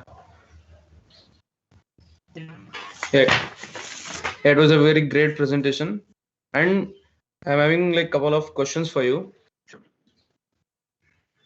So in one slide you have mentioned like WeGrow has to give end-to-end solution, right? Yes. So end-to-end solution will include credit, input, agro service. So many other like consultancy, so many other services are there. Yes. So you also know, and everyone know, like in case of agriculture, farmers are very price sensitive. So if someone is giving 1 rupee more, definitely farmers will choose that person rather than the person who is already given like credit, input, and other services. So what are your thoughts? Like definitely the counterparty risk will be very high with respect to end-to-end solution. So what will be your thoughts with respect to counterparty risk? Sir, I'm very glad that you brought it up. So with the new amendments also coming to the picture of farm laws, farmers' primary concerns are whether they can meet the MSP requirements and whether the corporates will be taking undue advantage of farmers. And that has been the overview of the farm protests that have also been going on. In light of that, when a company comes into the picture, I'm not saying we should directly approach farmers, and that is why the B2B business model can also help. And when you're going through any like formalized organization, for example, if the village has a particular agriculture office or the particular taluk has a particular office, through a government body, if you are going to reach out to farmers, it'll boost the credibility to which that we are doing. And obviously, VGrow's supply chain network can also come in this, can also come in handy because they have constant communication with wholesalers. They understand their particular requirements. So it was mentioned in one of the examples that one of the, two wholesalers were there in Assam or Andhra Pradesh, Arunachal Pradesh, I don't remember which one. One required ripe fruits and the other one required unripe fruits. And so both of them are in the same location, but they have different requirements. So catering to those requirements, we can scale up the costs as well. So we will provide you what you want, but we will charge you extra because nobody else in this particular industry is doing what we are doing. What we are doing is unique, which is end-to-end solution, like right from cultivation till the end consumer. And I feel like we will have a leverage in that particular aspect. Yeah. So, Kiran sir, do you have any question? Yeah. Basically, obviously that was great presentation, Varun. So basically here, you brought this up machine, right? Like, could you just go back to that slide again? Yeah, sure. Just give me a second. This one, right? Yeah. Now here, even this color change of the particular fruit that you're actually showing, is it a variety specific or how does it change? So the example, this particular example I saw was in regards to the size of the fruit itself. So each particular variety of mangoes will have its own size, and the machine that you can see in the top right corner, that is with regards to whether the mango has any particular defects. And I couldn't include that picture in this particular slide, but there are, you can identify defects from the pictures of mangoes themselves. So there are many spots, it's a particular defect, and if it has a blemish, it's a defect. And what this machine basically does is the top one identifies any problems with the particular piece. The bottom one segregates or separates the mangoes in terms of sizes, not in terms of color or any other thing. Got it. Okay. And it detects all the defects basically. It identifies all the defects. Yes, basically there is a CCD camera on top, and I don't know the science behind this exactly, but it captures a photo of the camera like the one we can see on the left, and it transfers it to a machine. So it transfers to a computer. There are AI ML algorithms and computer vision algorithms that basically detects the errors in the mangoes from a pre-trained model. So the pre-trained model will have all the defects listed, all photos of fruits which have defects, and it will basically match it with them, and it will produce. It will show the defect. But if it's just a camera, if it's just a photograph of one side, one half of it, right? What happens on the other half, we will not be able to identify, isn't it? Yes, that is true. But the thing is, usually when there is a defect, it will usually be predominantly on one surface of the mango, and it is very rare that it happens at only one side and the mango orientation is not proper. It's extremely rare. Talking about the existing supply chain, which has over 20% problems, and this will maybe like bring it down to 2 to 3%. I feel like this is like a worthwhile option as well. Got it. Could you elaborate on a little more on the agri entrepreneurs, AEs? Sure, sure. No. What do they do? And so you can see the training that needs to be given to agri entrepreneurs. So you have seed production entrepreneurs, nursery entrepreneur, post-harvest entrepreneur, dairy entrepreneur, animal husbandry, agri inputs for the supplier, farming, machinery, rental services, financial inclusion, produce marketing entrepreneur. So you have all these different like training that can be given to entrepreneurs. Again, it will depend on region to region. When you're talking about Andhra Pradesh, something might work, which will not work in Telangana or Karnataka. So the course again can be designed by the company itself, and we can keep and eliminate the courses which are necessary. Again, they're hired on a contractual basis. So the first year they will be under training. They'll have vocational training and they will be learning on the job. So they'll be helping entrepreneurs. They'll have a mentor. They will be working with farmers. They will have a mentor as well. So there will be work stipend provided during that period. So I propose a stipend of 7,500. Again, it's negotiable and it depends on place to place. The training period itself will be for 6 to 12 months, and they'll be learning on the job from experienced mentors. What it basically does is it gives territorial autonomy to the agri entrepreneurs themselves, and they can act as an interface between farmers and laborers. Again, there are several cultural aspects, language barriers when it comes to expansion into different states. And obviously, when you move into North India, where Hindi is more predominant, we might not know the regional dialect and stuff like that. And when you're talking about agri entrepreneurs acting as the interface, they can effectively communicate what we require to the farmers, and we can have an effective communication also established. Got it. What exactly, for example, let us take a post-harvest entrepreneur, right? What exactly can be his job role? Okay, so when you're talking about specific like that, we're talking about post-harvest entrepreneur, there are several steps that need to be done in order to procure the produce from the site to the collection center. So for example, there is loading and unloading process. You need to calculate the lead time when reaching. You need to calculate the quantity and the quality of the fruits that you're going to transport. First of all,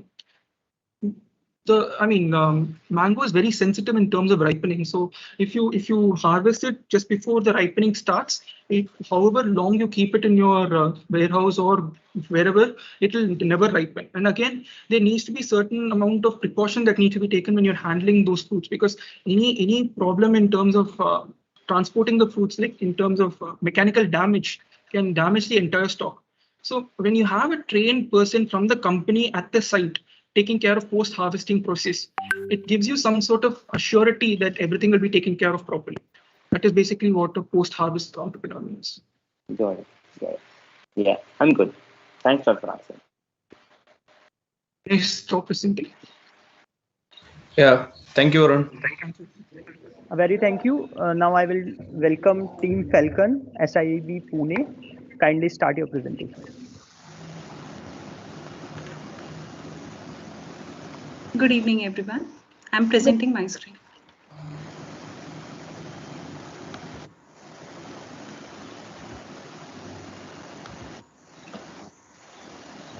Pallavi, can you just confirm that it is visible? Yeah, put it on slideshow. Okay. So we are good to go. Okay.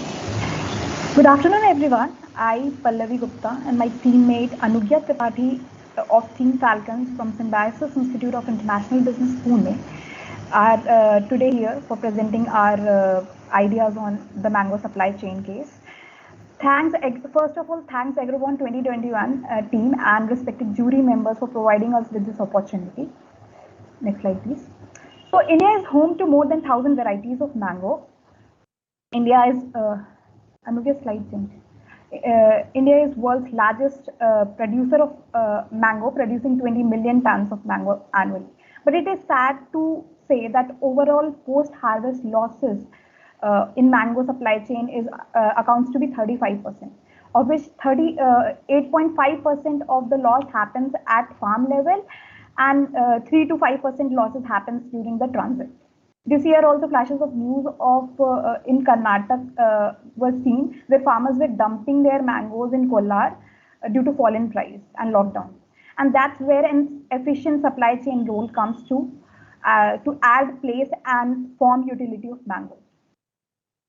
This is a graph depicting the price analysis of mango varieties mentioned in the case study from various southern states, Imam Pasanda and Suvarnekha being the most premium one, and Totapuri being the most cheapest one.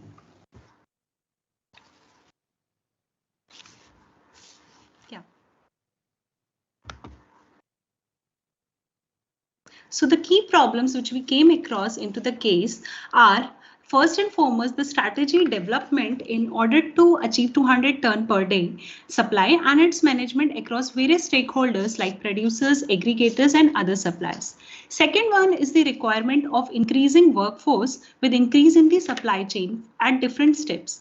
And the last one is the quality management of the mangoes for reaching to its destination with proper tracking.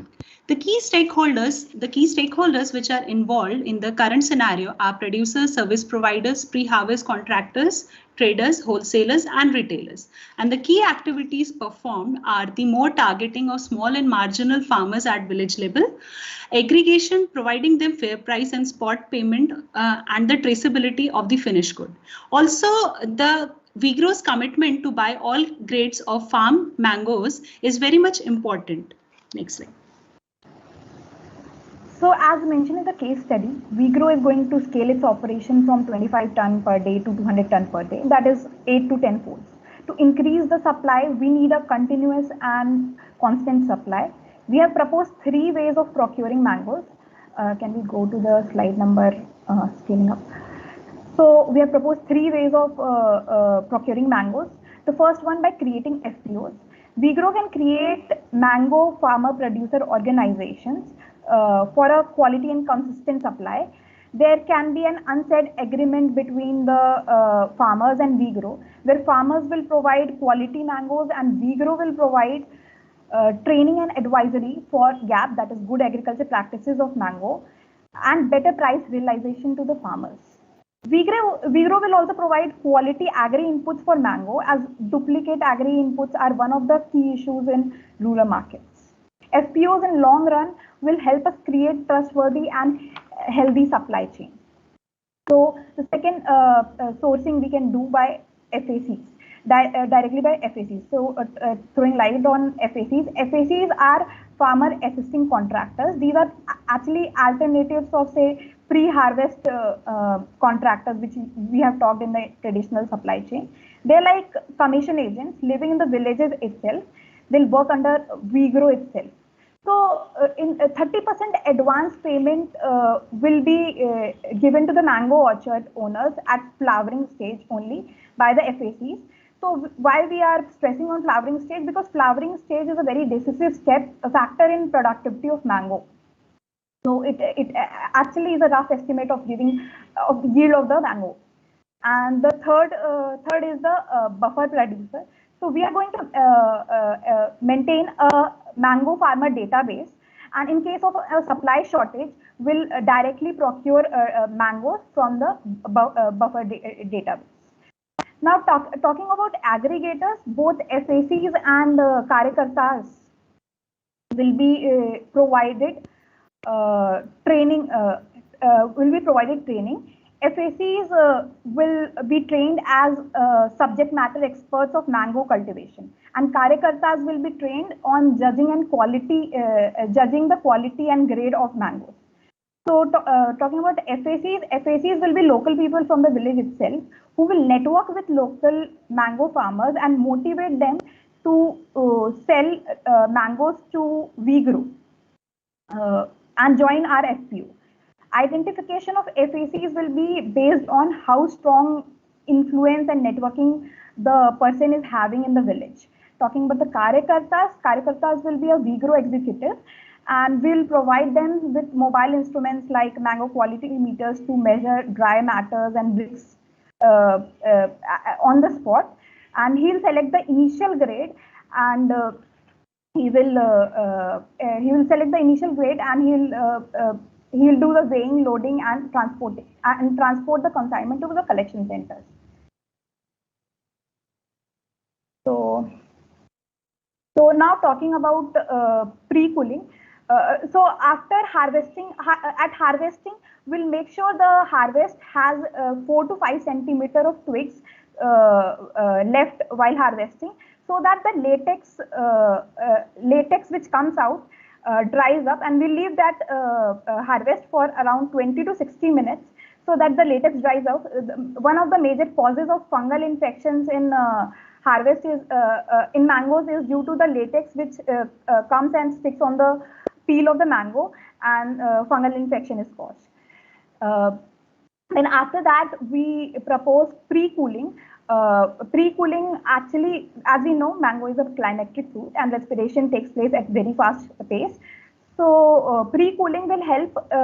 We are proposing hydro cooling right now in initial state and air force cooling in future.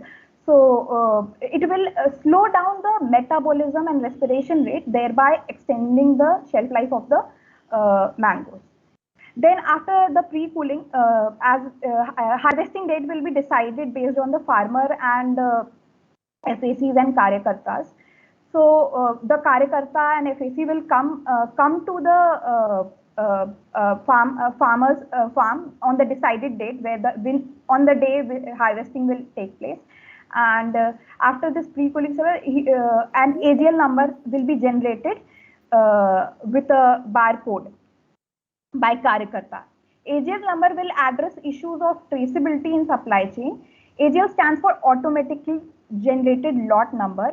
AGL number will have codes for state, district, collection centers, what kind of producers, etc.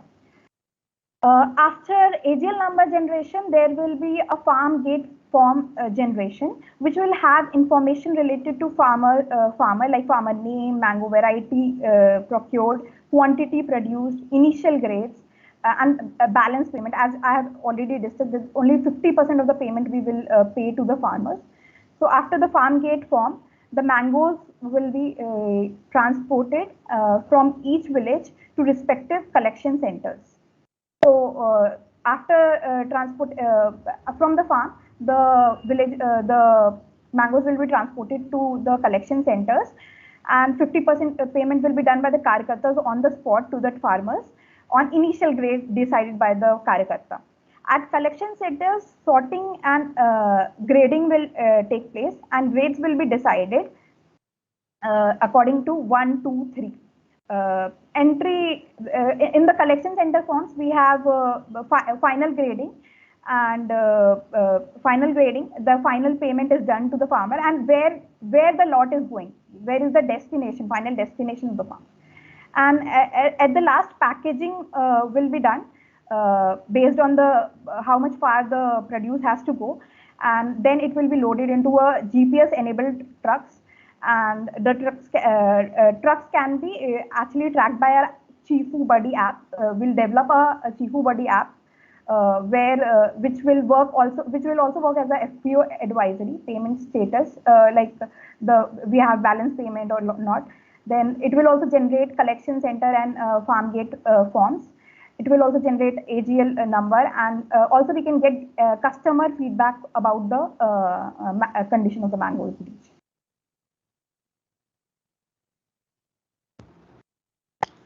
So by successfully performing these core processes, at village level, we will ensure that the maximum efficiency of our supply chain, and we'll avail timely delivery of desired qualities of mango to the consumer as per the requirement. Supply and value chain must fit and support each other for company to succeed. Thus, we'll collect feedback form from the customer. These feedbacks are of two types, one which will be applied for company's functional strategy and other for the advisory of producers. Hence, by strengthening supply chain and value chain, will satisfy customer and generate profitability. Now, talking about the collection concept of our collection centers, which are based on hub and spoke model. So the hub is the main collection center, and spoke are the connected villages of close vicinity. Collection centers are placed in such a location where there is an easy availability of labor force, optimum distance from villages to collection center. villages in which strong producer network base of the region is present, we'll target them.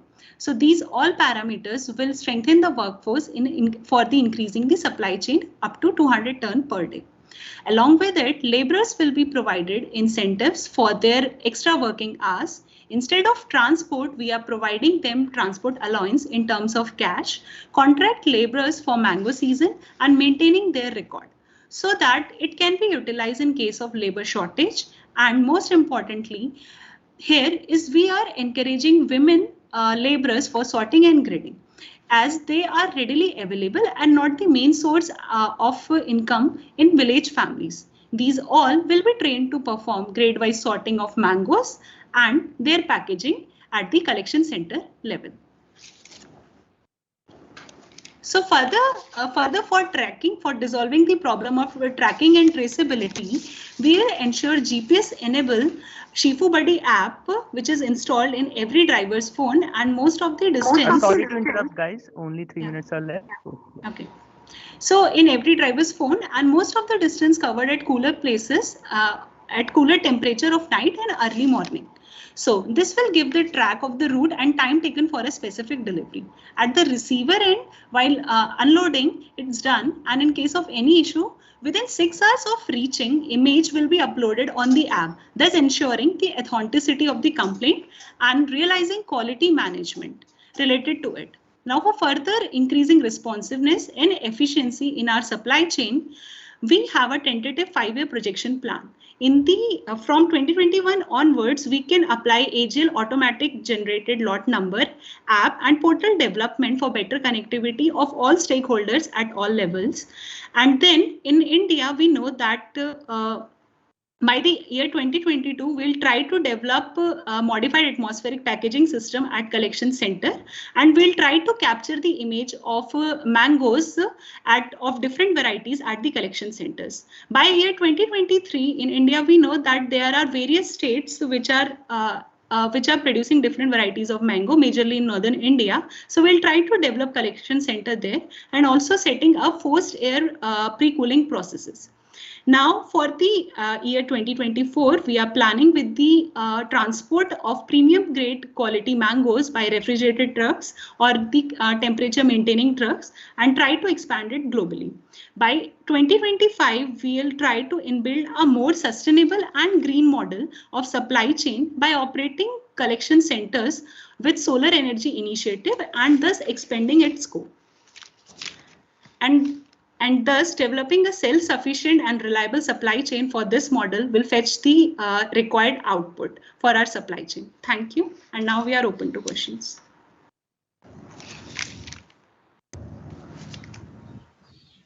Yeah. So again, the same thing, like the presentation is too good and you're already given a 5 years projection for us. And the question is, so you have mentioned pre-cooling setup. So we need to establish pre-cooling setup after harvest. So what are the advantages that our customer will get from that pre-cooling setup, and as well as what will be its cost and where exactly we need to set up that? So can you please elaborate that? So I should take the question. Okay. So the first thing, pre-cooling setup, how it will help your customers.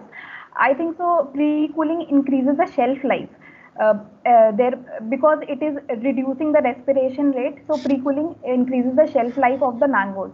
So there was a problem in your case study that the mangoes becoming overripe or something like that. So pre-cooling will help us extend the shelf life and air force.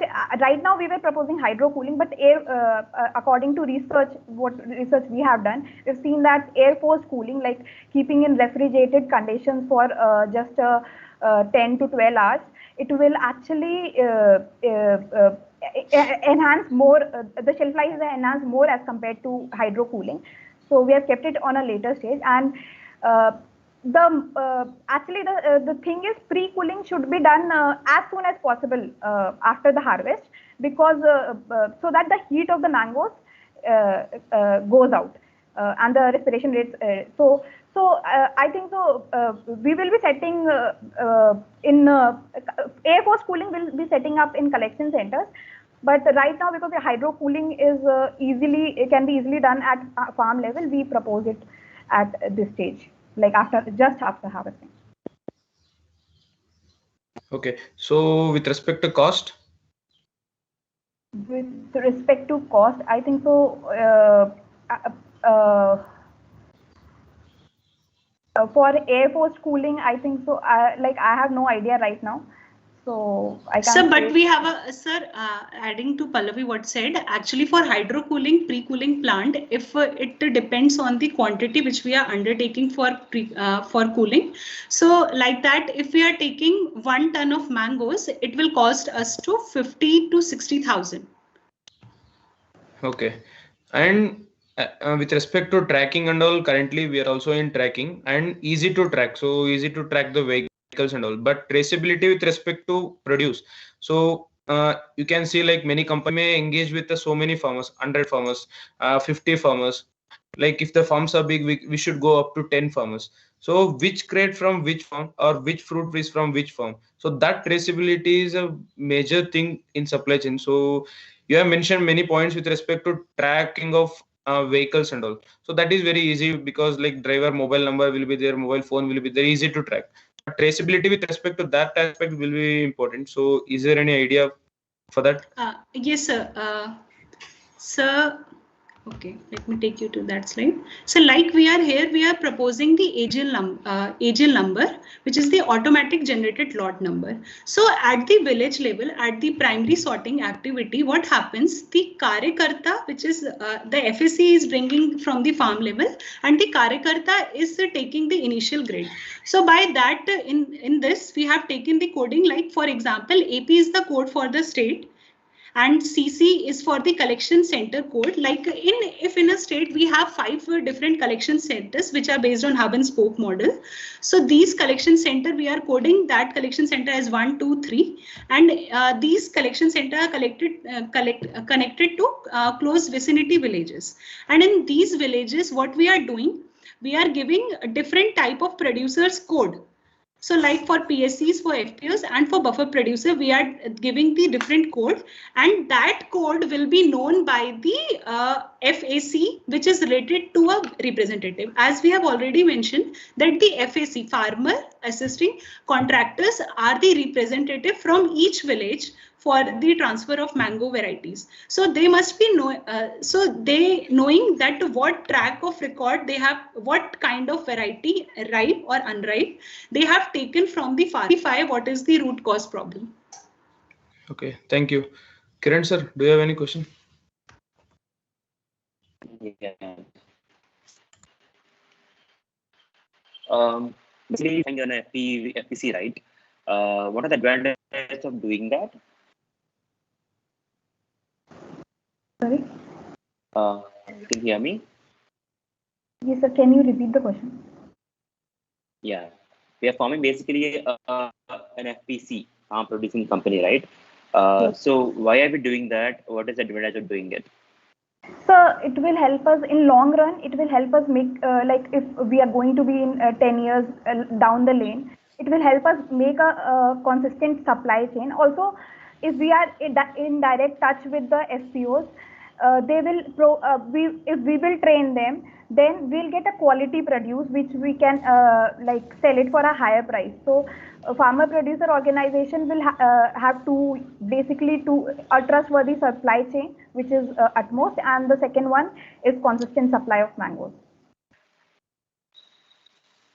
Okay. Also, a price negotiability deal, which is there in the FPO, and it can be done in Vigro. If Vigro is the constant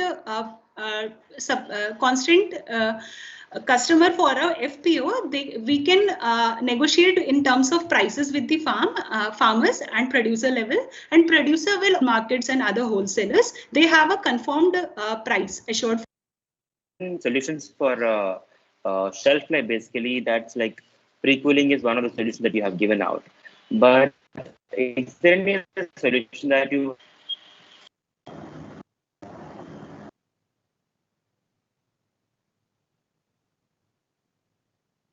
So, sir, this recalling only increasing the shelf life and also packaging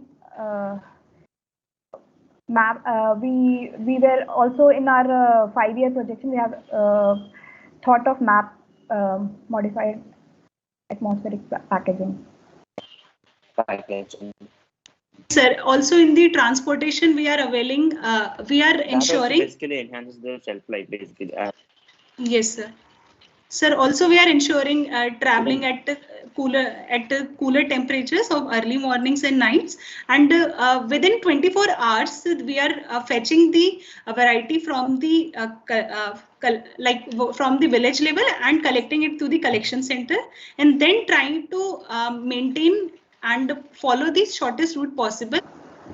All right. How are we solving for the whole supply chain if it has to be like harvested in the morning hours itself? Let us say we would want 200 tons, right? Like how is that possible? Like how many laborers? How are we solving for laborers basically?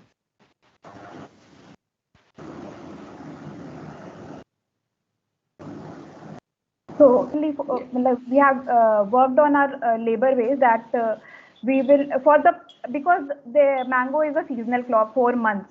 So we can have contract laborers. Then we can give incentives, like we can have a base pay, and then we will give incentives to people who are working overtime.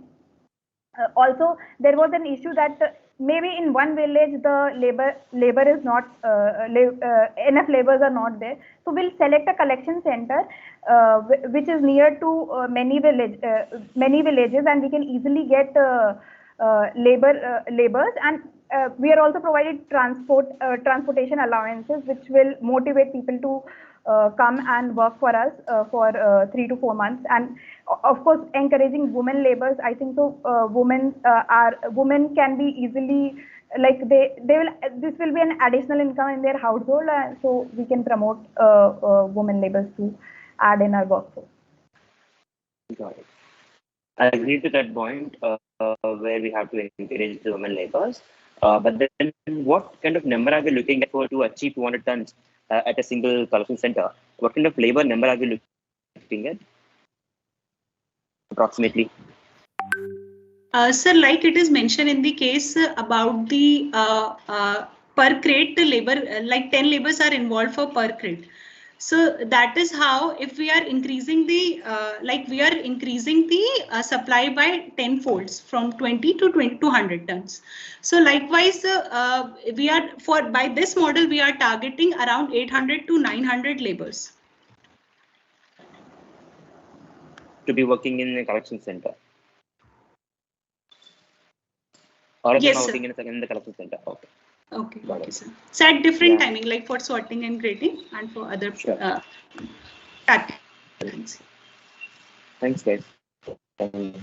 Thank you, sir. Thank you, sir. Thank you.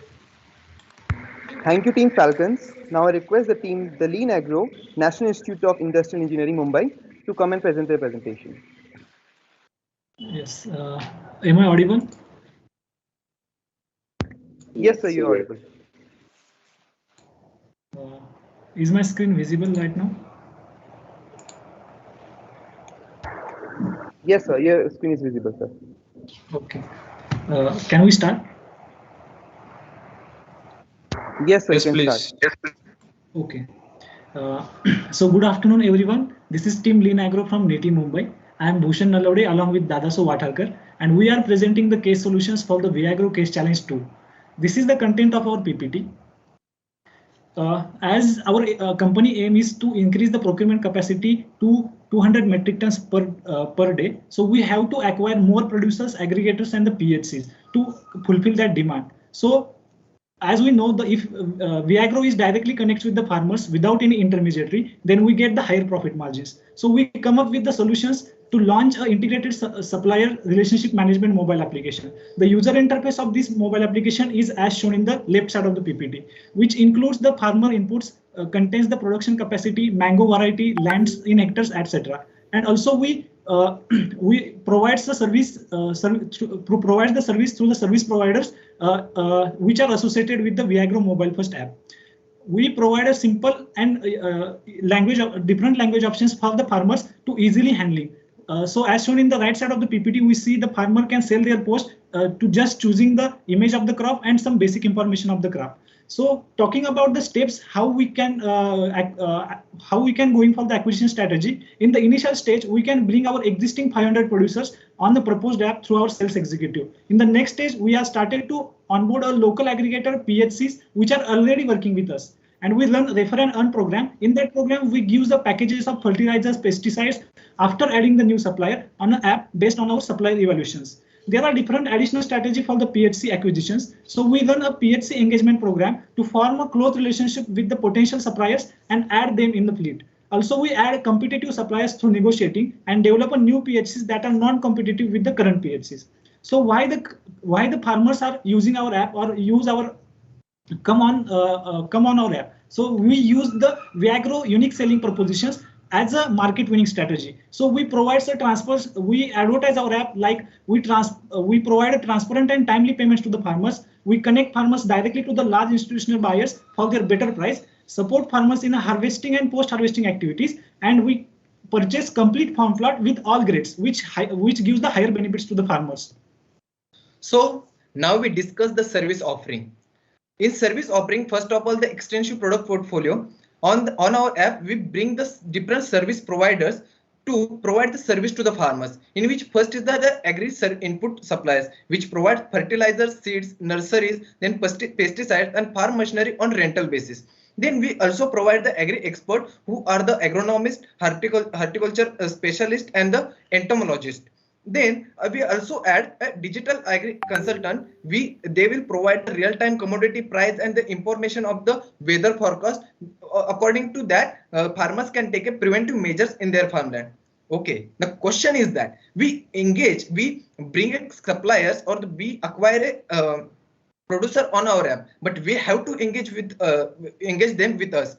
For that, we will provide an agriculture newspaper on the side, and we also provide the information about the agriculture scheme, agriculture market review, which in the simple language, which is conducted by the ICR or the other market review companies. And we also provide the information about the new variety in the market, which is developed by the agriculture universities and the extension board. Then we have to motivate to the farmers to do the to connect with us. For that, we share the stories of our farmer on the app. And furthermore, we also provide the information about crop information and technology and weather forecast. On that basis, farmers can take a preventive measures for the cultivation of their farm.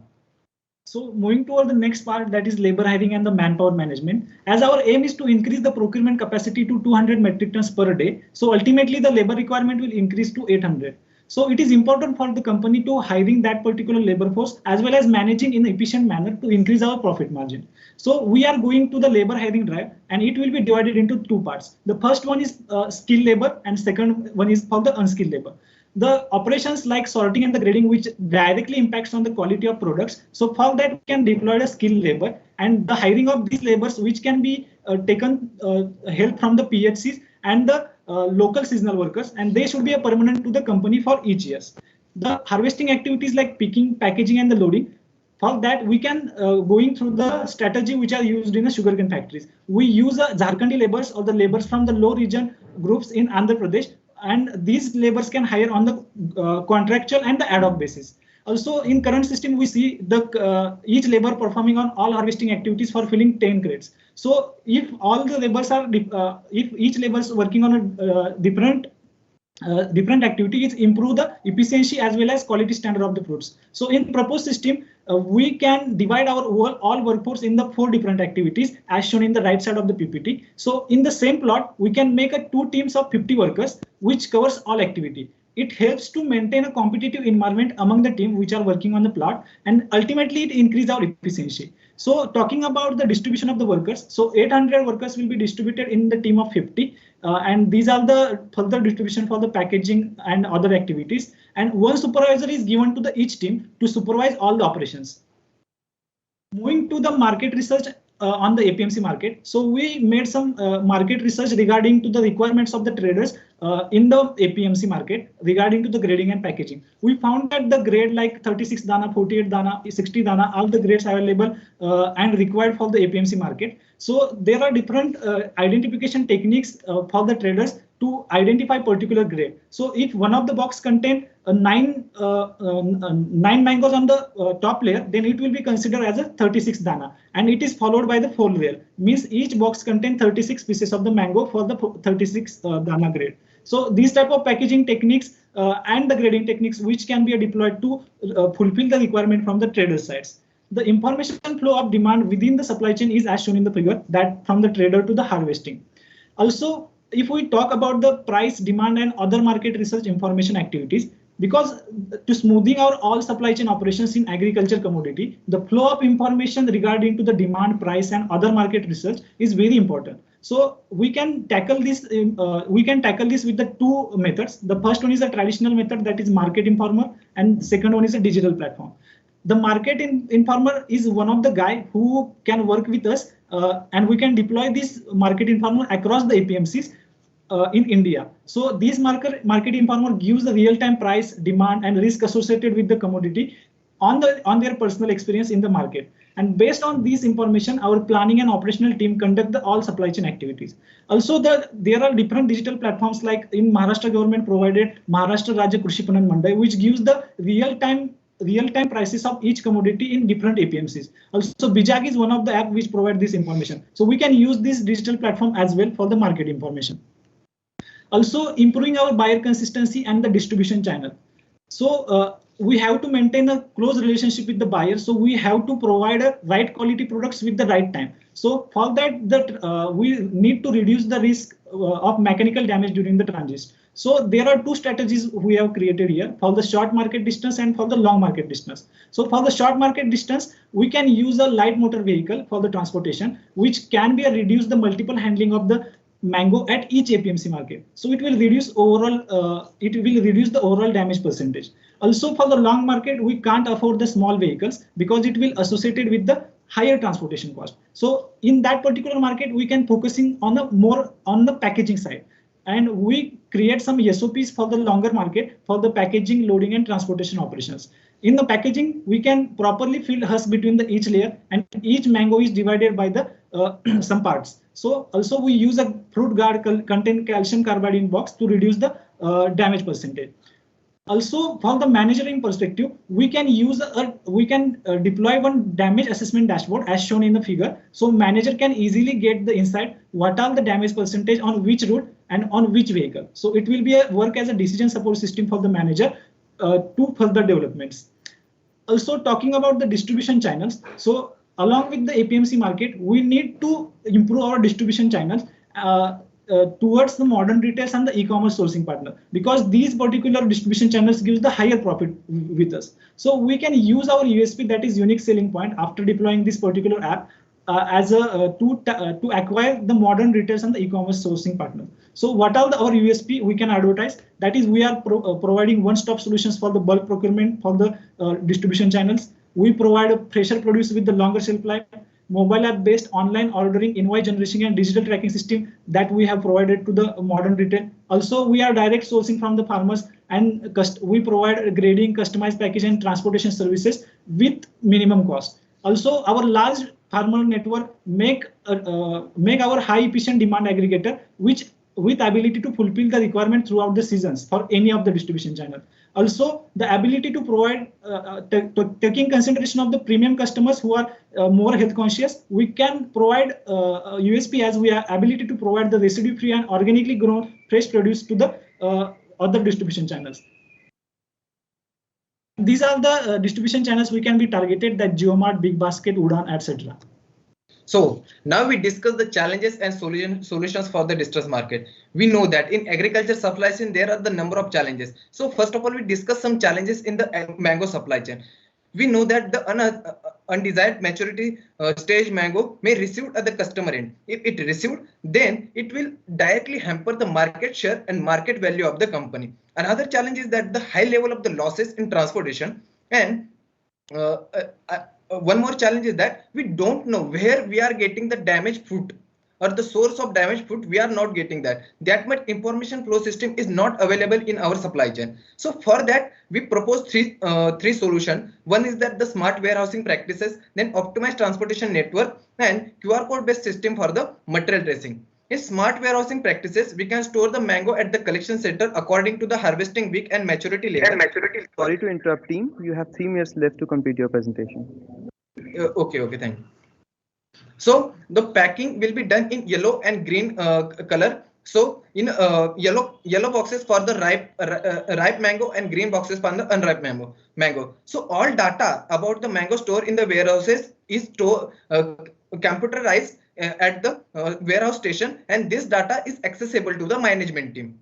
Then about the optimized transportation network. In optimized transportation network, we know that supply chain have the trade-off of responsiveness and the supply chain cost. So we have to optimize solution to bring the right quality of the product at the right place with minimum cost. So for that, we design one dashboard with the backend data like transportation code, number of light motor vehicles, heavy motor vehicle, toll charges on route, and digital cost.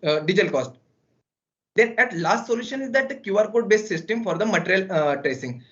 In material tracing, first of all, after packing the mangoes, harvested mango in the box, we paste one QR code which have the all data about the farmer from which we are harvested the mango. Then data about the region of that particular area. Then same data entry will happen at the collection center, and after delivering the product to the market, the customer may scan the product and give the feedback. If there are some defect in the product, then we will get the source of defect or the cause of the defect through the reverse engineering.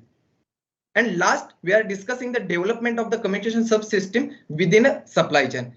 As we know that the number of the companies are implement the ERP system, but ERP system implementation is a very challenging job, and it is very costlier to maintain. So instead of that, we can develop a master information system for the efficient management of the supply chain. So it depends on the external information flow and external information flow. In internal information flow, we take a procurement team inside, then logistic service providers, sales team, and other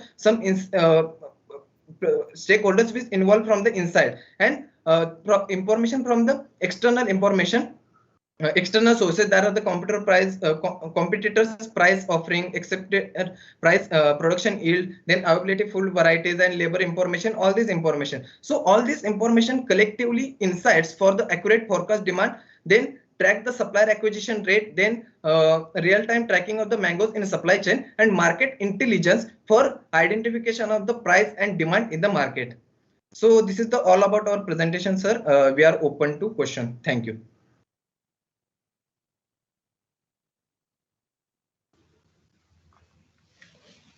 Yeah, so thank you, team. So it was very detailed information that we got from your presentation. And one interesting thing what I noticed is, so why only Jharkhand laborers?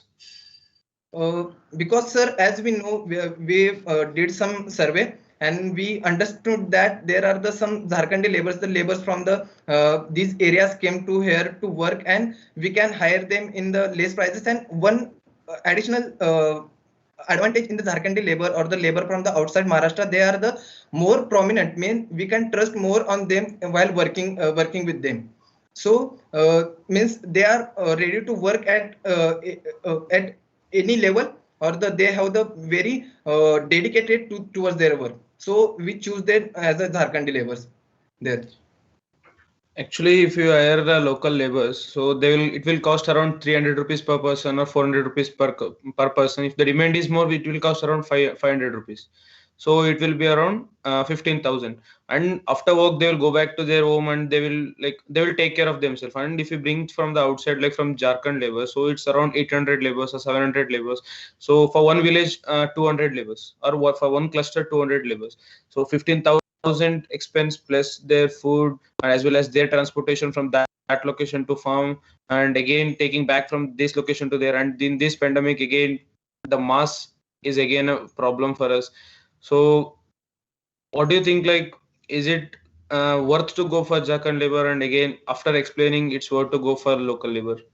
Yes. In the solution itself, we have provided the two type of labor. In the skilled labor, we can hire from the local areas that with the help of the PHCs and our service providers. Jharkhandi labors is for to maintain a cost with the minimum range, because the certain operations which not require that much amount of skills. So for that operations, we can use the Jharkhandi labors to reduce the overall cost. And in Andhra Pradesh regions, we have getting information from that. In Andhra Pradesh regions, these are the labors are mostly come in the seasonal part, means mango seasonal parts. They are coming to the Andhra Pradesh to different operations regarding to the harvesting and packaging. That's why we have considered the Jharkhandi labors. Adding to this answer, this solution is basically based on the sugarcane factories. As we know that in sugarcane factories, the sugarcane factory register only the contractor or the mukadam of the any group of the workers. So like that, we are doing the same concept. We are not responsible for that particular Jharkhandi labor. The persons are responsible for them, for the group of that workers who brings their team from the outside. We are not responsible for them. We are just provide money only to that contractor who take a contract of from our side. And as my friend mentioned, there are differentiation in skilled and unskilled labor. So that is advantages for us.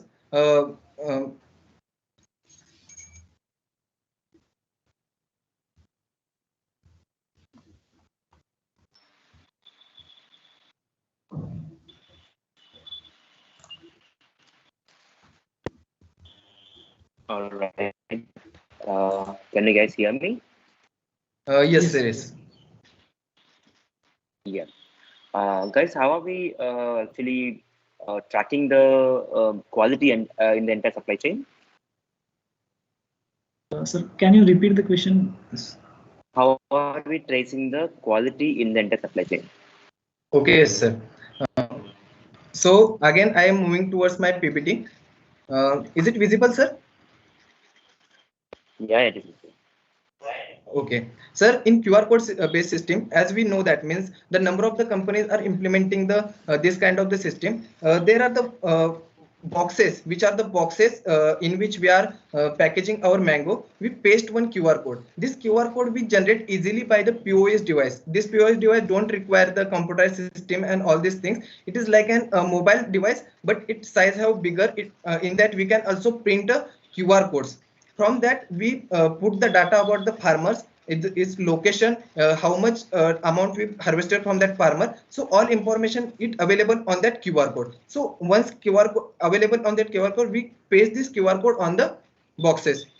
Then again, this data is it flowing throughout the supply chain. We scan at the different location where it may be possible. Means it required to scan, or it may be possible. We scan at the different location. And once it reach to the actual market, if customer face any problem, there is some defect, or there is a quality of the product is not good of that particular mango, so he can scan that QR code and register the complaint that your provided mango don't have the good quality, and he can also take a picture of that particular mango and register the complaint. So from that QR code, we can actually reverse track from where this particular mango came to us, means from which route they are coming from, in which center it was stored, and also there was from which farmer it was came, and at what maturity stage it was available when we harvested from the farmer. So we get a complete idea about the flow of that particular mango, so we can easily track where actually causes the problem or causes the defect to that particular mango, sir. Got it. So basically, farmer is actually bringing the produce himself to the collection center. No, sir. Actually, we are we are having a responsibility to going into the farmland, and our team is harvested. Our team is executed all the operations from the harvesting, packaging, sorting, grading, and loading to the any transportation material. So these particular activities are responsible from our sides. and farmers is not associated with that activities. And one more thing is that as we differentiate the skilled and unskilled labor, there is the skilled labor which is responsible for grading and sorting. So from the same group, there are the one supervisor who has the responsible for that maintaining this activity in very holistic environment. Okay. So basically, almost in a way, the company is managing almost all the labor directly or indirectly. In a sense, we can say that it can be partially, not completely. It can be a partially we are managing the labors. Because on the farmer side also, suppose we are going to the suppose we are going to the we are going to the harvesting of harvesting mango in any farmer's land. So there are some different activities like inter transportation cost, means we have to pick one crate from that position to that position. So there are some requirement of labor in the harvesting itself, which can be getting from the farmer itself, but this is small in numbers. Okay, I'm good, guys.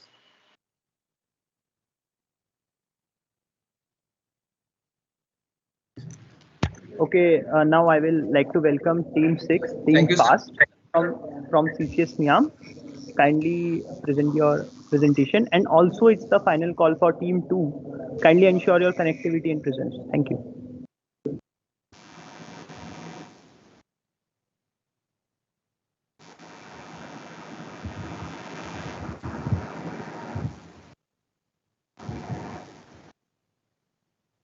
Is it visible, sir? Yes. Yeah. And kindly go to the slide mode, Team 6. Kindly go to the slide mode.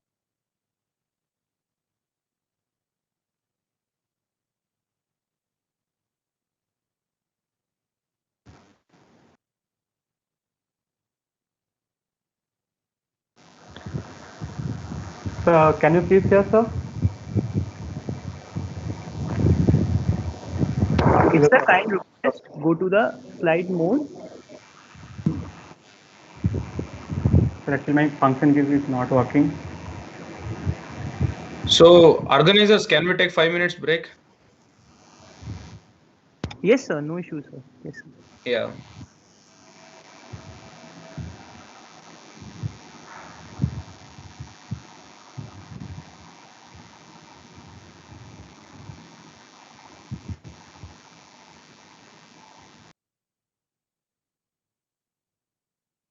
Mr. Kuntal, you can stop presenting.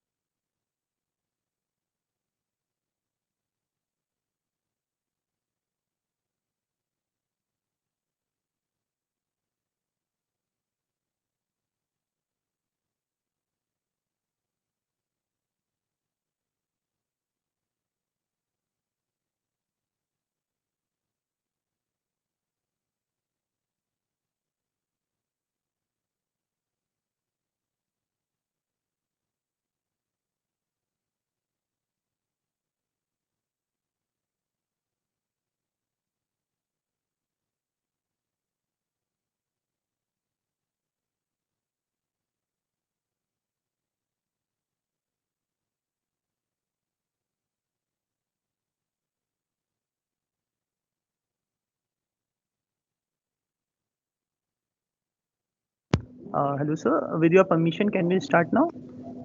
Yeah, so 1 second. Kiran sir, are you there?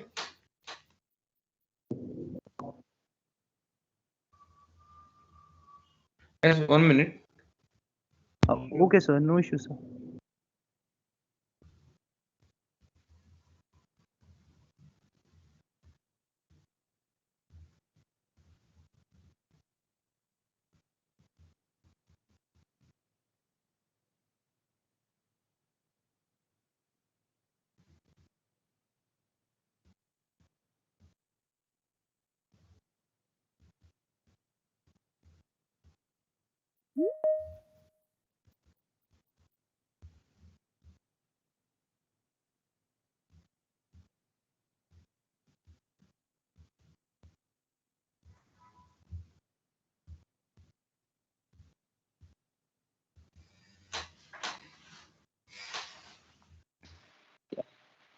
We are here, guys. Carry on. Okay, sir. Thank you, sir.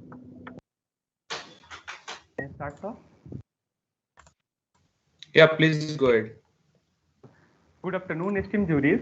This is Kuntal Das and Prithviraj Mujumdar, the team FAST from CCS NIAM, batch 2021-23, and presenting Wipro case study, what should SIFU do? Next slide, sir.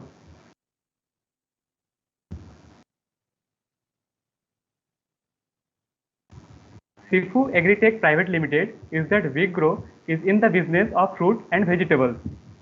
After deeply studying the case, we have found out that there are 3 underdeveloped sections in Wipro. Those are quality management, risk of mechanical damage, and linkage between the stakeholders. So, and Wipro has a visibility of 10x visibility in the next upcoming season. That is, increase the procurement by 10 times. That is 200 tons per day. So from this, we have taken the challenge of this, and from this section, we will start solving the case. So currently, Wipro is procuring only one variety of mango, that is Benganfali, and after studying 20 different varieties of mangoes that is mostly consumed in India, we have found on 3 different sectors, that is demand, quality management, and transport. We have chosen 8 different varieties, that is Benganfali, Alfonso, Kesar, Badami, Totapuri, Chausa, Langda, and Daseri in 7 major states. As we know, India is a country of 41% contribute in mango production and world's largest producer. So to increase its procurement by 10x will not be very difficult if we take certain calculative steps. So as NIAM, a good content creator, we have given a particular statement for each slide, that is king of fruit with king of market. So next slide, please. So increase the procurement of 10x. The first question comes. There is 4 questions come. The questions are what to procure, when to procure, where to procure, and how to procure. For the what to procure question, we have found 8 varieties that previously mentioned, and for where to procure, we have identified 8 different states, and with particular districts where the production of mango is very high. So can you please share the word link, sir?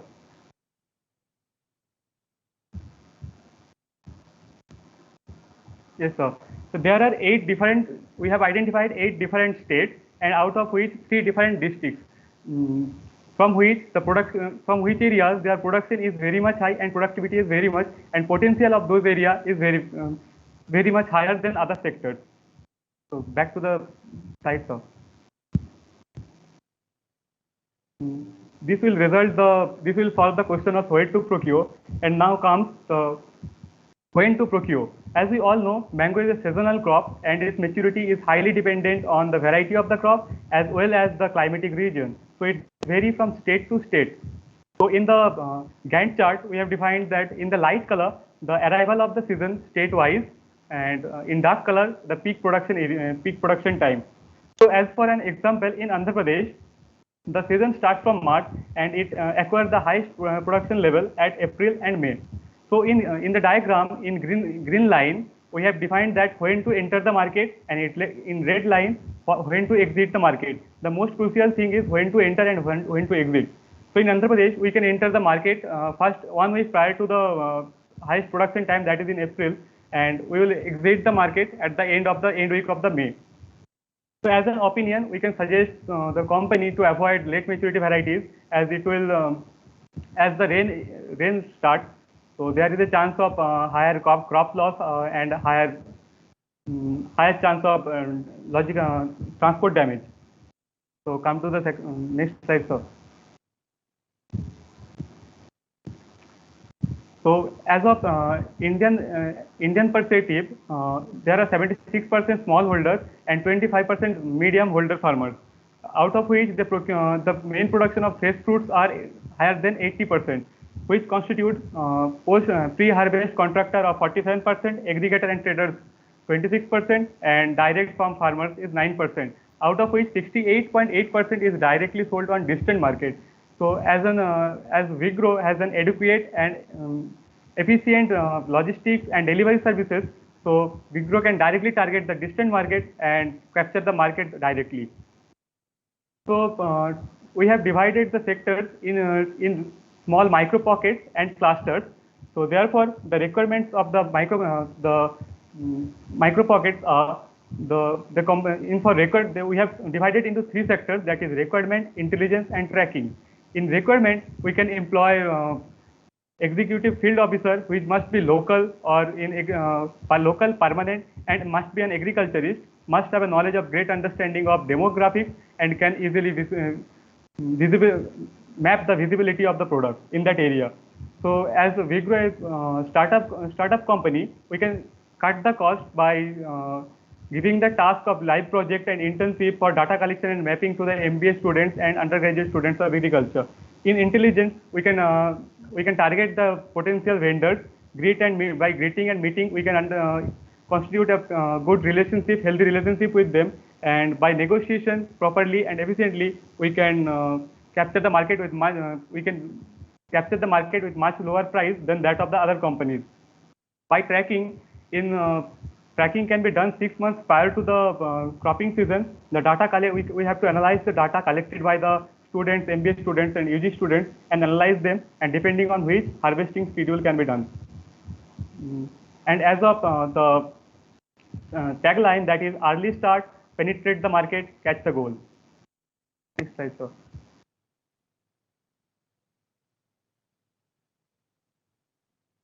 Next slide, sir. So we have the plan of action we have divided into 2 sectors, that is pre-season and mid-season plan, monthly plan. So in the pre-season, that is in November, December, and January, February, we first go into the November season. That is the task of the company should be identifying top districts and clusters, live projects given to the MBA and UG students, and aggregating the data and strategy and analyze that.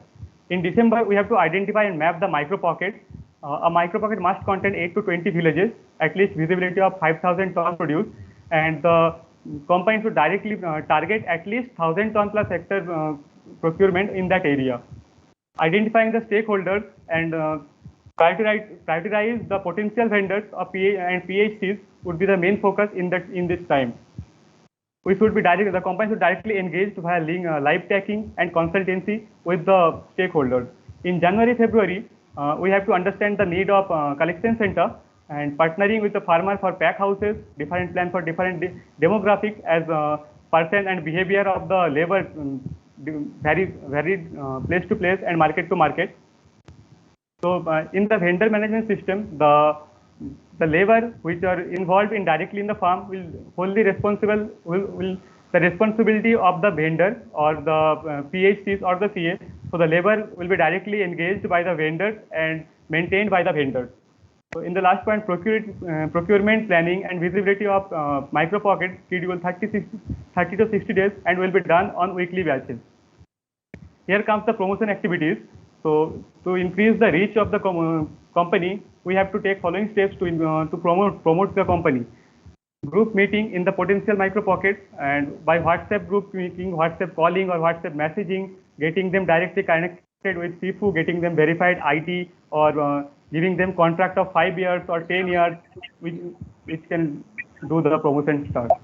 In the mid-season monthly plan, we have differentiated into 3 sectors, that is initial 5 days, which we will target to acquire 40 tons, and In this time, we will partnering with PHCs and vendors and capture the attracting bid to influence them to directly do business with the company. And for training of laborers and graders should be done in this time. In peak 20 days, 140 ton, we will target 140 ton, and the main focus will be on the logistics, negotiation for better kg price, and constructive plan to procurement.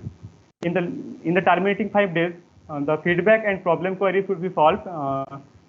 Search drive for new marketplace or new MPs would be done. Collection of procurement data for next season. As we go to the next season, we have to procure more and target more for the next season. So over to you, Mr. Prithviraj. Thank you, Mr. Kuntal. In the first graph, it shows the months in which there will be arrivals for the top markets or mandis. This is starting in the month of mid-March, rising from May and reaching its peak in April to July, and then gradually decreases. The major markets of India for mangoes are Bengaluru, Bhopal, Hyderabad, Mumbai, etc. The main goal of Shifu will be targeting the market during the lean and peak season. In the second graph, we come to know about the price trend of the market. We can observe that the price starts increasing from mid-March and reaches its peak in May. This is because of the distance market. Let's discuss further. As we can see, the price is low in Bengaluru, but the production is high there. This is because the mango hub is very near to Bengaluru, around 50 to 100 kilometers. The production is high, but prices are not because of the source is very near. Let's take another example. The second line, which we can see in the dark blue color, is Dehradun. Mango is not produced nearer to Dehradun. In the current scenario, mangoes from Kurnul, mangoes from Chittur, mangoes from Ratnagiri is transported to Delhi, and from Delhi it reaches Dehradun, resulting in increasing of the price. What Shifu can do is it can focus on all the top markets by identifying the distance market, what is the price fluctuation and demand, where they will get a higher price. Some of the major distance market are Dehradun, Bhubaneswar, Jammu, Chandigarh, etc. Shifu can capture these markets for 10x business and better profit. Hit the market at the right time, deal, procure, and repeat. Next slide, please, sir.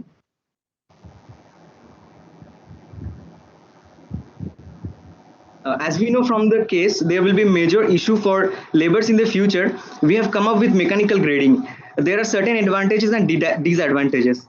Uniformity in size, high aesthetic value, less time consuming, and efficiency in some are some advantages. And immobility, higher investment, requirement of electricity and skilled laborers are some major disadvantages. This is the cost estimated module of mechanical grading in comparison to manual grading. As we can see, the efficiency of the mechanical grading is more, but if we consider the cost of installation and maintenance and various other factors, we can see that in the current situation, it is very much favorable to go with the manual grading. Now the question that comes in mind is that how to manage the 800 laborers. Accounting and aggregating 800 laborers as a single number might be a problem, but dividing them into 80 labor groups in 10 micro pockets will be a solution. Also, there will be permanent field executives and the partnering stakeholders who will be equally responsible for the labor management and operations. Short-run manual grading is preferable considering the current situation, but long-run introducing mechanization is expected in future when Shifu will be targeting 100 ton from a single piece. And also about the cold storage feasibility, it is not the most need of cold storage currently because mango is a high volume commodity. Yes. Sorry to interrupt you. We have 3 minutes left to complete your presentation. Okay, sir. Thank you, sir. As we know about the cold storage feasibility, it is not most need of cold storage currently because mango is high volume commodity. If we keep mangoes in cold storages, the charges will be very high. Also, mango is not very high value crop. We can come to solution of transporting the product as early as possible to the market according to the demand. To be efficient, act smart. So next slide, please. The importance of CC in supply chain is very important as it provides a single window solution for the farmers, PHC and aggregators. The farmers, PHC and aggregators can harvest their material and bring those to the CC, which will be more safe, more convenient for all the stakeholders. Also, the grading and sorting will be done in CC with the help of skilled laborers which will also be helpful in mitigating the product mix-up. Like we will be achieving the error mitigation. From the single window solution, the most important thing that we can achieve is partial mitigation of the problem of the linkage between stakeholders. The benefits of CC are a better procurement, better labor management, and better result output. If we have a collection center, our planning and execution will be in a very efficient way. The benefits we have discussed in the formats of 3 Bs. We can discuss about the procurement idea with the stakeholders in CC. Second thing is better labor management. We can management the labors prior a day, and also with the help of skilled labors during the sorting, grading, we'll be able to solve the issue of product mix-up. The third B is a better result output. The procurement, sorting, grading, packing, and transporting will be in a proper way in the CC. And the last thing is register, that we will also be able to maintain the register in a better and efficient way in CC. Now the question arises that how will we choose in which micro pocket CC will be established? The selection criteria for establishing CC will be based on 3 major points. Criteria number 1, the stakeholders of particular micro pocket, those who sell their product in nearby mandis will sell into Shifu. Criteria number 2, those PSC who will be ready to sell their produce at farm gate, we will have to establish CC there. Criteria number 3, where the farmers are selling their maximum produce to the mandi, we will establish a CC there. If we achieve this, then definitely we grow into 10x and we will grow. As to conclude the case study presentation, what we achieve is what, when, where, and how to procure, and the agribusiness module principle like 4 Ps: product, price, promotion, and place. Thank you.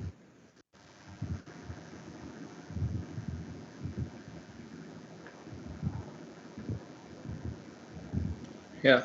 So thank you, team. So again, it was a very great presentation and detailed one. And I think in 2 places you missed the topic. And one is like you mentioned only Benganpalli we procured, but almost all variety, whatever you mentioned, we procured all the varieties too last year. I mean last season. And as well as we have mentioned that we are good in matchmaking. So where to sell and for what price and when to focus on which market. So that we already mentioned in green color. So that is one more change I require to tell. And one question is, so you have mentioned like all the farmers should be there in WhatsApp group. So don't you think like creating a single platform for all the farmers will create an issue, because like it's very difficult to convince or it's very difficult to satisfy all the farmers. So in case of one WhatsApp group, nearly 250 farmers will be there. So satisfying all 250 farmers will be very difficult task. So if you are not good with a one group of farmers, so don't you think that we are only creating a single platform to discuss disputes so that other farmers will go back from us? Sir, I want to take the question, sir. Sir, here we will make a WhatsApp group of the particular area in micro pockets. So there must be a good relationship by maintaining a greeting and meeting system, and we will start a good relationship, healthy relationship, and by this we can overcome the problem, sir. Okay. So, Kiran sir. Yeah, it was definitely a great presentation, guys. I've seen thoroughly that. And but I have a question, right? For example, now we understand that there is a shift of maturity stage, overall maturity stage of a particular crop across the seasons, right? Like the overall maturity of the crop around in February will be different, and at the same time, overall maturity around in May will be really different, right? In such cases, let us say we're actually procuring in February or March, when the maturity levels aren't really high. The amount of rejections due to sap marks will be higher, right? In such cases, will there be how are you like trying to address the handling losses, right? When the maturity stage actually is a little less, how are we addressing that to bring it to CC and again to transport all of that? Handling losses will be there. So for handling the losses, we have to first mapping the demand of the market, sir. So due to the survey reports or intensive cases we have found, we will be given to the MBA students or undergraduate students. We can map the demand of the product. Just like in Uttarakhand, we have in Dehradun, we have a demand of 200 ton of Amrapali mango or Bengan mango. Okay, so whenever that the demand is required in the next 7 days, so we will procure only Benganpali mango and deliver it to the particular region. So there will be chances of less crop losses as we are delivering according to demand. Okay. Yeah, I'm good, guys. That was great. Good presentation. Thank you. Thank you, Tim. Thank you, sir. Thank you, team, and Thank you, sir. thank you, team, and respected juries, due to some connectivity issues, team 2 cannot be present here. So I kindly request you to announce the results in the next 10 minutes. So we will wait, and I will ask the other teams to be tuned into it. Thank you, sir. Yeah.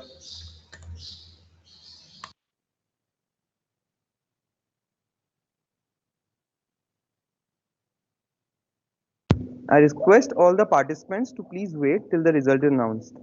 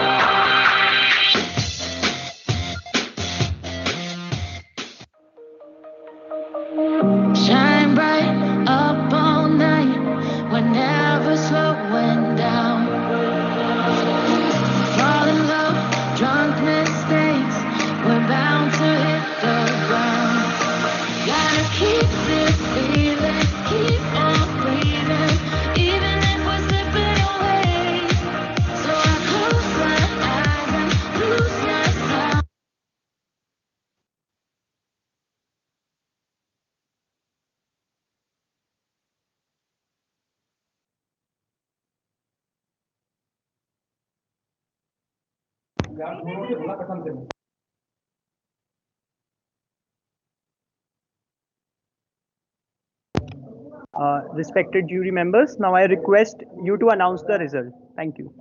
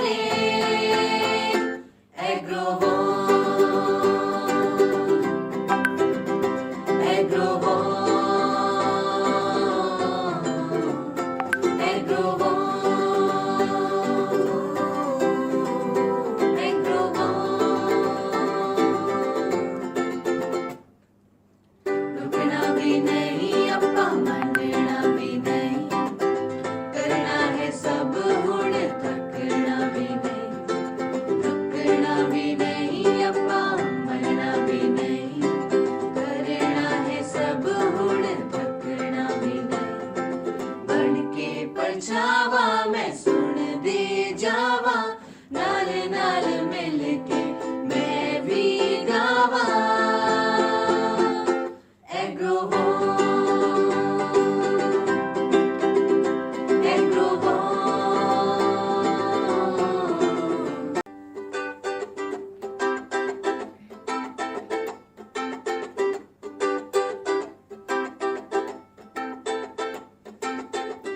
आए हैं फिर से जोश जगाने मिलके बनाने नए फसाने आए हैं फिर से जोश जगाने मिलके बनाने नए फसाने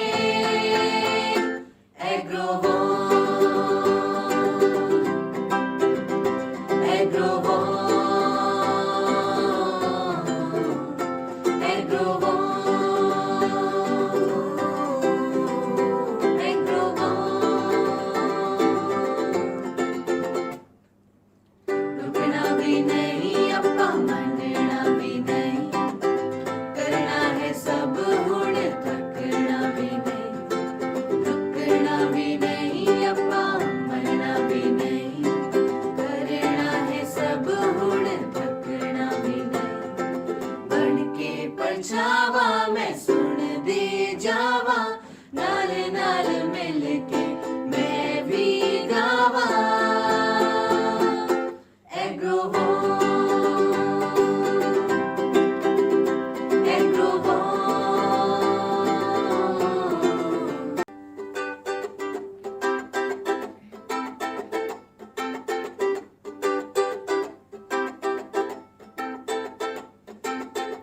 आए हैं फिर से जोश जगाने मिलके बनाने नए फसाने आए हैं फिर से जोश जगाने मिलके बनाने नए फसाने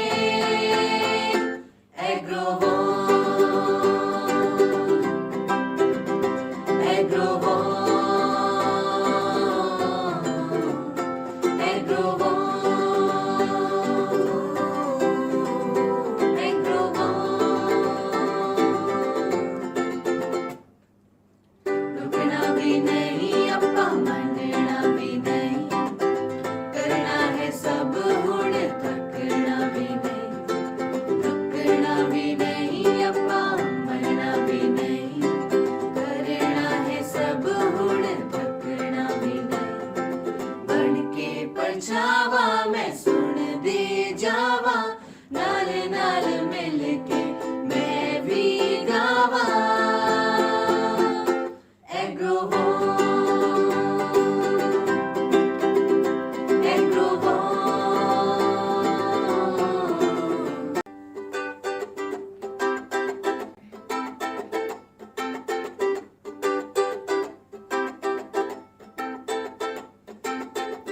आए हैं फिर से जोश जगाने मिलके बनाने नए फसाने आए हैं फिर से जोश जगाने मिलके बनाने नए So am I audible? फसाने Yes, sir, you are audible. Yeah. So should we announce? Yes, sir, you can announce the results. So actually, it was a very great experience for us. So all the 5 team so equally competed, and also we got a very good response from all 5 team. And while selecting the abstract, also almost we took 2 days to select top 6 abstract out of almost 70 abstracts were there. So again, to select abstracts, it was a very difficult task, and again selecting like winner out of these 5 team is again very big task. I and Kiran sir both discussed now. So I want to just give a review for 1 or 2 minutes for each and every team. So the first team, so Nirvana, I think it's totally like out of our topic, because they started to explain about the competitors, as well as they started to explain the general what are the problems and advantages and disadvantages, as well as they started to relate with our competitors and not up to the mark. So 4 topics, like 4 problem statements was there. and I think only one or two they addressed, and rest to with respect to maturity, with respect to problem labor problems, everything they failed to.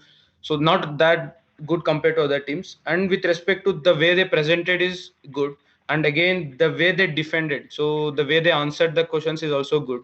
So these two aspects we like the most. And the next is solo hunter. So with respect to solo hunter, again the concept, again the creativity, again the defending ability. So this three was good. And again uh, the one thing that we going to take is idea for our next season is about the agri entrepreneur, as well as the way he presented and the way he explained how to segregate and how to sector, how to divide the team. So one agri entrepreneur will come, along with that again the few other subordinates will come. So with respect to scaling, he explained well. So that we are going to take it and we will try. So not in a big scale, at least we are going to try his ideas. So that we like the most. And the next is Falcons. So again the Falcons, this concept was good. Again the creativity was good, and they explained about AGL model. So again the traceability, so that matters a lot. So they explained that and we like that most. And again with respect to defending ability, they failed to answer two or three questions, so which is asked by Kiran sir as well as me. So that was the only lacking in Falcon. So rest all with respect to time management as well as presentation skills and concept ideas was good. And with respect to lean agro, so again with respect to lean agro, concept, creativity was too good, and time duration was good, and the defending is also good. But like the one thing that we're going to take for next season or for the next year, that was the only lacking in that team. So they presented a lot and the creativity was too good and the concept was good, but the only one thing that what we need to take for a next season, so that clarity we didn't get. So that was the only like a negative side for lean agro. And with respect to team fast, again what me and Kiran are like the most is like concept. So where exactly we need to source, and again that Gantt chart they explained. So I think compared to other team, team faster gave the most clarity for the concept.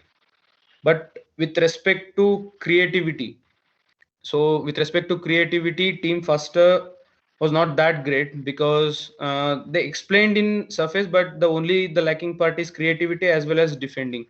So we just asked for about the WhatsApp groups and all, but they tried to explain, but not that satisfactory. And time management was also good, and concept was good. Defending and creativity was lacking in Team Falcons. No, not sorry, for Team Fast. So now we are going to announce the result. I think, sir, Kiran sir, you agreed for it. Yes, I agree for all the comments that you said, yes. Yeah. So now like a runner-up. So now I'm going to announce a runner-up. So it's Team Falcons. Was it easy? Okay. Okay. Yeah. Yeah. Team Falcons. Yeah. Team Falcon is a runner-up. It wasn't easy.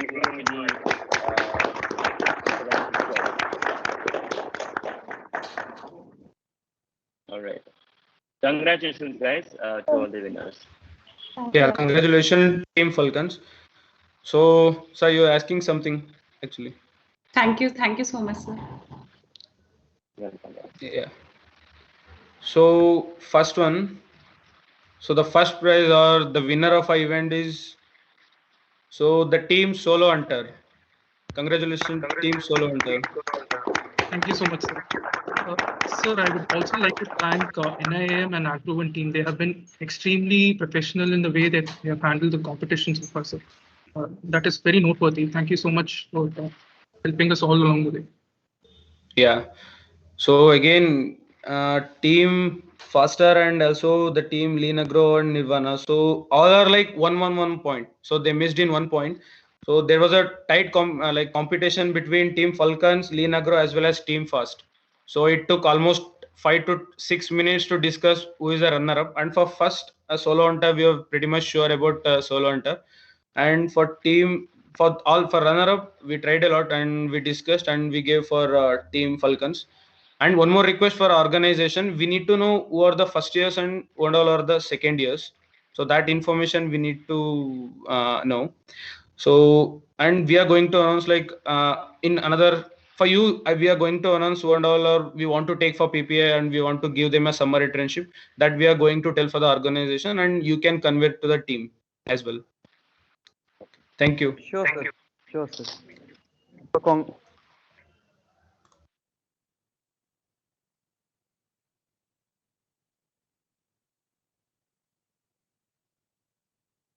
Hello. You're not audible. So congratulations, Team Falcons and Team Solo Hunter. We would like to extend our gratitude on behalf of NIAM fraternity to our honorary guests for sparing their valuable time and engaging with us and strengthening the bond. We will surely convey the message regarding the year of the teams for the SIP and the pre-placement interview. I would also like to thank the audience for their patience and the participant for putting forward their innovative and unique solutions. The event would not have been possible without the constant support and coordination of the organizing team, that is, the faculty and staff of CCS NIAM, the Agrovon team, and MEDIA-E-NIAM for their constant support and coordination. Thank you all for joining us. You can leave the meeting now. Thank you, guests. I request the jury panel to give us permission to end our meeting now. Yeah, you can go ahead because. Thank you, sir. Thank you, participants, for joining us.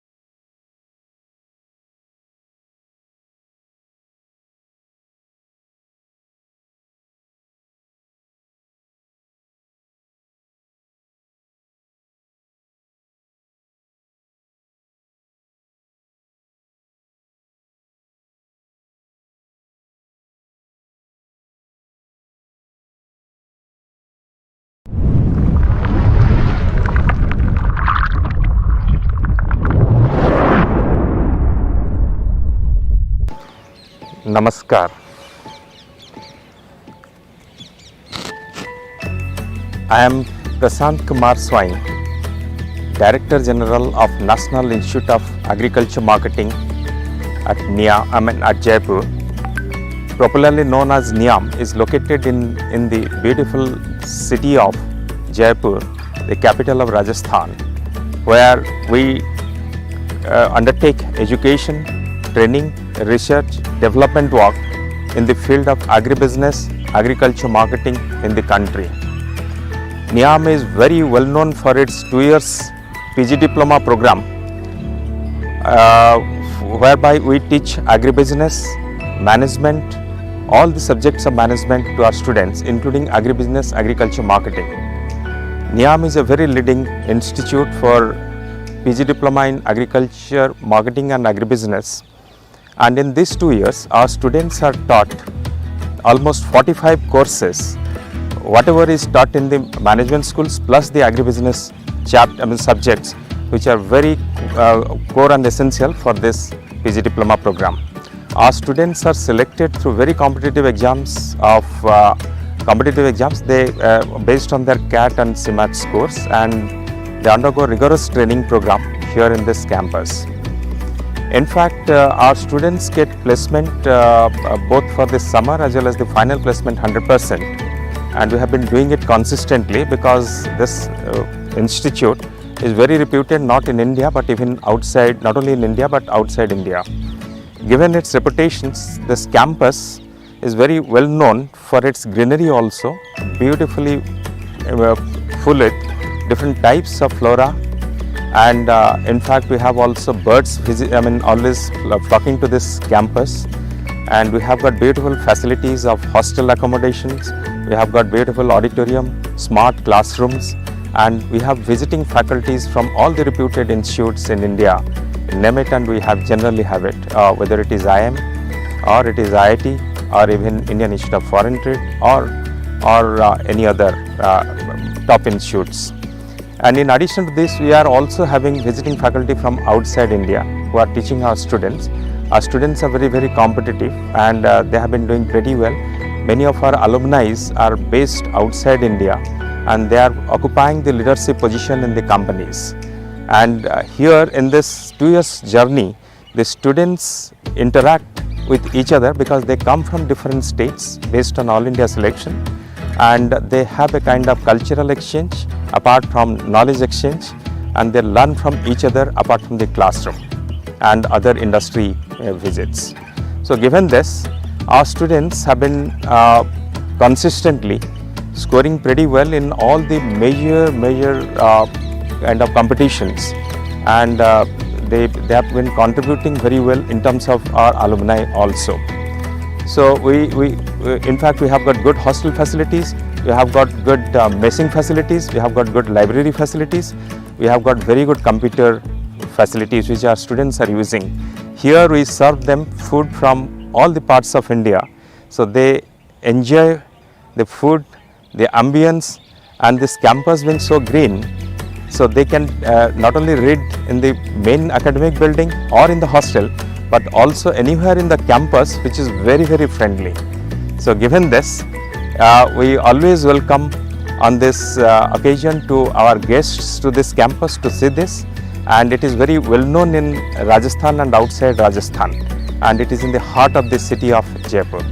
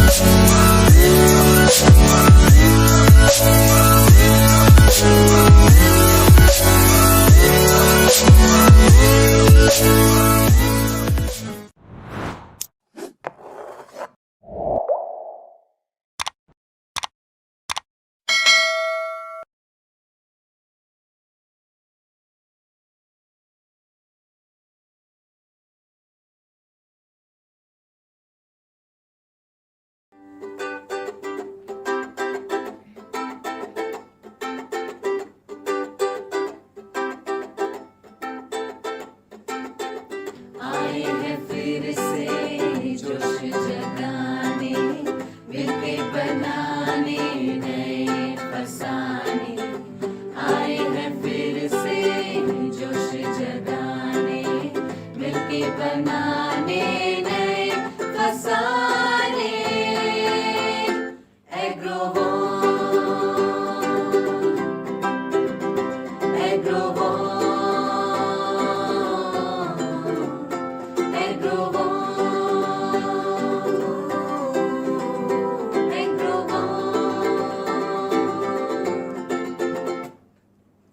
रुकना भी नहीं अपा मनना भी नहीं, करना है सब हुण थकना भी नहीं, रुकना भी नहीं अपा मनना भी नहीं, करना है सब हुण थकना भी नहीं। बन के परछावा मैं सुन दे जावा, नाल नाल मिल के मैं भी गावा।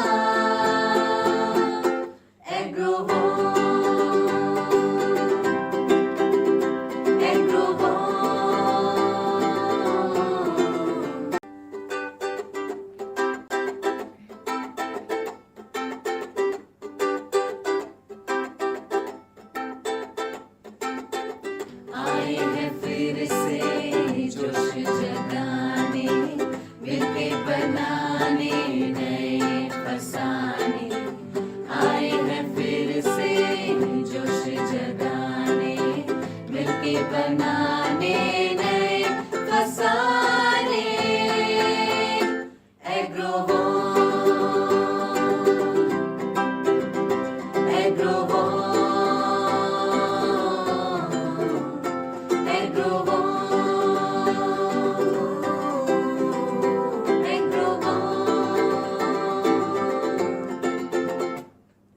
रुकना भी नहीं अपा मनना भी नहीं, करना है सब हुण थकना भी नहीं, रुकना भी नहीं अपा मनना भी नहीं, करना है सब हुण थकना भी नहीं। बन के परछावा मैं सुन दे जावा, नाल नाल मिल के मैं भी गावा।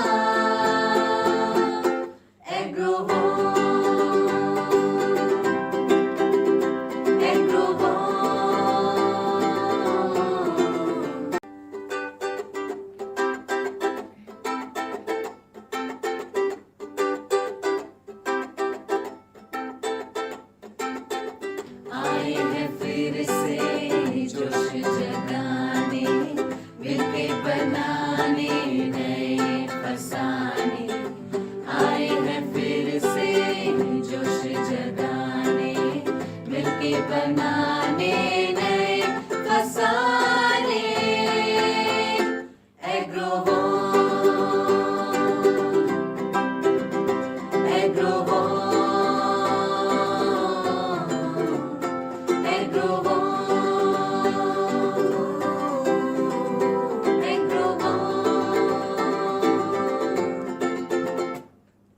रुकना भी नहीं अपा मनना भी नहीं, करना है सब हुण थकना भी नहीं, रुकना भी नहीं अपा मनना भी नहीं, करना है सब हुण थकना भी नहीं।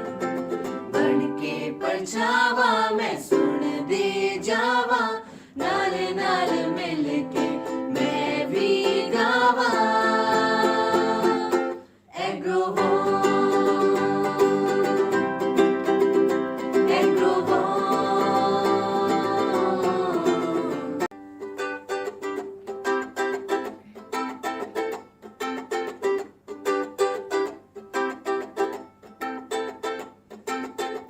आए हैं फिर से जोश जगाने, मिलके बनाने नए फसाने, आए हैं फिर से जोश जगाने, मिलके बनाने नए फसाने।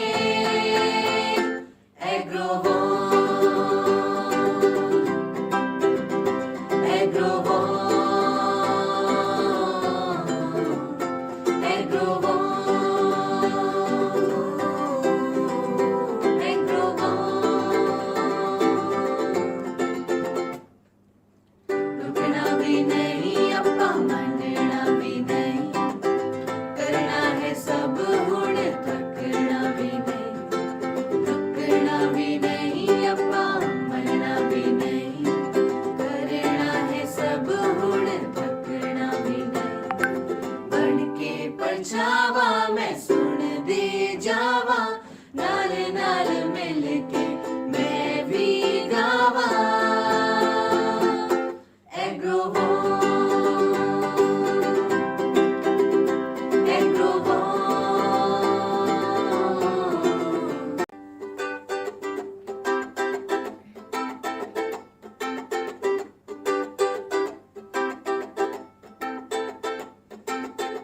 आए हैं फिर से जोश जगाने मिलके बनाने नए फसाने आए हैं फिर से जोश जगाने मिलके बनाने नए फसाने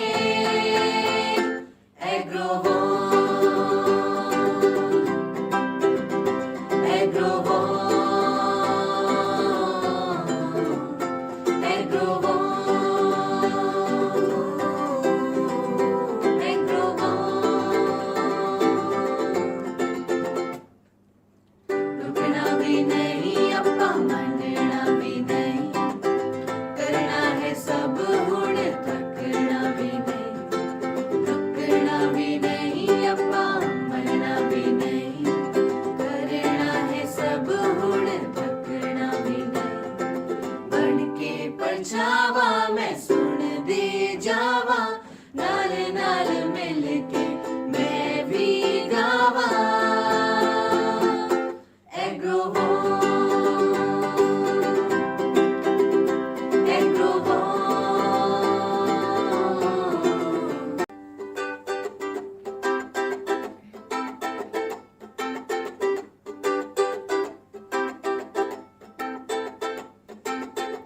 आए हैं फिर से जोश जगाने मिलके बनाने नए फसाने आए हैं फिर से जोश जगाने मिलके बनाने नए फसाने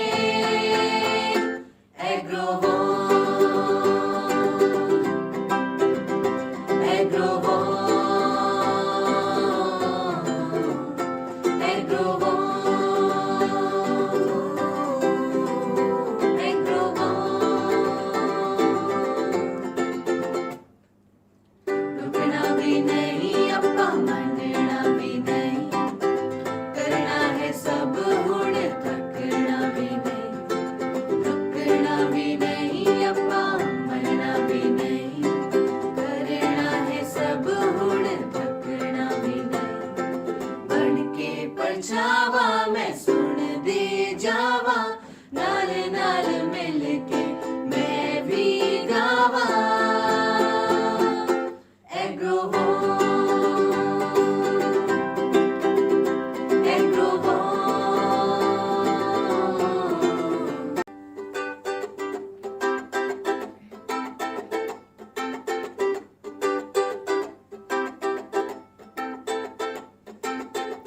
आए हैं फिर से जोश जगाने मिलके बनाने नए फसाने आए हैं फिर से जोश जगाने मिलके बनाने नए फसाने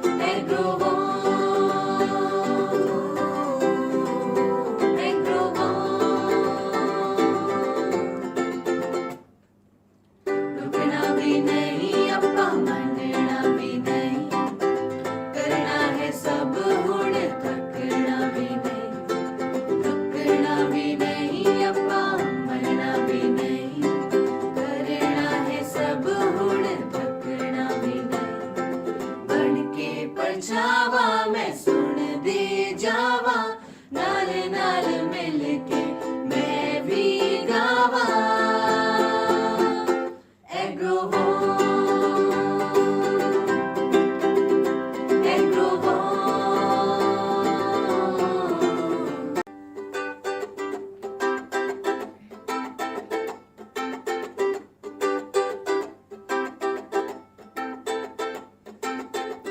आए हैं फिर से जोश जगाने मिलके बनाने नए फसाने आए हैं फिर से जोश जगाने मिलके बनाने नए फसाने एग्रोवॉन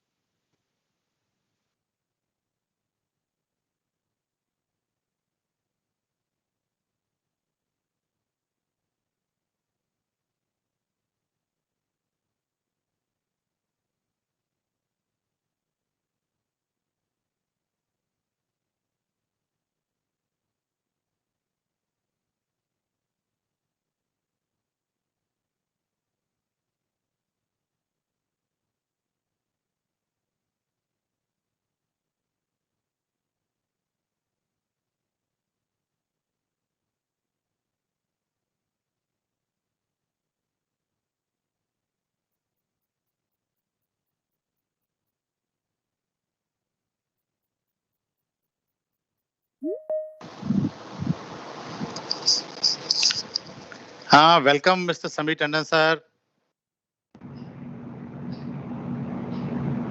Welcome, sir.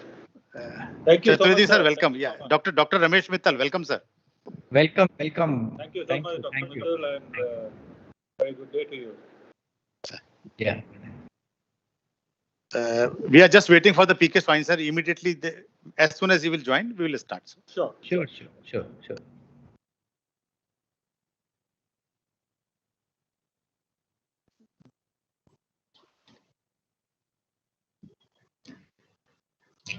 I'm Minesh Shah from NDDB, Chairman NDDB.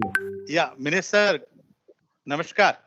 नमस्कार. मेरा वीडियो ऑन नहीं हो रहा है. आई थिंक वहां से किसी ने बंद करके रखा है. Can you? मैं बोलता हूँ. शुचि जरा देखना. Okay sir. हाँ.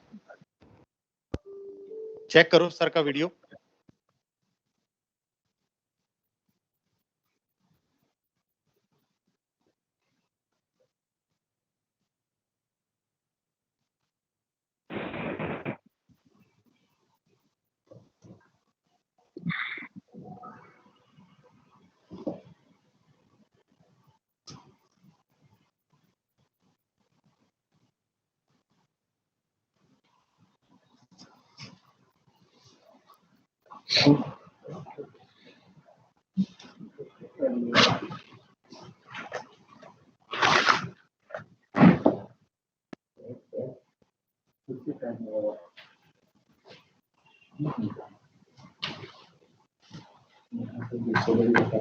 प्रसाद ये देखना, मिनेश सर का वीडियो ऑन नहीं हो रहा.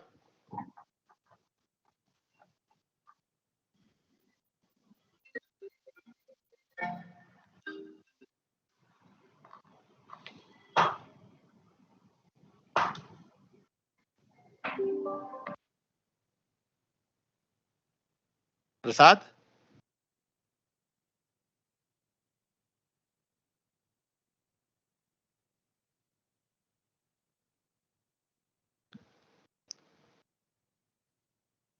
वेलकम संजय साहब. Good evening. Most welcome. नमस्कार. Thank you so much. कैसे हैं आप? बिल्कुल बढ़िया. As soon as P K Swain sir join, हम प्रोग्राम शुरू करते हैं. जरूर. जी. प्लेजर मीटिंग यू मित्तल साहब. Thank you sir. We are waiting eagerly your visit to NIAM. नहीं. earliest possibility. now.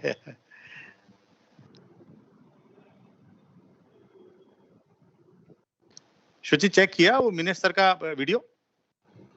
सर हमारी तरफ से हमने कोई राइडर नहीं लगाया. मैंने सर को रिक्वेस्ट किया कि वो री-लॉग इन कर लें एक बार. री-लॉग इन किया, फिर भी नहीं हुआ. हम देख रहे हैं, फिर से एक बार मैं ज्वाइन कर लेता हूँ.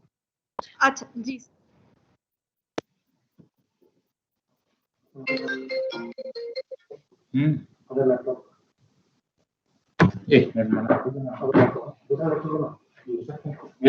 मेरा है ना, नहीं तो यार इधर मेरा ये है ना, ये चलतो तो ना.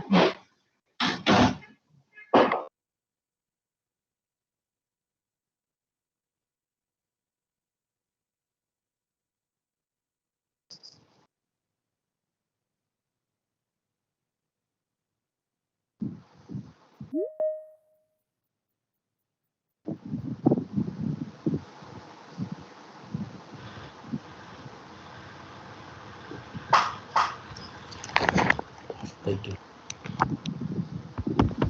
Now we can see, sir. Now welcome. Yes. Welcome, sir. Thank you.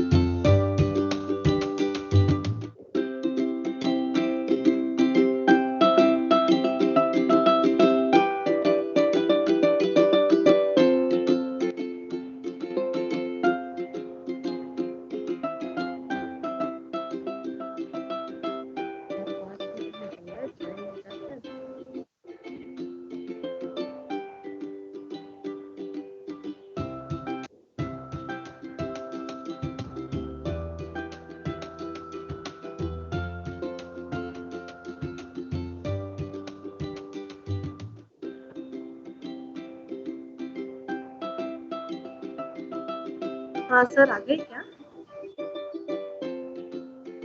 एक बार ज्वाइन करने के लिए कह दीजिए ना, हम वेट कर रहे हैं।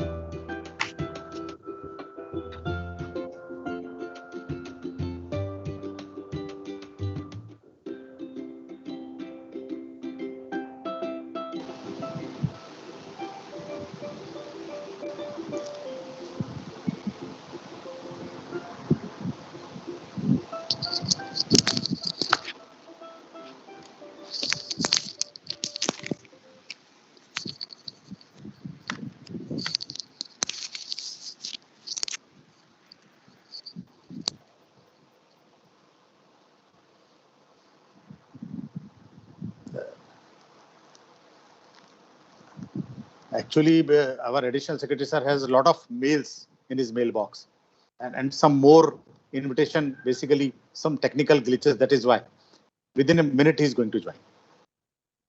Sure.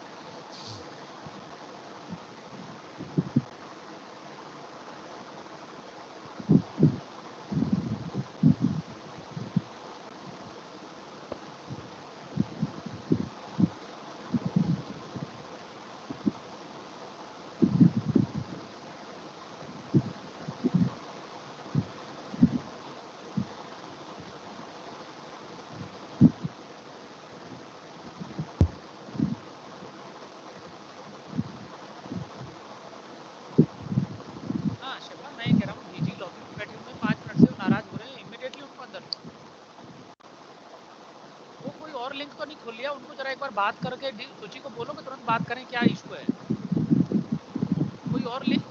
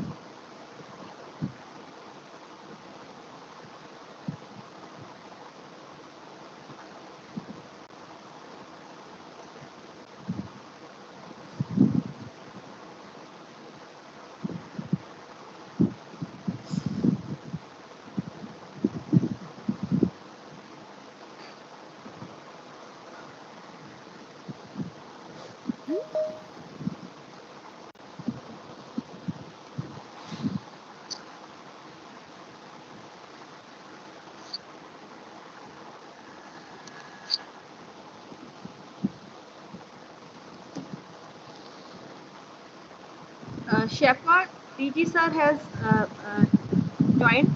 You can start the program. Yes, ma'am. We will start the program. A very pleasant good evening to all. Today we have gathered here to celebrate the final day, that is valedictory ceremony of our annual Bee Fest, Agrovon 2K21. I, Shefa Jekar, on behalf of entire CCS NIAM family and Agrovon 2K21 team, extend heartiest gratitude to our esteemed sponsors, to participants, audience, and friends for making Agrovon 2K21 a grand success. We have some eminent personalities in the house of both national and international repute honoring our event. Welcome, sir. Before we proceed ahead and request our most respected guests of this evening to address the house, I would like to request our Director General, Sir Shri P.K. Shrine, also Additional Secretary, Ministry of Agriculture and Farmers Welfare, Government of India, to address and welcome our honorable guests. Please, sir. Thank you. First of all, my and I have a Lakshadeep as chairing that to take the E-NIAM.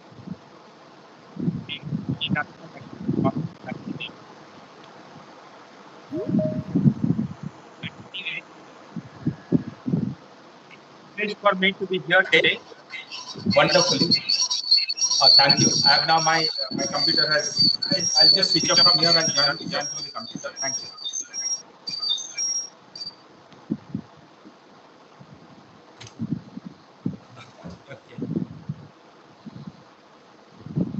It's a big privilege for me to be here in this Agrovon concluding function. You know, today, I mean, India is celebrating this year the 75th. We have celebrated our 75th Independence Day on 15th August 2021.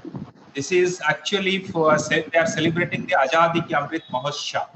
This is 75 weeks and 75 years of independence.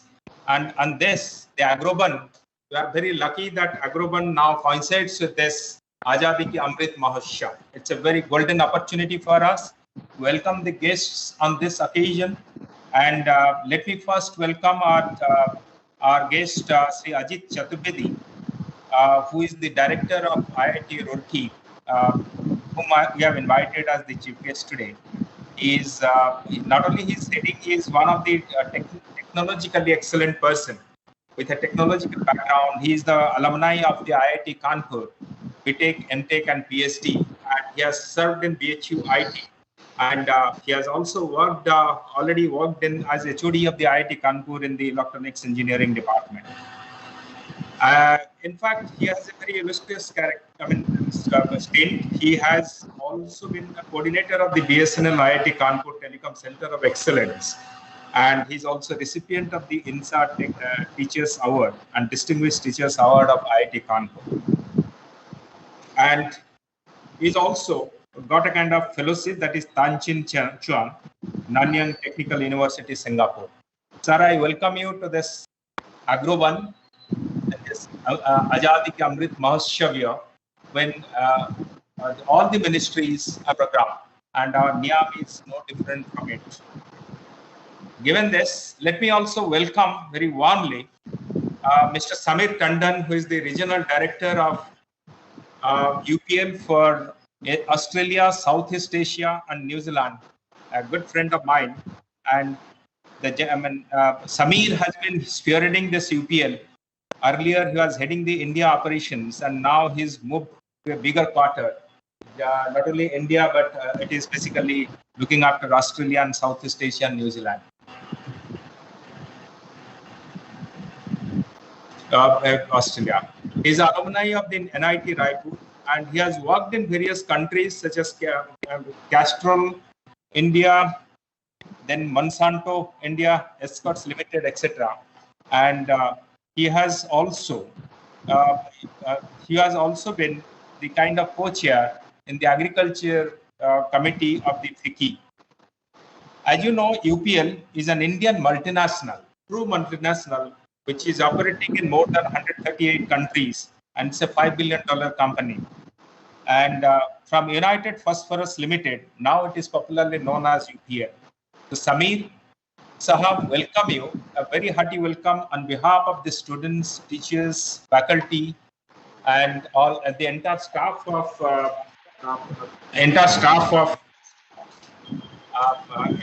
CCS NIAM for this concluding function.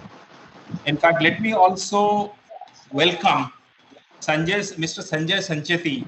He's a very well-known personality in the industry circle.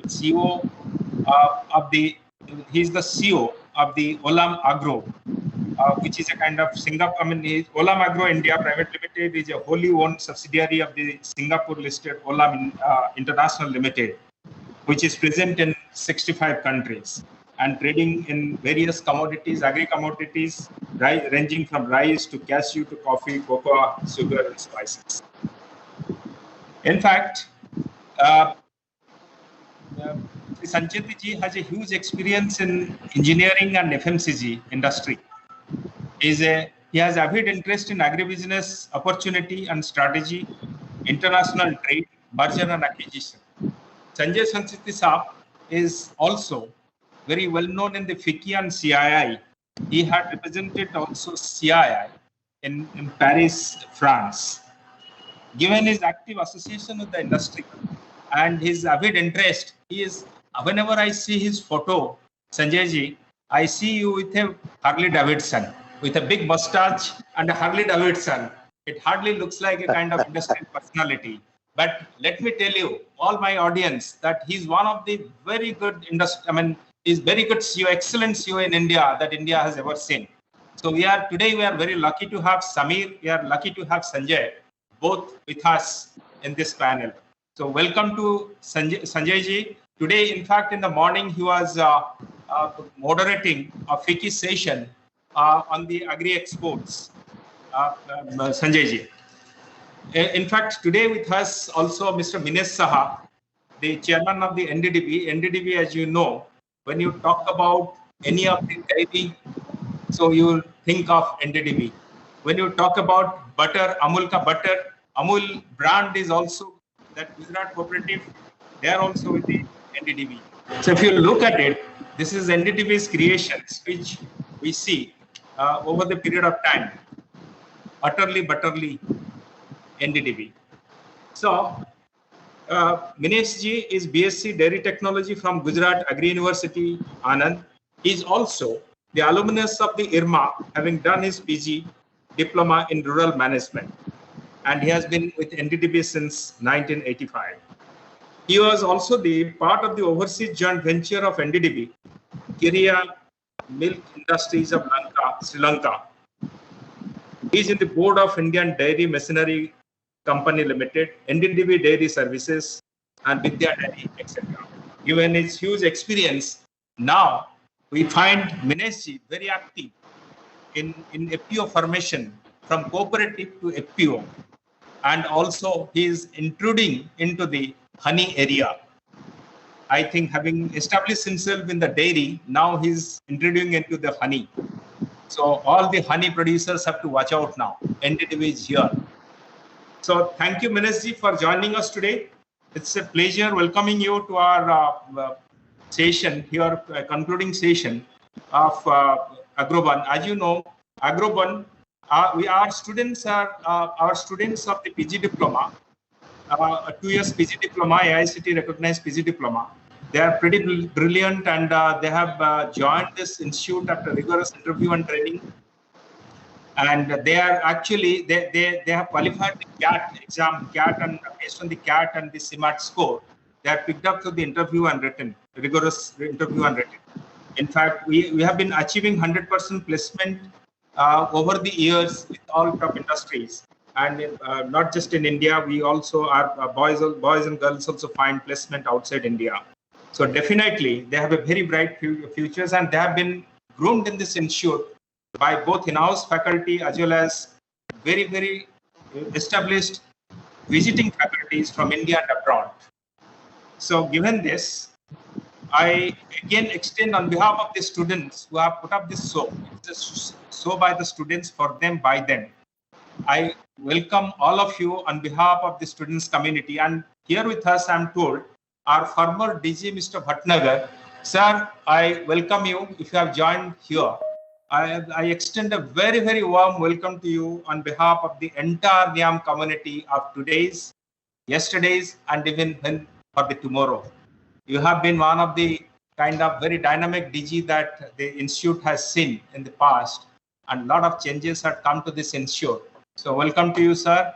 And with us are also various faculties, both visiting as well as our guest faculties who are here, joined, as well as many of the companies and our alumni who have joined from all over India and abroad.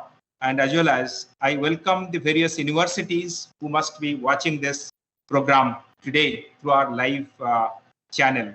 I also welcome the media which is present today to cover this issue. With this, I thank all of you for being with us, and handing it over to Sefa and the team to take it forward. Thank you. Thank you so much, sir. Yes, sir. Thank you so much, sir, for introducing our guests of honor of this evening. I would now like to request Dr. Shuchi Mathur ma'am, Assistant Director, PGDM, ABM, CCS NIAM, to give a brief report on our 3-day held Agrovon Annual Bee Fest 2K21. Please, ma'am. Thank you, Shafa.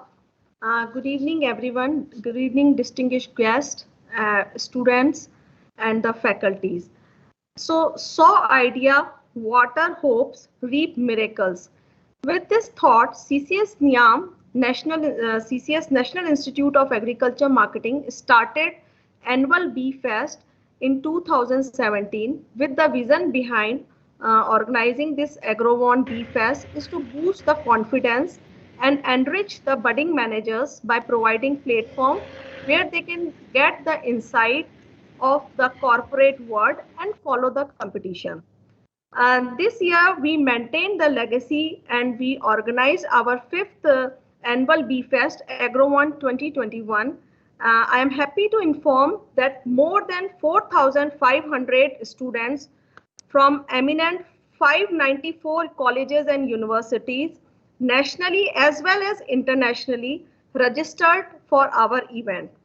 The colleges and universities are like students are from IIM Ahmedabad, IIM Bangalore, IIM Kolkata, Indore, Jammu, Bodh Gaya, IITs like Delhi, Roorkee, Kharagpur, NITs like Calicut, Hamirpur, Patna, St. Xavier College, Kolkata, Ranchi, Xavier Institute, Bhubaneswar, Symbiosis Institute, Pune, Nasik, Nagpur, Noida. The list is very, very long. Internationally also, we got registration from the university like AI, Agrovon University, Morocco, University of Manitoba, Canada, Democritus University of Great Greece. So we got a huge response, not only nationally, but also we started our event on 7th September 2020. Here I would like to mention that generally we organize two days, that is 7th and 8th September. But this year we got huge motivation and sponsorship from the companies like Advance, Savannah Seeds, Hanuka Agritech, Syngenta Foundation India, Tulip Agro and Chemicals, East West Seed International Private Limited, Pigro, Shifu Agritech Private Limited, Seedworks International Limited, Private Limited, and our media partner, Krishi Jagran. And because of this event, this year the event goes for the 3 days. We started our event on 7th September 2021 with the blessings of Director General and Additional Secretary, Ministry of Agriculture and Farmer Welfare, Mr. P.K. Sweet, sir. We also got our sponsors from like Mr. Hardeep Singh, Vice President Sales and Marketing, Mr. Vinayak Sharma, Raman Sharma, Vice President Seedworks International Private Limited, Mr. Pratham Patro, Head HR, East West International Private Limited, Ms. Bhavna Nirmal, Head Business Development Syngenta Foundation, Mr. Kiran Nayak, Co-founder Vigro, Mr. Kamal Kumar, Advisor Dhanuka, Mr. M.C. Dominic, Founder and Editor-in-Chief Krishi Jagran, and Professor S.K. Barai, Director BITS Pilani, Shri Sanjeev Chatterjee, MD NAFED, and our chief guest, Mr. Vinod Yadav, ex-chairman and CEO of Indian Railway. We started the event from 7th September afternoon. The first event we organized was Vivechan, the case study competition. The winner for this winner for Vivechan, the case study challenge, was the team Mastermind, which comprises of Mr. Aman and Vikas Sharma from IIM Ahmedabad, and the runner-up team was Team Gladiator from CCS NIAM, Vishesh and Nikita Best. The second event we organized was Saksham. This was the best manager event, and the winner was Ms. Surbhi from SIB Pune, and the runner-up was Mr. Arjun from NIT Trichy. The next event was Advik, the live case study. The winner was 2 red bricks, which comprises of Abhishek and Abhishek Bis from IIM Ahmedabad, and the runner-up team was the Illuminator. The team comprises of Mr. Sanek Chaturvati and Ritika Sani from Manage Hyderabad. The fourth event was Lakshya, the bee plan. The winner for this event was the team Phonics, which comprises of Astha Sharma and Shruti from IIM Rohtak. And the runner-up team was team Wickling, which comprises of Ms. Rashi and Mr. Ritu Raj Singh from CCS NIAM. The fifth event was East-West Seed Case Challenge 2.0. The winner was the team B Blockers, which comprises of Akshat Singh and Manash Jyoti Rekha from Irma Anand. And the runner-up team was Team Crew, which comprises of Devrati Singh and Prateek Suman from IIM Bangalore. The sixth event was What Should Shifu Do? This was a week 2 case challenge, and the winner team was Team Solo Hunter, which comprises of Varun Vaidyanathan from IIM Ranchi, and the runner-up team was Team Falcon from SIP Pune, which comprises of Anugya and Pallavi Gupta. The next event was Sankalan, the article writing competition, and the winner was Dr. Tripit Sen from NMIS Mumbai, and the runner-up was Ankit Mahapatra from ICR New Delhi. So these were the events which we organized in these 3 days, and today we are at the last on the validity of this program. So I hand over to Ms. Shefa to present a movie about the Agrovon. Thank you, ma'am, for giving a detailed report of our Agrovon 2K21. I now request our media team to kindly showcase a glimpse of our 3-day event.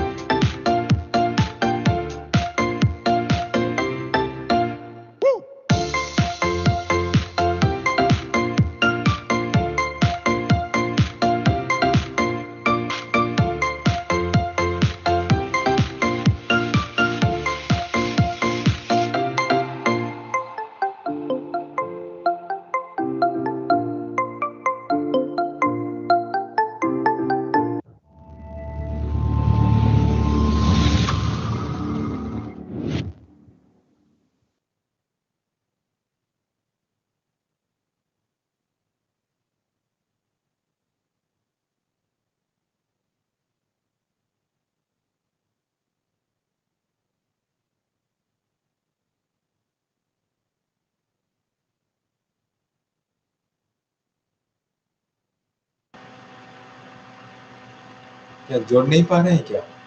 सोचिए। Shafa, are you there?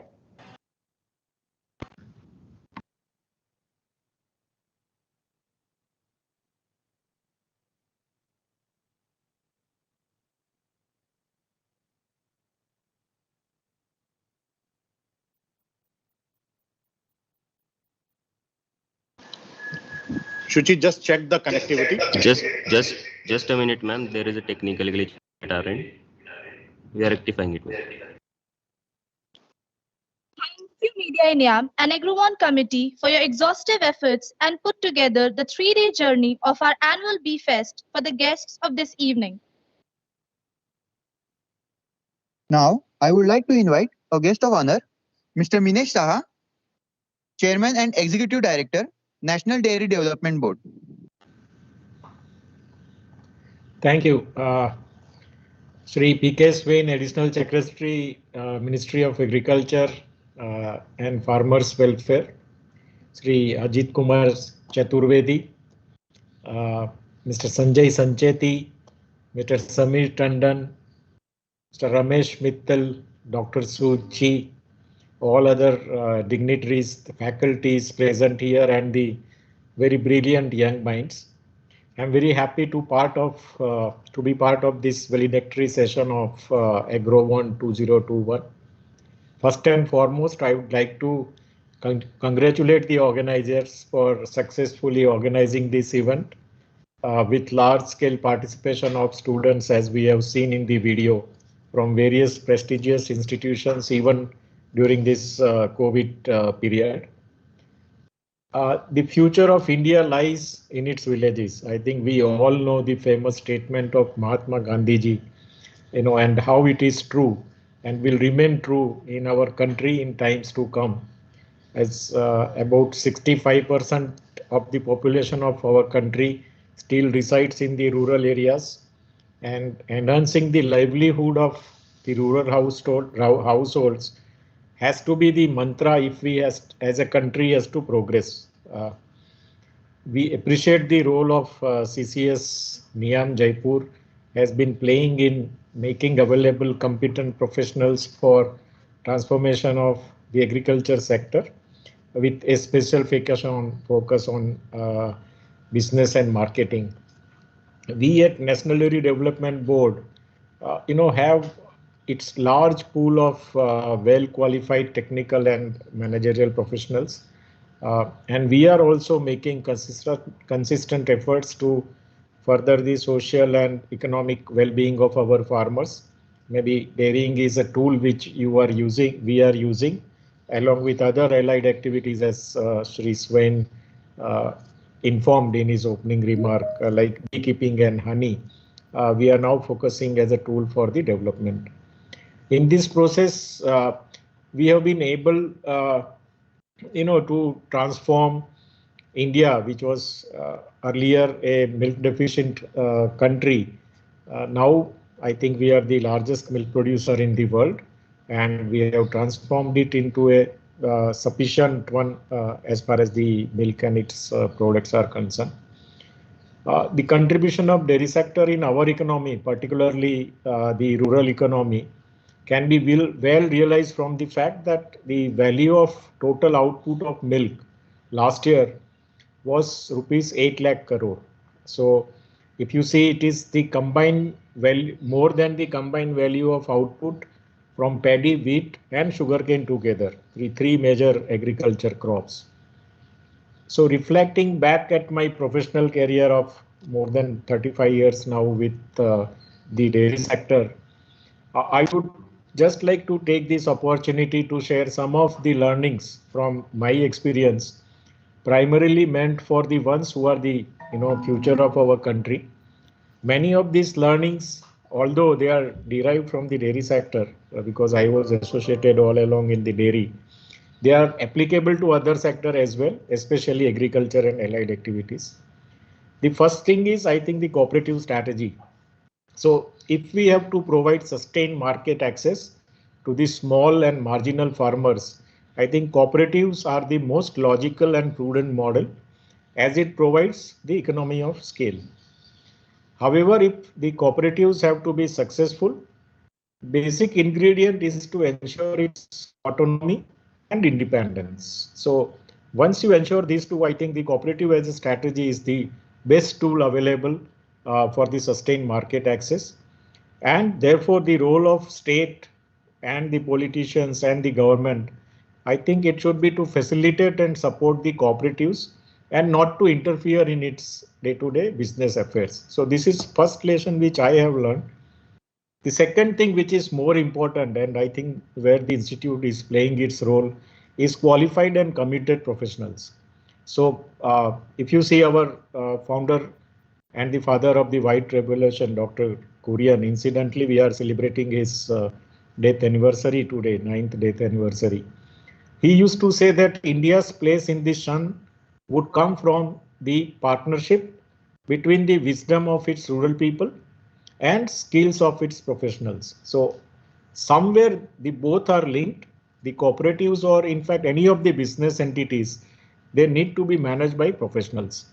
However, I think what we need in the rural sector is not just the professionals, because it's a rural area where we are working. We need committed professionals who have required zeal to work for the sector, because they will have to undergo a lot of tough times when they operate in the rural areas. And to make available these committed rural managers, Dr. Kurian founded Institute of Rural Management, IRMA. We saw some graduates from IRMA winning one event, and which has made immense contribution in making available, such professionals who are competent, qualified, as well as they are value based. And I think the same is true with the NIAM. The third factor which I would like to highlight is the science and technology. So the dairy sector in our country is flourished because scientific systems, processes, and innovations were used to bring about efficiencies and effectiveness across the dairy value chain. So right from the cow to consumer, because the milk value chain starts from cow and ends at consumer. In the across value chain and the institutional building, we have used the science and technology everywhere. Use of technology, for example, in the procurement of raw materials and other operations is critical because it ensures fair and transparent operations, and which trust the build, which trust and builds the trust and the sincerity between the farmers and the cooperatives. Today, with the, I think, latest information and the communication technologies which we have available at our disposal, we can definitely reach out to farmers with latest innovations. And these technologies are required to be cost effective and also user friendly. And, they should be ready to scale, to be scaled up. So this is the third factor. The fourth one and the last one is, I think, market orientation. So we have experienced that organizations who have succeeded in the dairy sector, they had a distinct focus on the marketing, be it reaching out to the consumers or creating a new set of consumers. The expenditure on marketing are actually investments, and dairy cooperatives have been able to pay back almost 70 to 80% of the consumer rupee earned to the milk producer. So if you see in agriculture commodity or any other commodity, this is perhaps the highest, the amount being passed from consumer rupee to the producers. So there are many more in the list, but I will end by saying that we as professionals or future professionals have to continue to find new and better ways of doing business and work with the farmers. So not always only for the farmers, but sometimes with the farmers to have more efficient and effective systems. And this will require collaborations and cooperation among all these stakeholders. Thank you very much for this opportunity provided to me. Thank you, Ministry, for accepting our invitation, first of all, and as a colleague in the ministry or beyond this. So thank you for your inspired lecture to our students. And let me also inform the August gathering that NIAM also promotes agri startup. both incubation phase and the startup mature phase. It's a leading agri-startup center for Ministry of Agriculture and has been actively, working in the sphere of agri-startup promotions apart from working with the state governments. We'll be very happy to know. In fact, not only our students, but the startups, they're coming up with such novel technology that blends with their innovations and ideas that it transforms the entire agriculture sector and the allied sector. It has a potentiality to transform it. So you'll be very happy to know many of the startups are also coming up in the dairy sector and the fisheries sector, which even NIAM is promoting them. And in the last 2 years, they have promoted already more than 100 startups. They have handled them through training and other things. So this center is, in fact, we'll be very happy to see that NDDB gets connected with the NIAM beyond the IRMA also. And we'll be looking forward to your visit and to your close association with the NIAM from all aspects. Thank you very much. Once again, welcome to NIAM. Surely. Thank you. Thank you. Over to Sepa. Thank you so much, Mr. Minesh Shah, for addressing the audience in the House.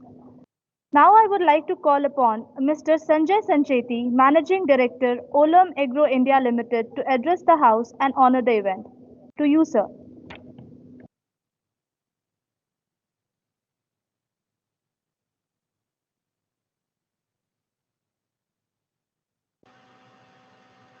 Welcome, Sanjay Sancheti sir. Please unmute yourself. Unmute yourself, sir.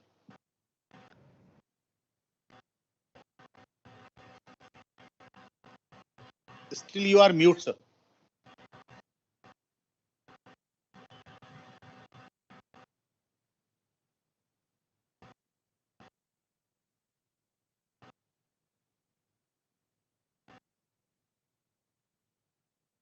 Otherwise, we move to. Yeah, Shuchi, can we? Am I audible now? Yeah. Absolutely. Thank you, Sanjay. Yeah. Okay. Sorry about this. And thank you. And a very good evening to all the distinguished personalities, all the dignitaries who are present here, and to all the students and delegates to the event. Really privileged to be here. And when I heard from Mrs. Mathur about the event, I am really impressed with the comprehensiveness of the agenda for the event. This event is such, the agenda of the event is such that it actually brings out the best of creativity, analytical ability, and agility of thought among the participants and the students who are there. So I think that such events really prepare you very well for the challenges ahead.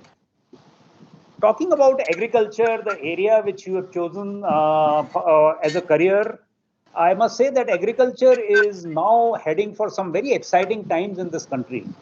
The government has realized that the sector really needs a very strong push. Almost 600 to 700 million people depend on this sector for their livelihoods.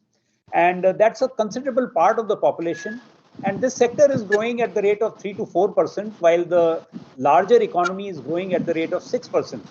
So unless and until this sector catches up, as a nation, we would find it very difficult to hit the 8 and 9% kind of a growth rate which the country needs to lift millions of people out of poverty.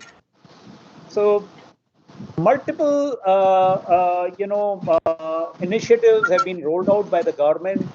The Agriculture Infrastructure Investment Fund, the scheme for FPOs, the production-linked incentive schemes for the food processing industry, and the thrust on exports, which the government wants to give. Given these kind of developments which have happened in the agriculture ecosystem, I must say that a very exciting career awaits all those students who want to be part of this ecosystem. Be it agri-tech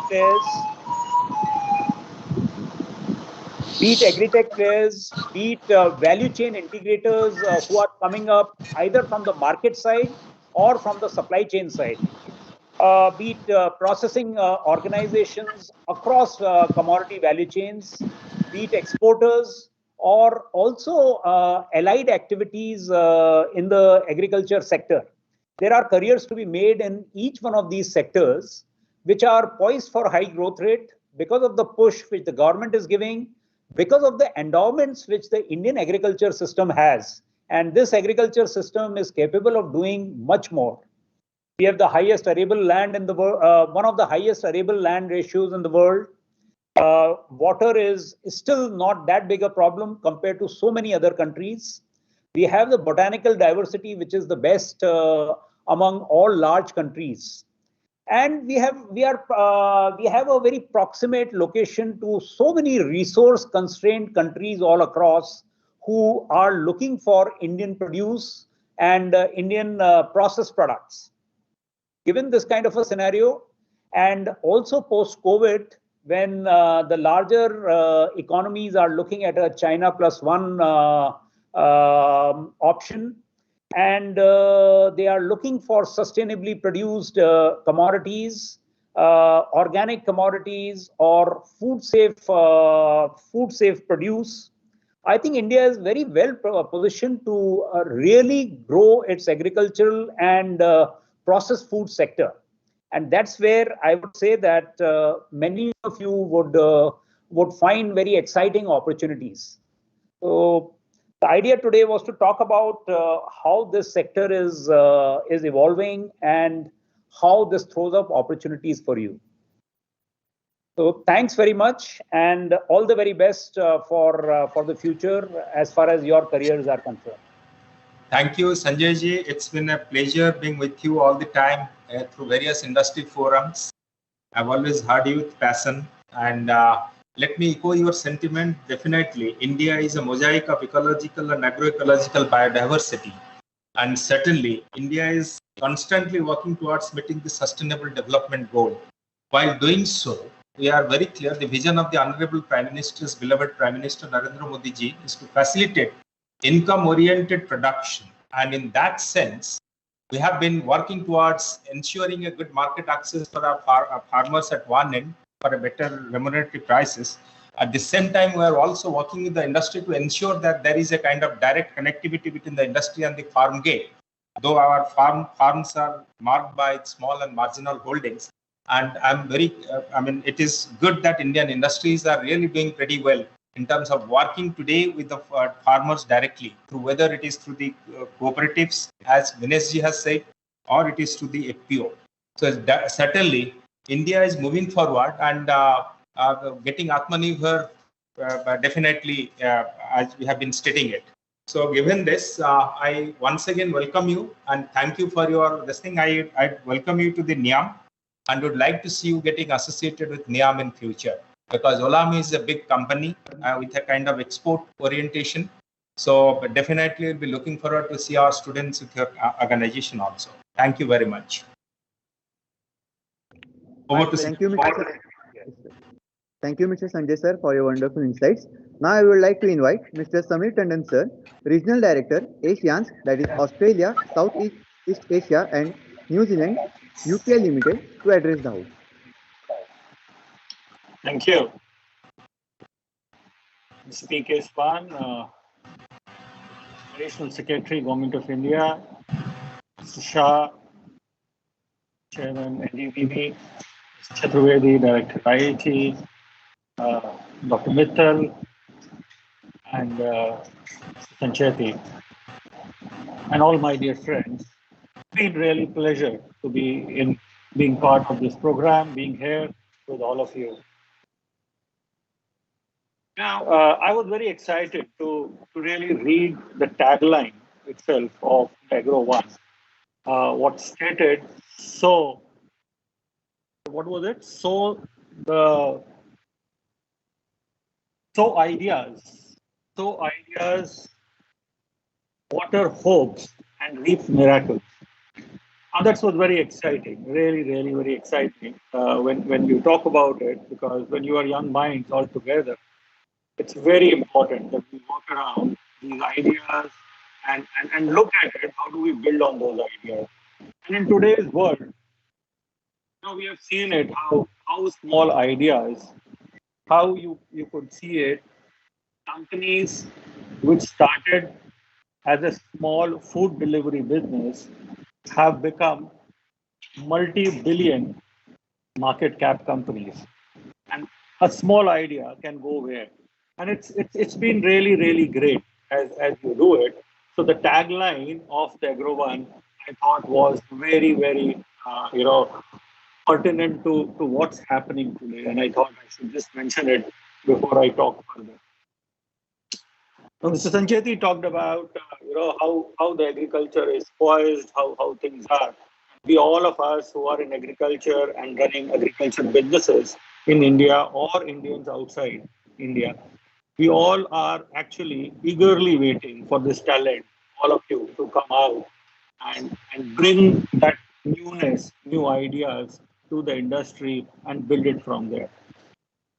Now, I think there was a time where the governments, different bodies work through to make countries like India self-sufficient in grains. We have been self-sufficient in grains for a long time, almost about 20 years now. And now is the time where just not about producing more, it's also about producing what can get consumed and what gets consumed at what price. How does it bring it? If you really see today what advantages we have in India, we always have been cursing. Like we have small holding farmers, very small farmers. I and at the company I work for, we believe that a small farmer or a diversity of small farmers in India is actually a huge strength for us. 70% farmers of the world are small farmers. And we have more than that, which are smaller farmers. And everybody, India, you don't have big farmers. If you really compare it with the big farmers, what you have in Brazil, Australia, Argentina, or in US, they're all small farmers. So it's about taking advantage of what we have.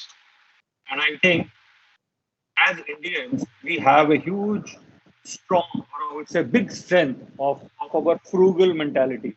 We can think very frugally. Prime Minister talked about Jugaad, and he said that Jugaad, what we could do it, we went to Mars in the cheapest cost, whoever anybody did, because of our mentality of frugality. And I think that's something which is our strength. And we as a company believe that. The company founder, Mr. Shroff, always kept telling this to everybody in the company, and we have believed that reducing the cost in agriculture is very important.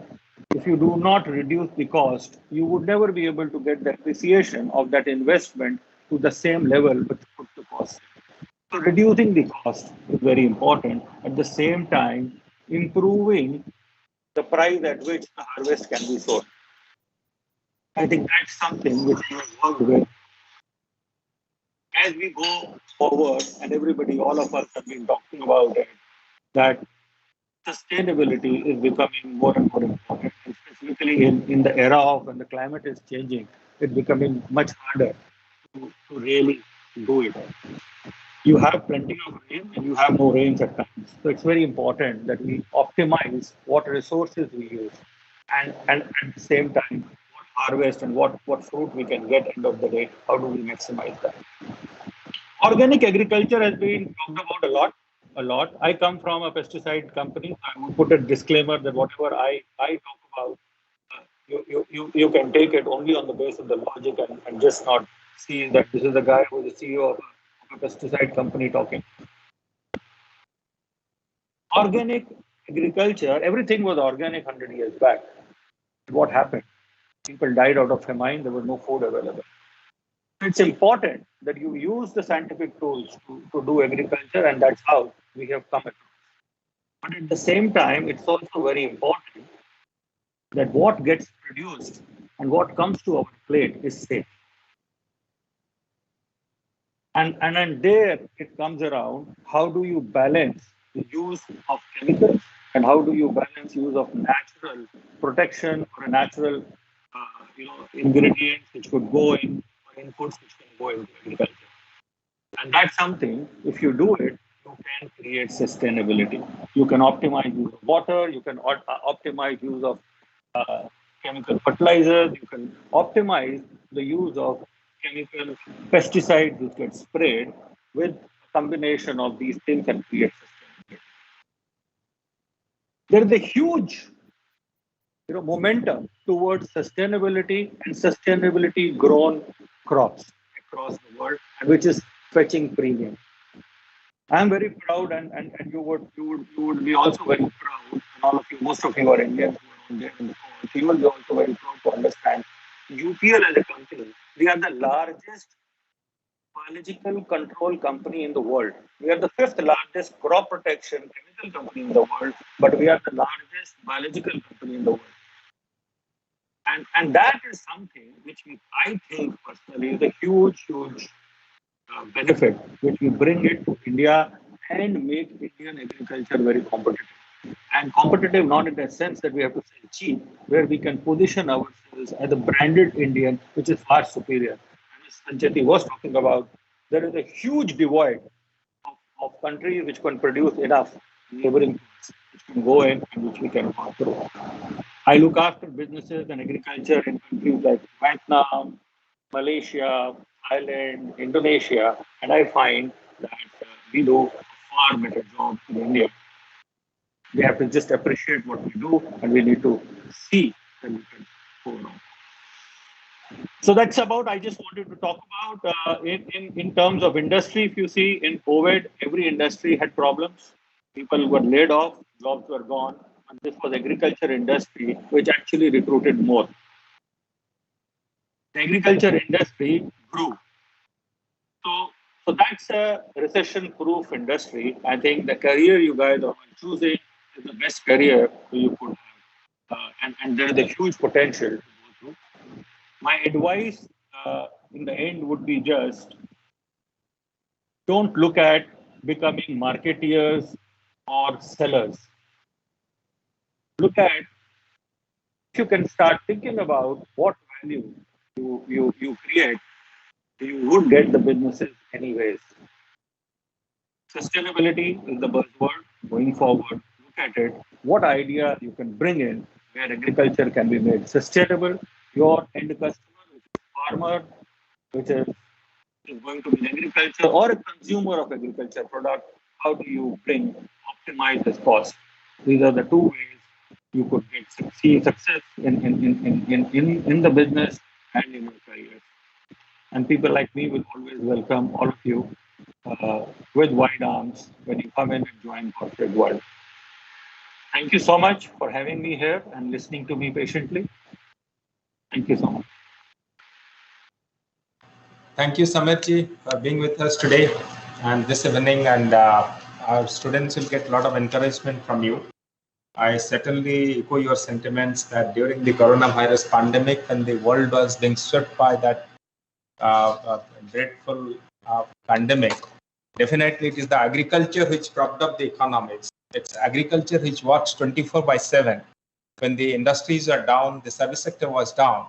It was only the agriculture which was moving everything from every corner of one corner of India to the other corner, for which the economy of India remained buoyant through that phase. So given this, all the industries have also joined agri-industries in that entire march with our farmers, the Annadata, and ensured that India delivers to its every household the food that is needed during this lockdown. And in fact, if you look at the UN Sustainable Development Goal, to which India is committed, in this phase we ensured that nobody remains hungry during this pandemic lockdown. That was a big achievement in India. That was because of the agriculture sector. I thank all the industries being with us today, and definitely we'll be working not only from the ministry but also with the help of the NIAM. Because NIAM, as you know, now we have signed agreement with the Federal Ministry of Food and Agriculture, Republic of Germany, and NIAM is the knowledge partner to in this entire project, in which we'll be developing FPO's export value chain to Europe. The German consultants have started moving in. They'll be based in NIAM, and we're working for a sustainable value chain development for export purpose. As you know, India has in 2019 crossed into the bracket of top 10 exporting countries with ninth position, jumping into the ninth position with more than commanding more than 2.5% of the global agri exports. So given this, India's momentum in the export, NIAM is now in the forefront of working towards promoting agri exports, because you know we have a 2018 policy of doubling of exports to improve the farmers' income. So all the exporting companies will be in the part of the journey, and so also NIAM. And certainly we are working jointly with the Indian Institute of Foreign Trade in this direction. We have started training the state governments for development of the export of the agri exports. So thank you, Samirji, for being with us today, and we'll be looking forward to getting associated with NIAM more and more as probably as an in-house faculty, given your talent to speak. So you should be part of the NIAM in the entire journey of lesson making. Thank you, Samirji. Over to Thank you so much. Thank you so much. Thank you, Mr. Samir sir, for your encouraging words. Now I would like to invite our chief guest, Mr. Ajit Kumar Chaturvedi, Director, IIT Roorkee, to address the house. At the outset, let me thank PK Swan, the very energetic Director General of CCS NIAM and Additional Secretary, Ministry of Agriculture, for giving me this opportunity to get to know about such a wonderful institute, Chaudhary Charan Singh National Institute of Agriculture Marketing. I wish I had heard about this earlier. Today I'm getting to know so many things about this institute, and it is in an area which is so crucial to the country's economy and well-being. We keep on thinking about India being an agrarian economy, and a lot of Indians living in the rural parts of the country, and how we depend upon the efforts of our farmers to get the two meals that we need every day. But at the same time, we lament about it that we are not doing enough for the economy, for the agriculture economy. And it is very heartening to see that there are dedicated institutes that are working in this area, and they are bringing the modern business practices so that they can be brought into the agriculture sector.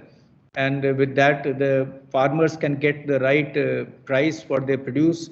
And naturally, if the farmers get the right price for their produce, the entire cycle, the entire economic cycle would get strengthened, invigorated, because it will empower not only the farmer but also the government, because government gets more tax, government base improves. If the government gets more tax, then naturally more money can be pumped into the agriculture sector, and more important investments can be made, whether in terms of irrigation projects or whether in terms of providing agriculture value-added services in the agriculture domain.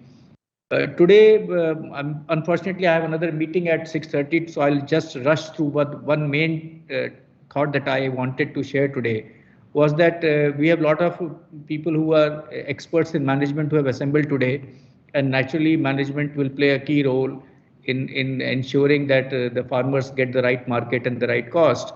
But I was thinking if we can in some way also think about integrating more input of technology in the agriculture economy in the hands of the farmers. Can we somehow make sure that just like we are putting in efforts to get the management best practices to our farmers, so that currently like we see agitations at the national level in terms of the mandi abolitions and the recent legislation that the government has passed.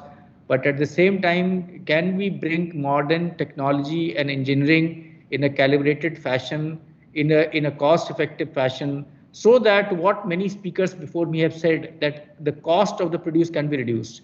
If the cost of the produce can be reduced, then naturally it will bring an impetus to everything. Second quick point I want to make is about the weather services and the information services. Today we have a large amount of satellite data that is available, that can be leveraged if we can get very efficient ways of letting the information reach the farmers in a timely fashion, whether it is the soil quantity, soil crop, what kind of moisture is there in the soil, whether in terms of the prediction for the next 24, 48 hours in terms of the weather, because now we have got very, very good tools to be able to get very reliable estimates of the kind of weather that we can expect in the near future. And if we, given the fact that every farmer has a mobile in his hand, it is not difficult to propagate and promote these services, and these services will be very strong enablers for the agriculture economy. And I hope NIAM is the right forum to work in this direction, to give a fillip to these things. And on behalf of IIT Roorkee, I can say that we'll be very happy to collaborate in this effort. Also have a management school, and our Department of Management Studies students, I heard they are also participating in this Agrovon. But at the same time, if some other departments can cooperate and collaborate with NIAM, we'll be very happy to do that. So sorry, I'll have to conclude. I'll also have to leave the meeting. Mr. Swan, thank you for giving me this opportunity. Thank you, sir. We have been collaborating with IIM Udaipur, BITS Pilani, IIT Jodhpur, and even National Institute of Security Management, CII, and other host of organizations. Will be very happy to have a collaborative approach with you. And let me, sir, tell you on behalf of the ministry, not just from NIAM, agriculture in India today is moving in the path of technology, very high technology inductions, artificial intelligence, machine learning, and in fact, blockchain. In fact, these companies are also using blockchains, and that is up to the farm gate level. And we'll be very happy to know that the satellite today is a part of our entire process in agriculture in this ministry, where we are working with the satellite, and even the drones are being used. If you have heard about this, the locust in recently in over Rajasthan, drones are used to actually ensure that they become the locust free. So agriculture is moving high on the path of in the technology, and certainly cooperation with you will be a kind of good. And NIAM as such, the way they are promoting the startups, they particularly on the AI based startups, AI and ML based startups, blockchain based startups.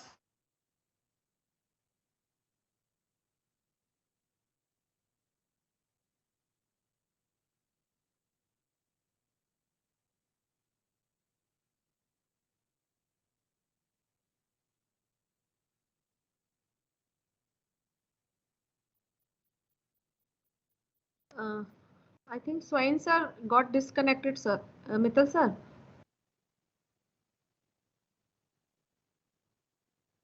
आपकी आवाज नहीं आ रही Mittal sir. उनके office में एक बार call करो mister सूद और mister Manoj को एक बार, और जस्ट इन्फॉर्म करो कि सर का डिस्कनेक्ट हो गया.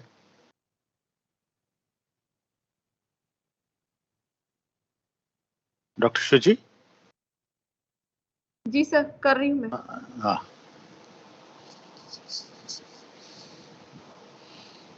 वो रिकनेक्ट करना पड़ेगा.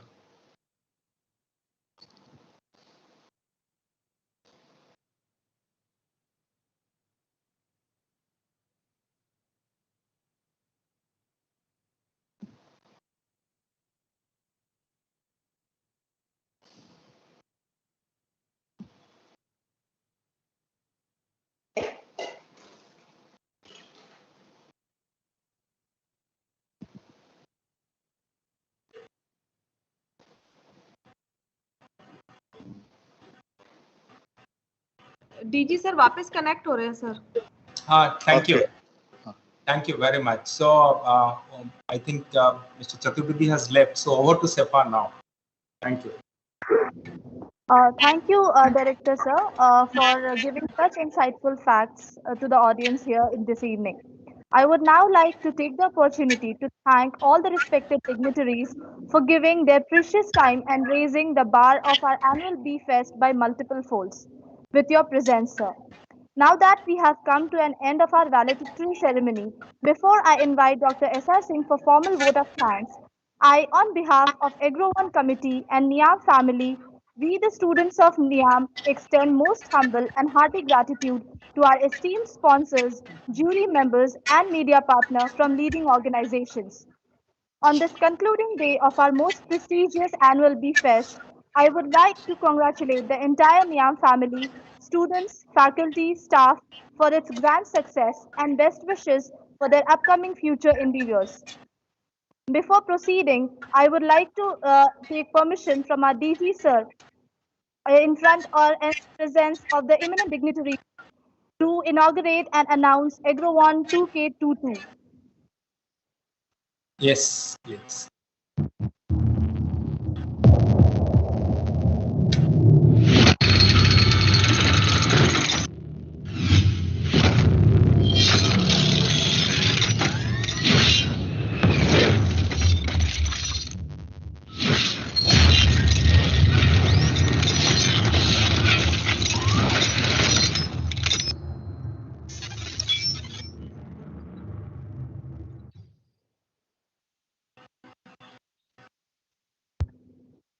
Having said and done all, I would now like to invite Dr. S.R. Singh, Deputy Director, CCS NIAM, PGDM ABM, to extend formal vote of thanks to our dignitaries and audience in the House.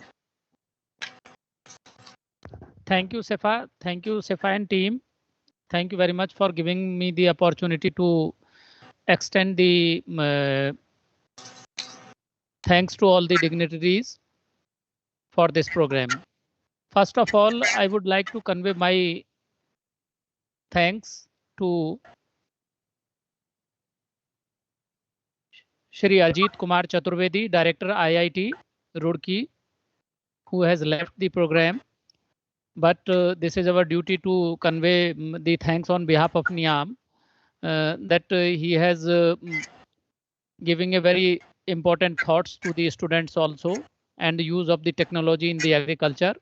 So I would like to convey my thanks to you, sir, to be a part of this program and giving the time in spite of your busy schedule to share your thought process and encouragement to our students so that they would be able to achieve some targets in the future. So thank you very much, sir. Thanks a lot.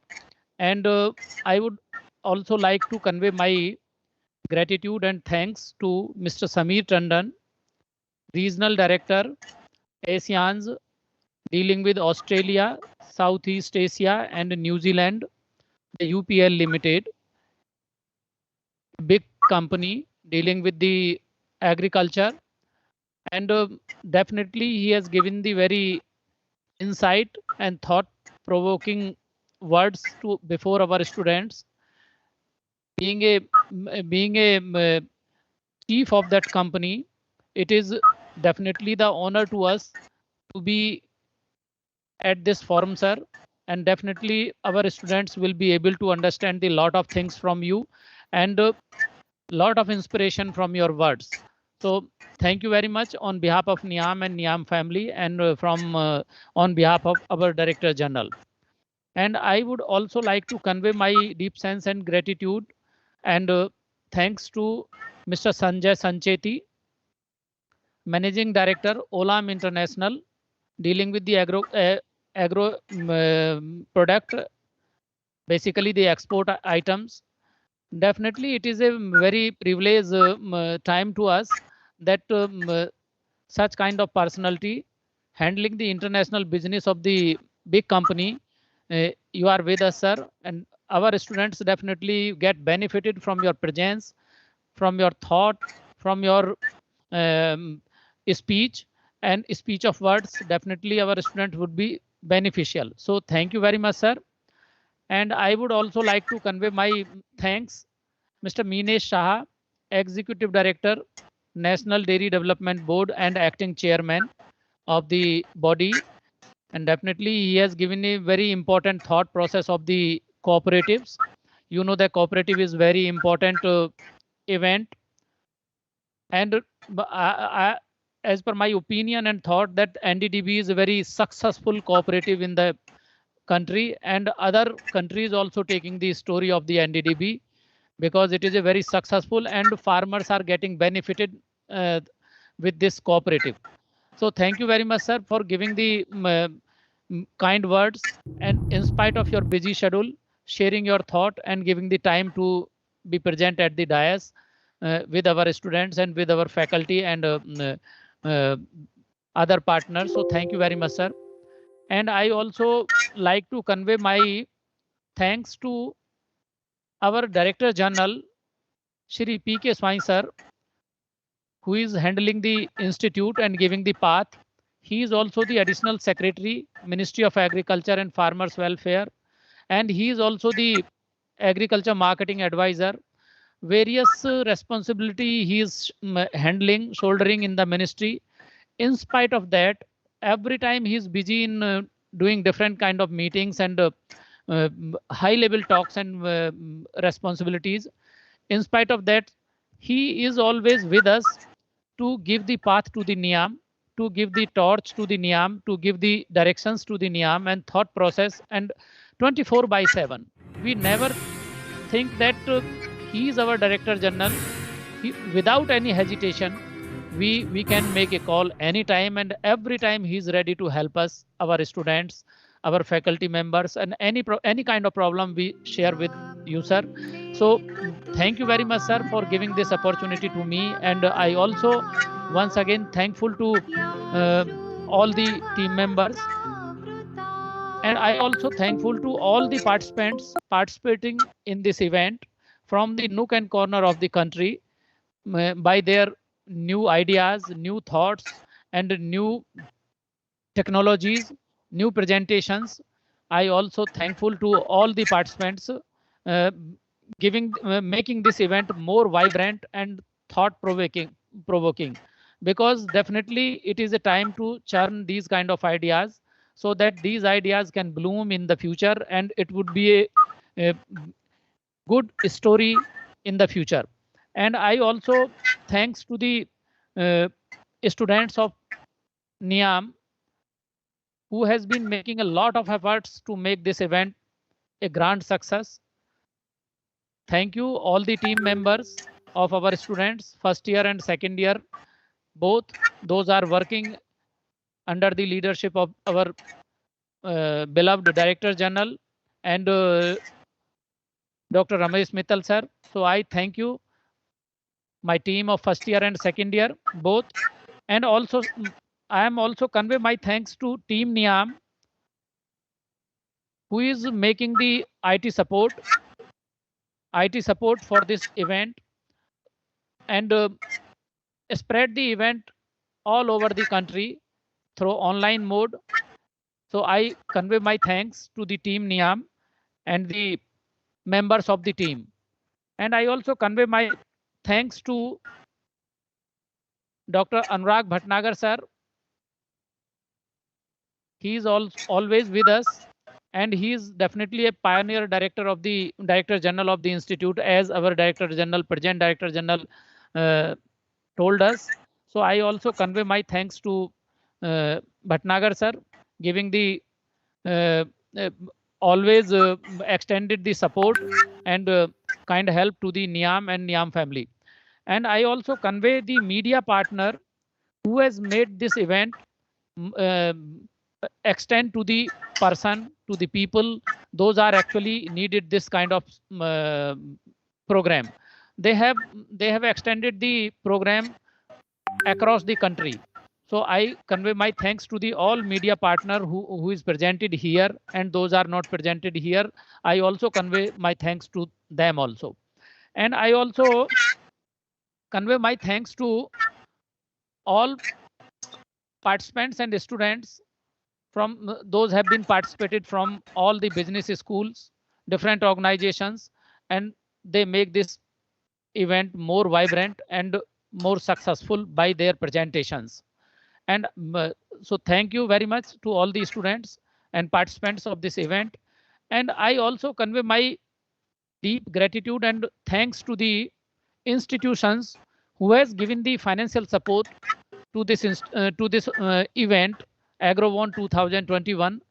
Because of that, a lot of award and reward has been designed, and the expenditure has been met out from that portion. So this was very important to give the financial support to those organizations. From our bottom of heart, we thanks to all the organizations and financial institutions and the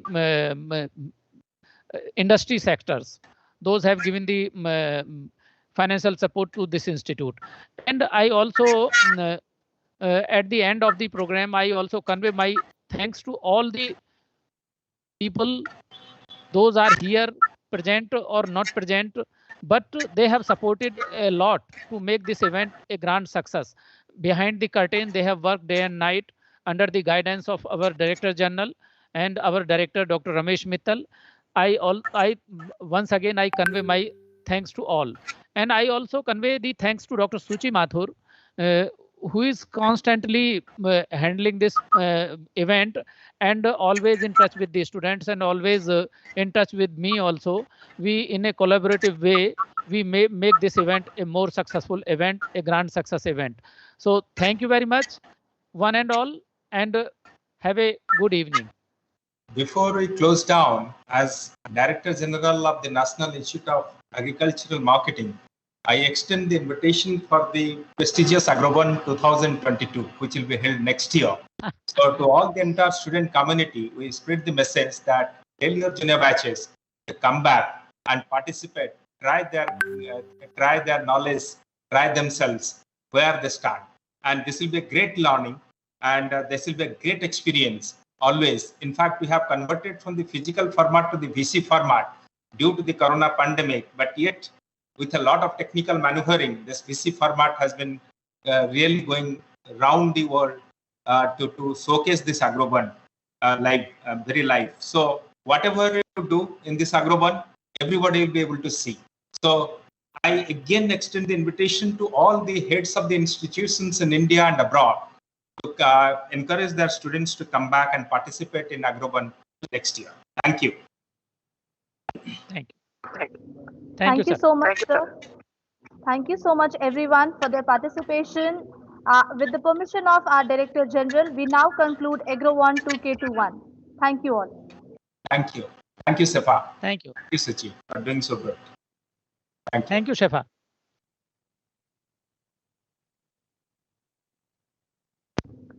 So with your due permission, we now will close the meeting.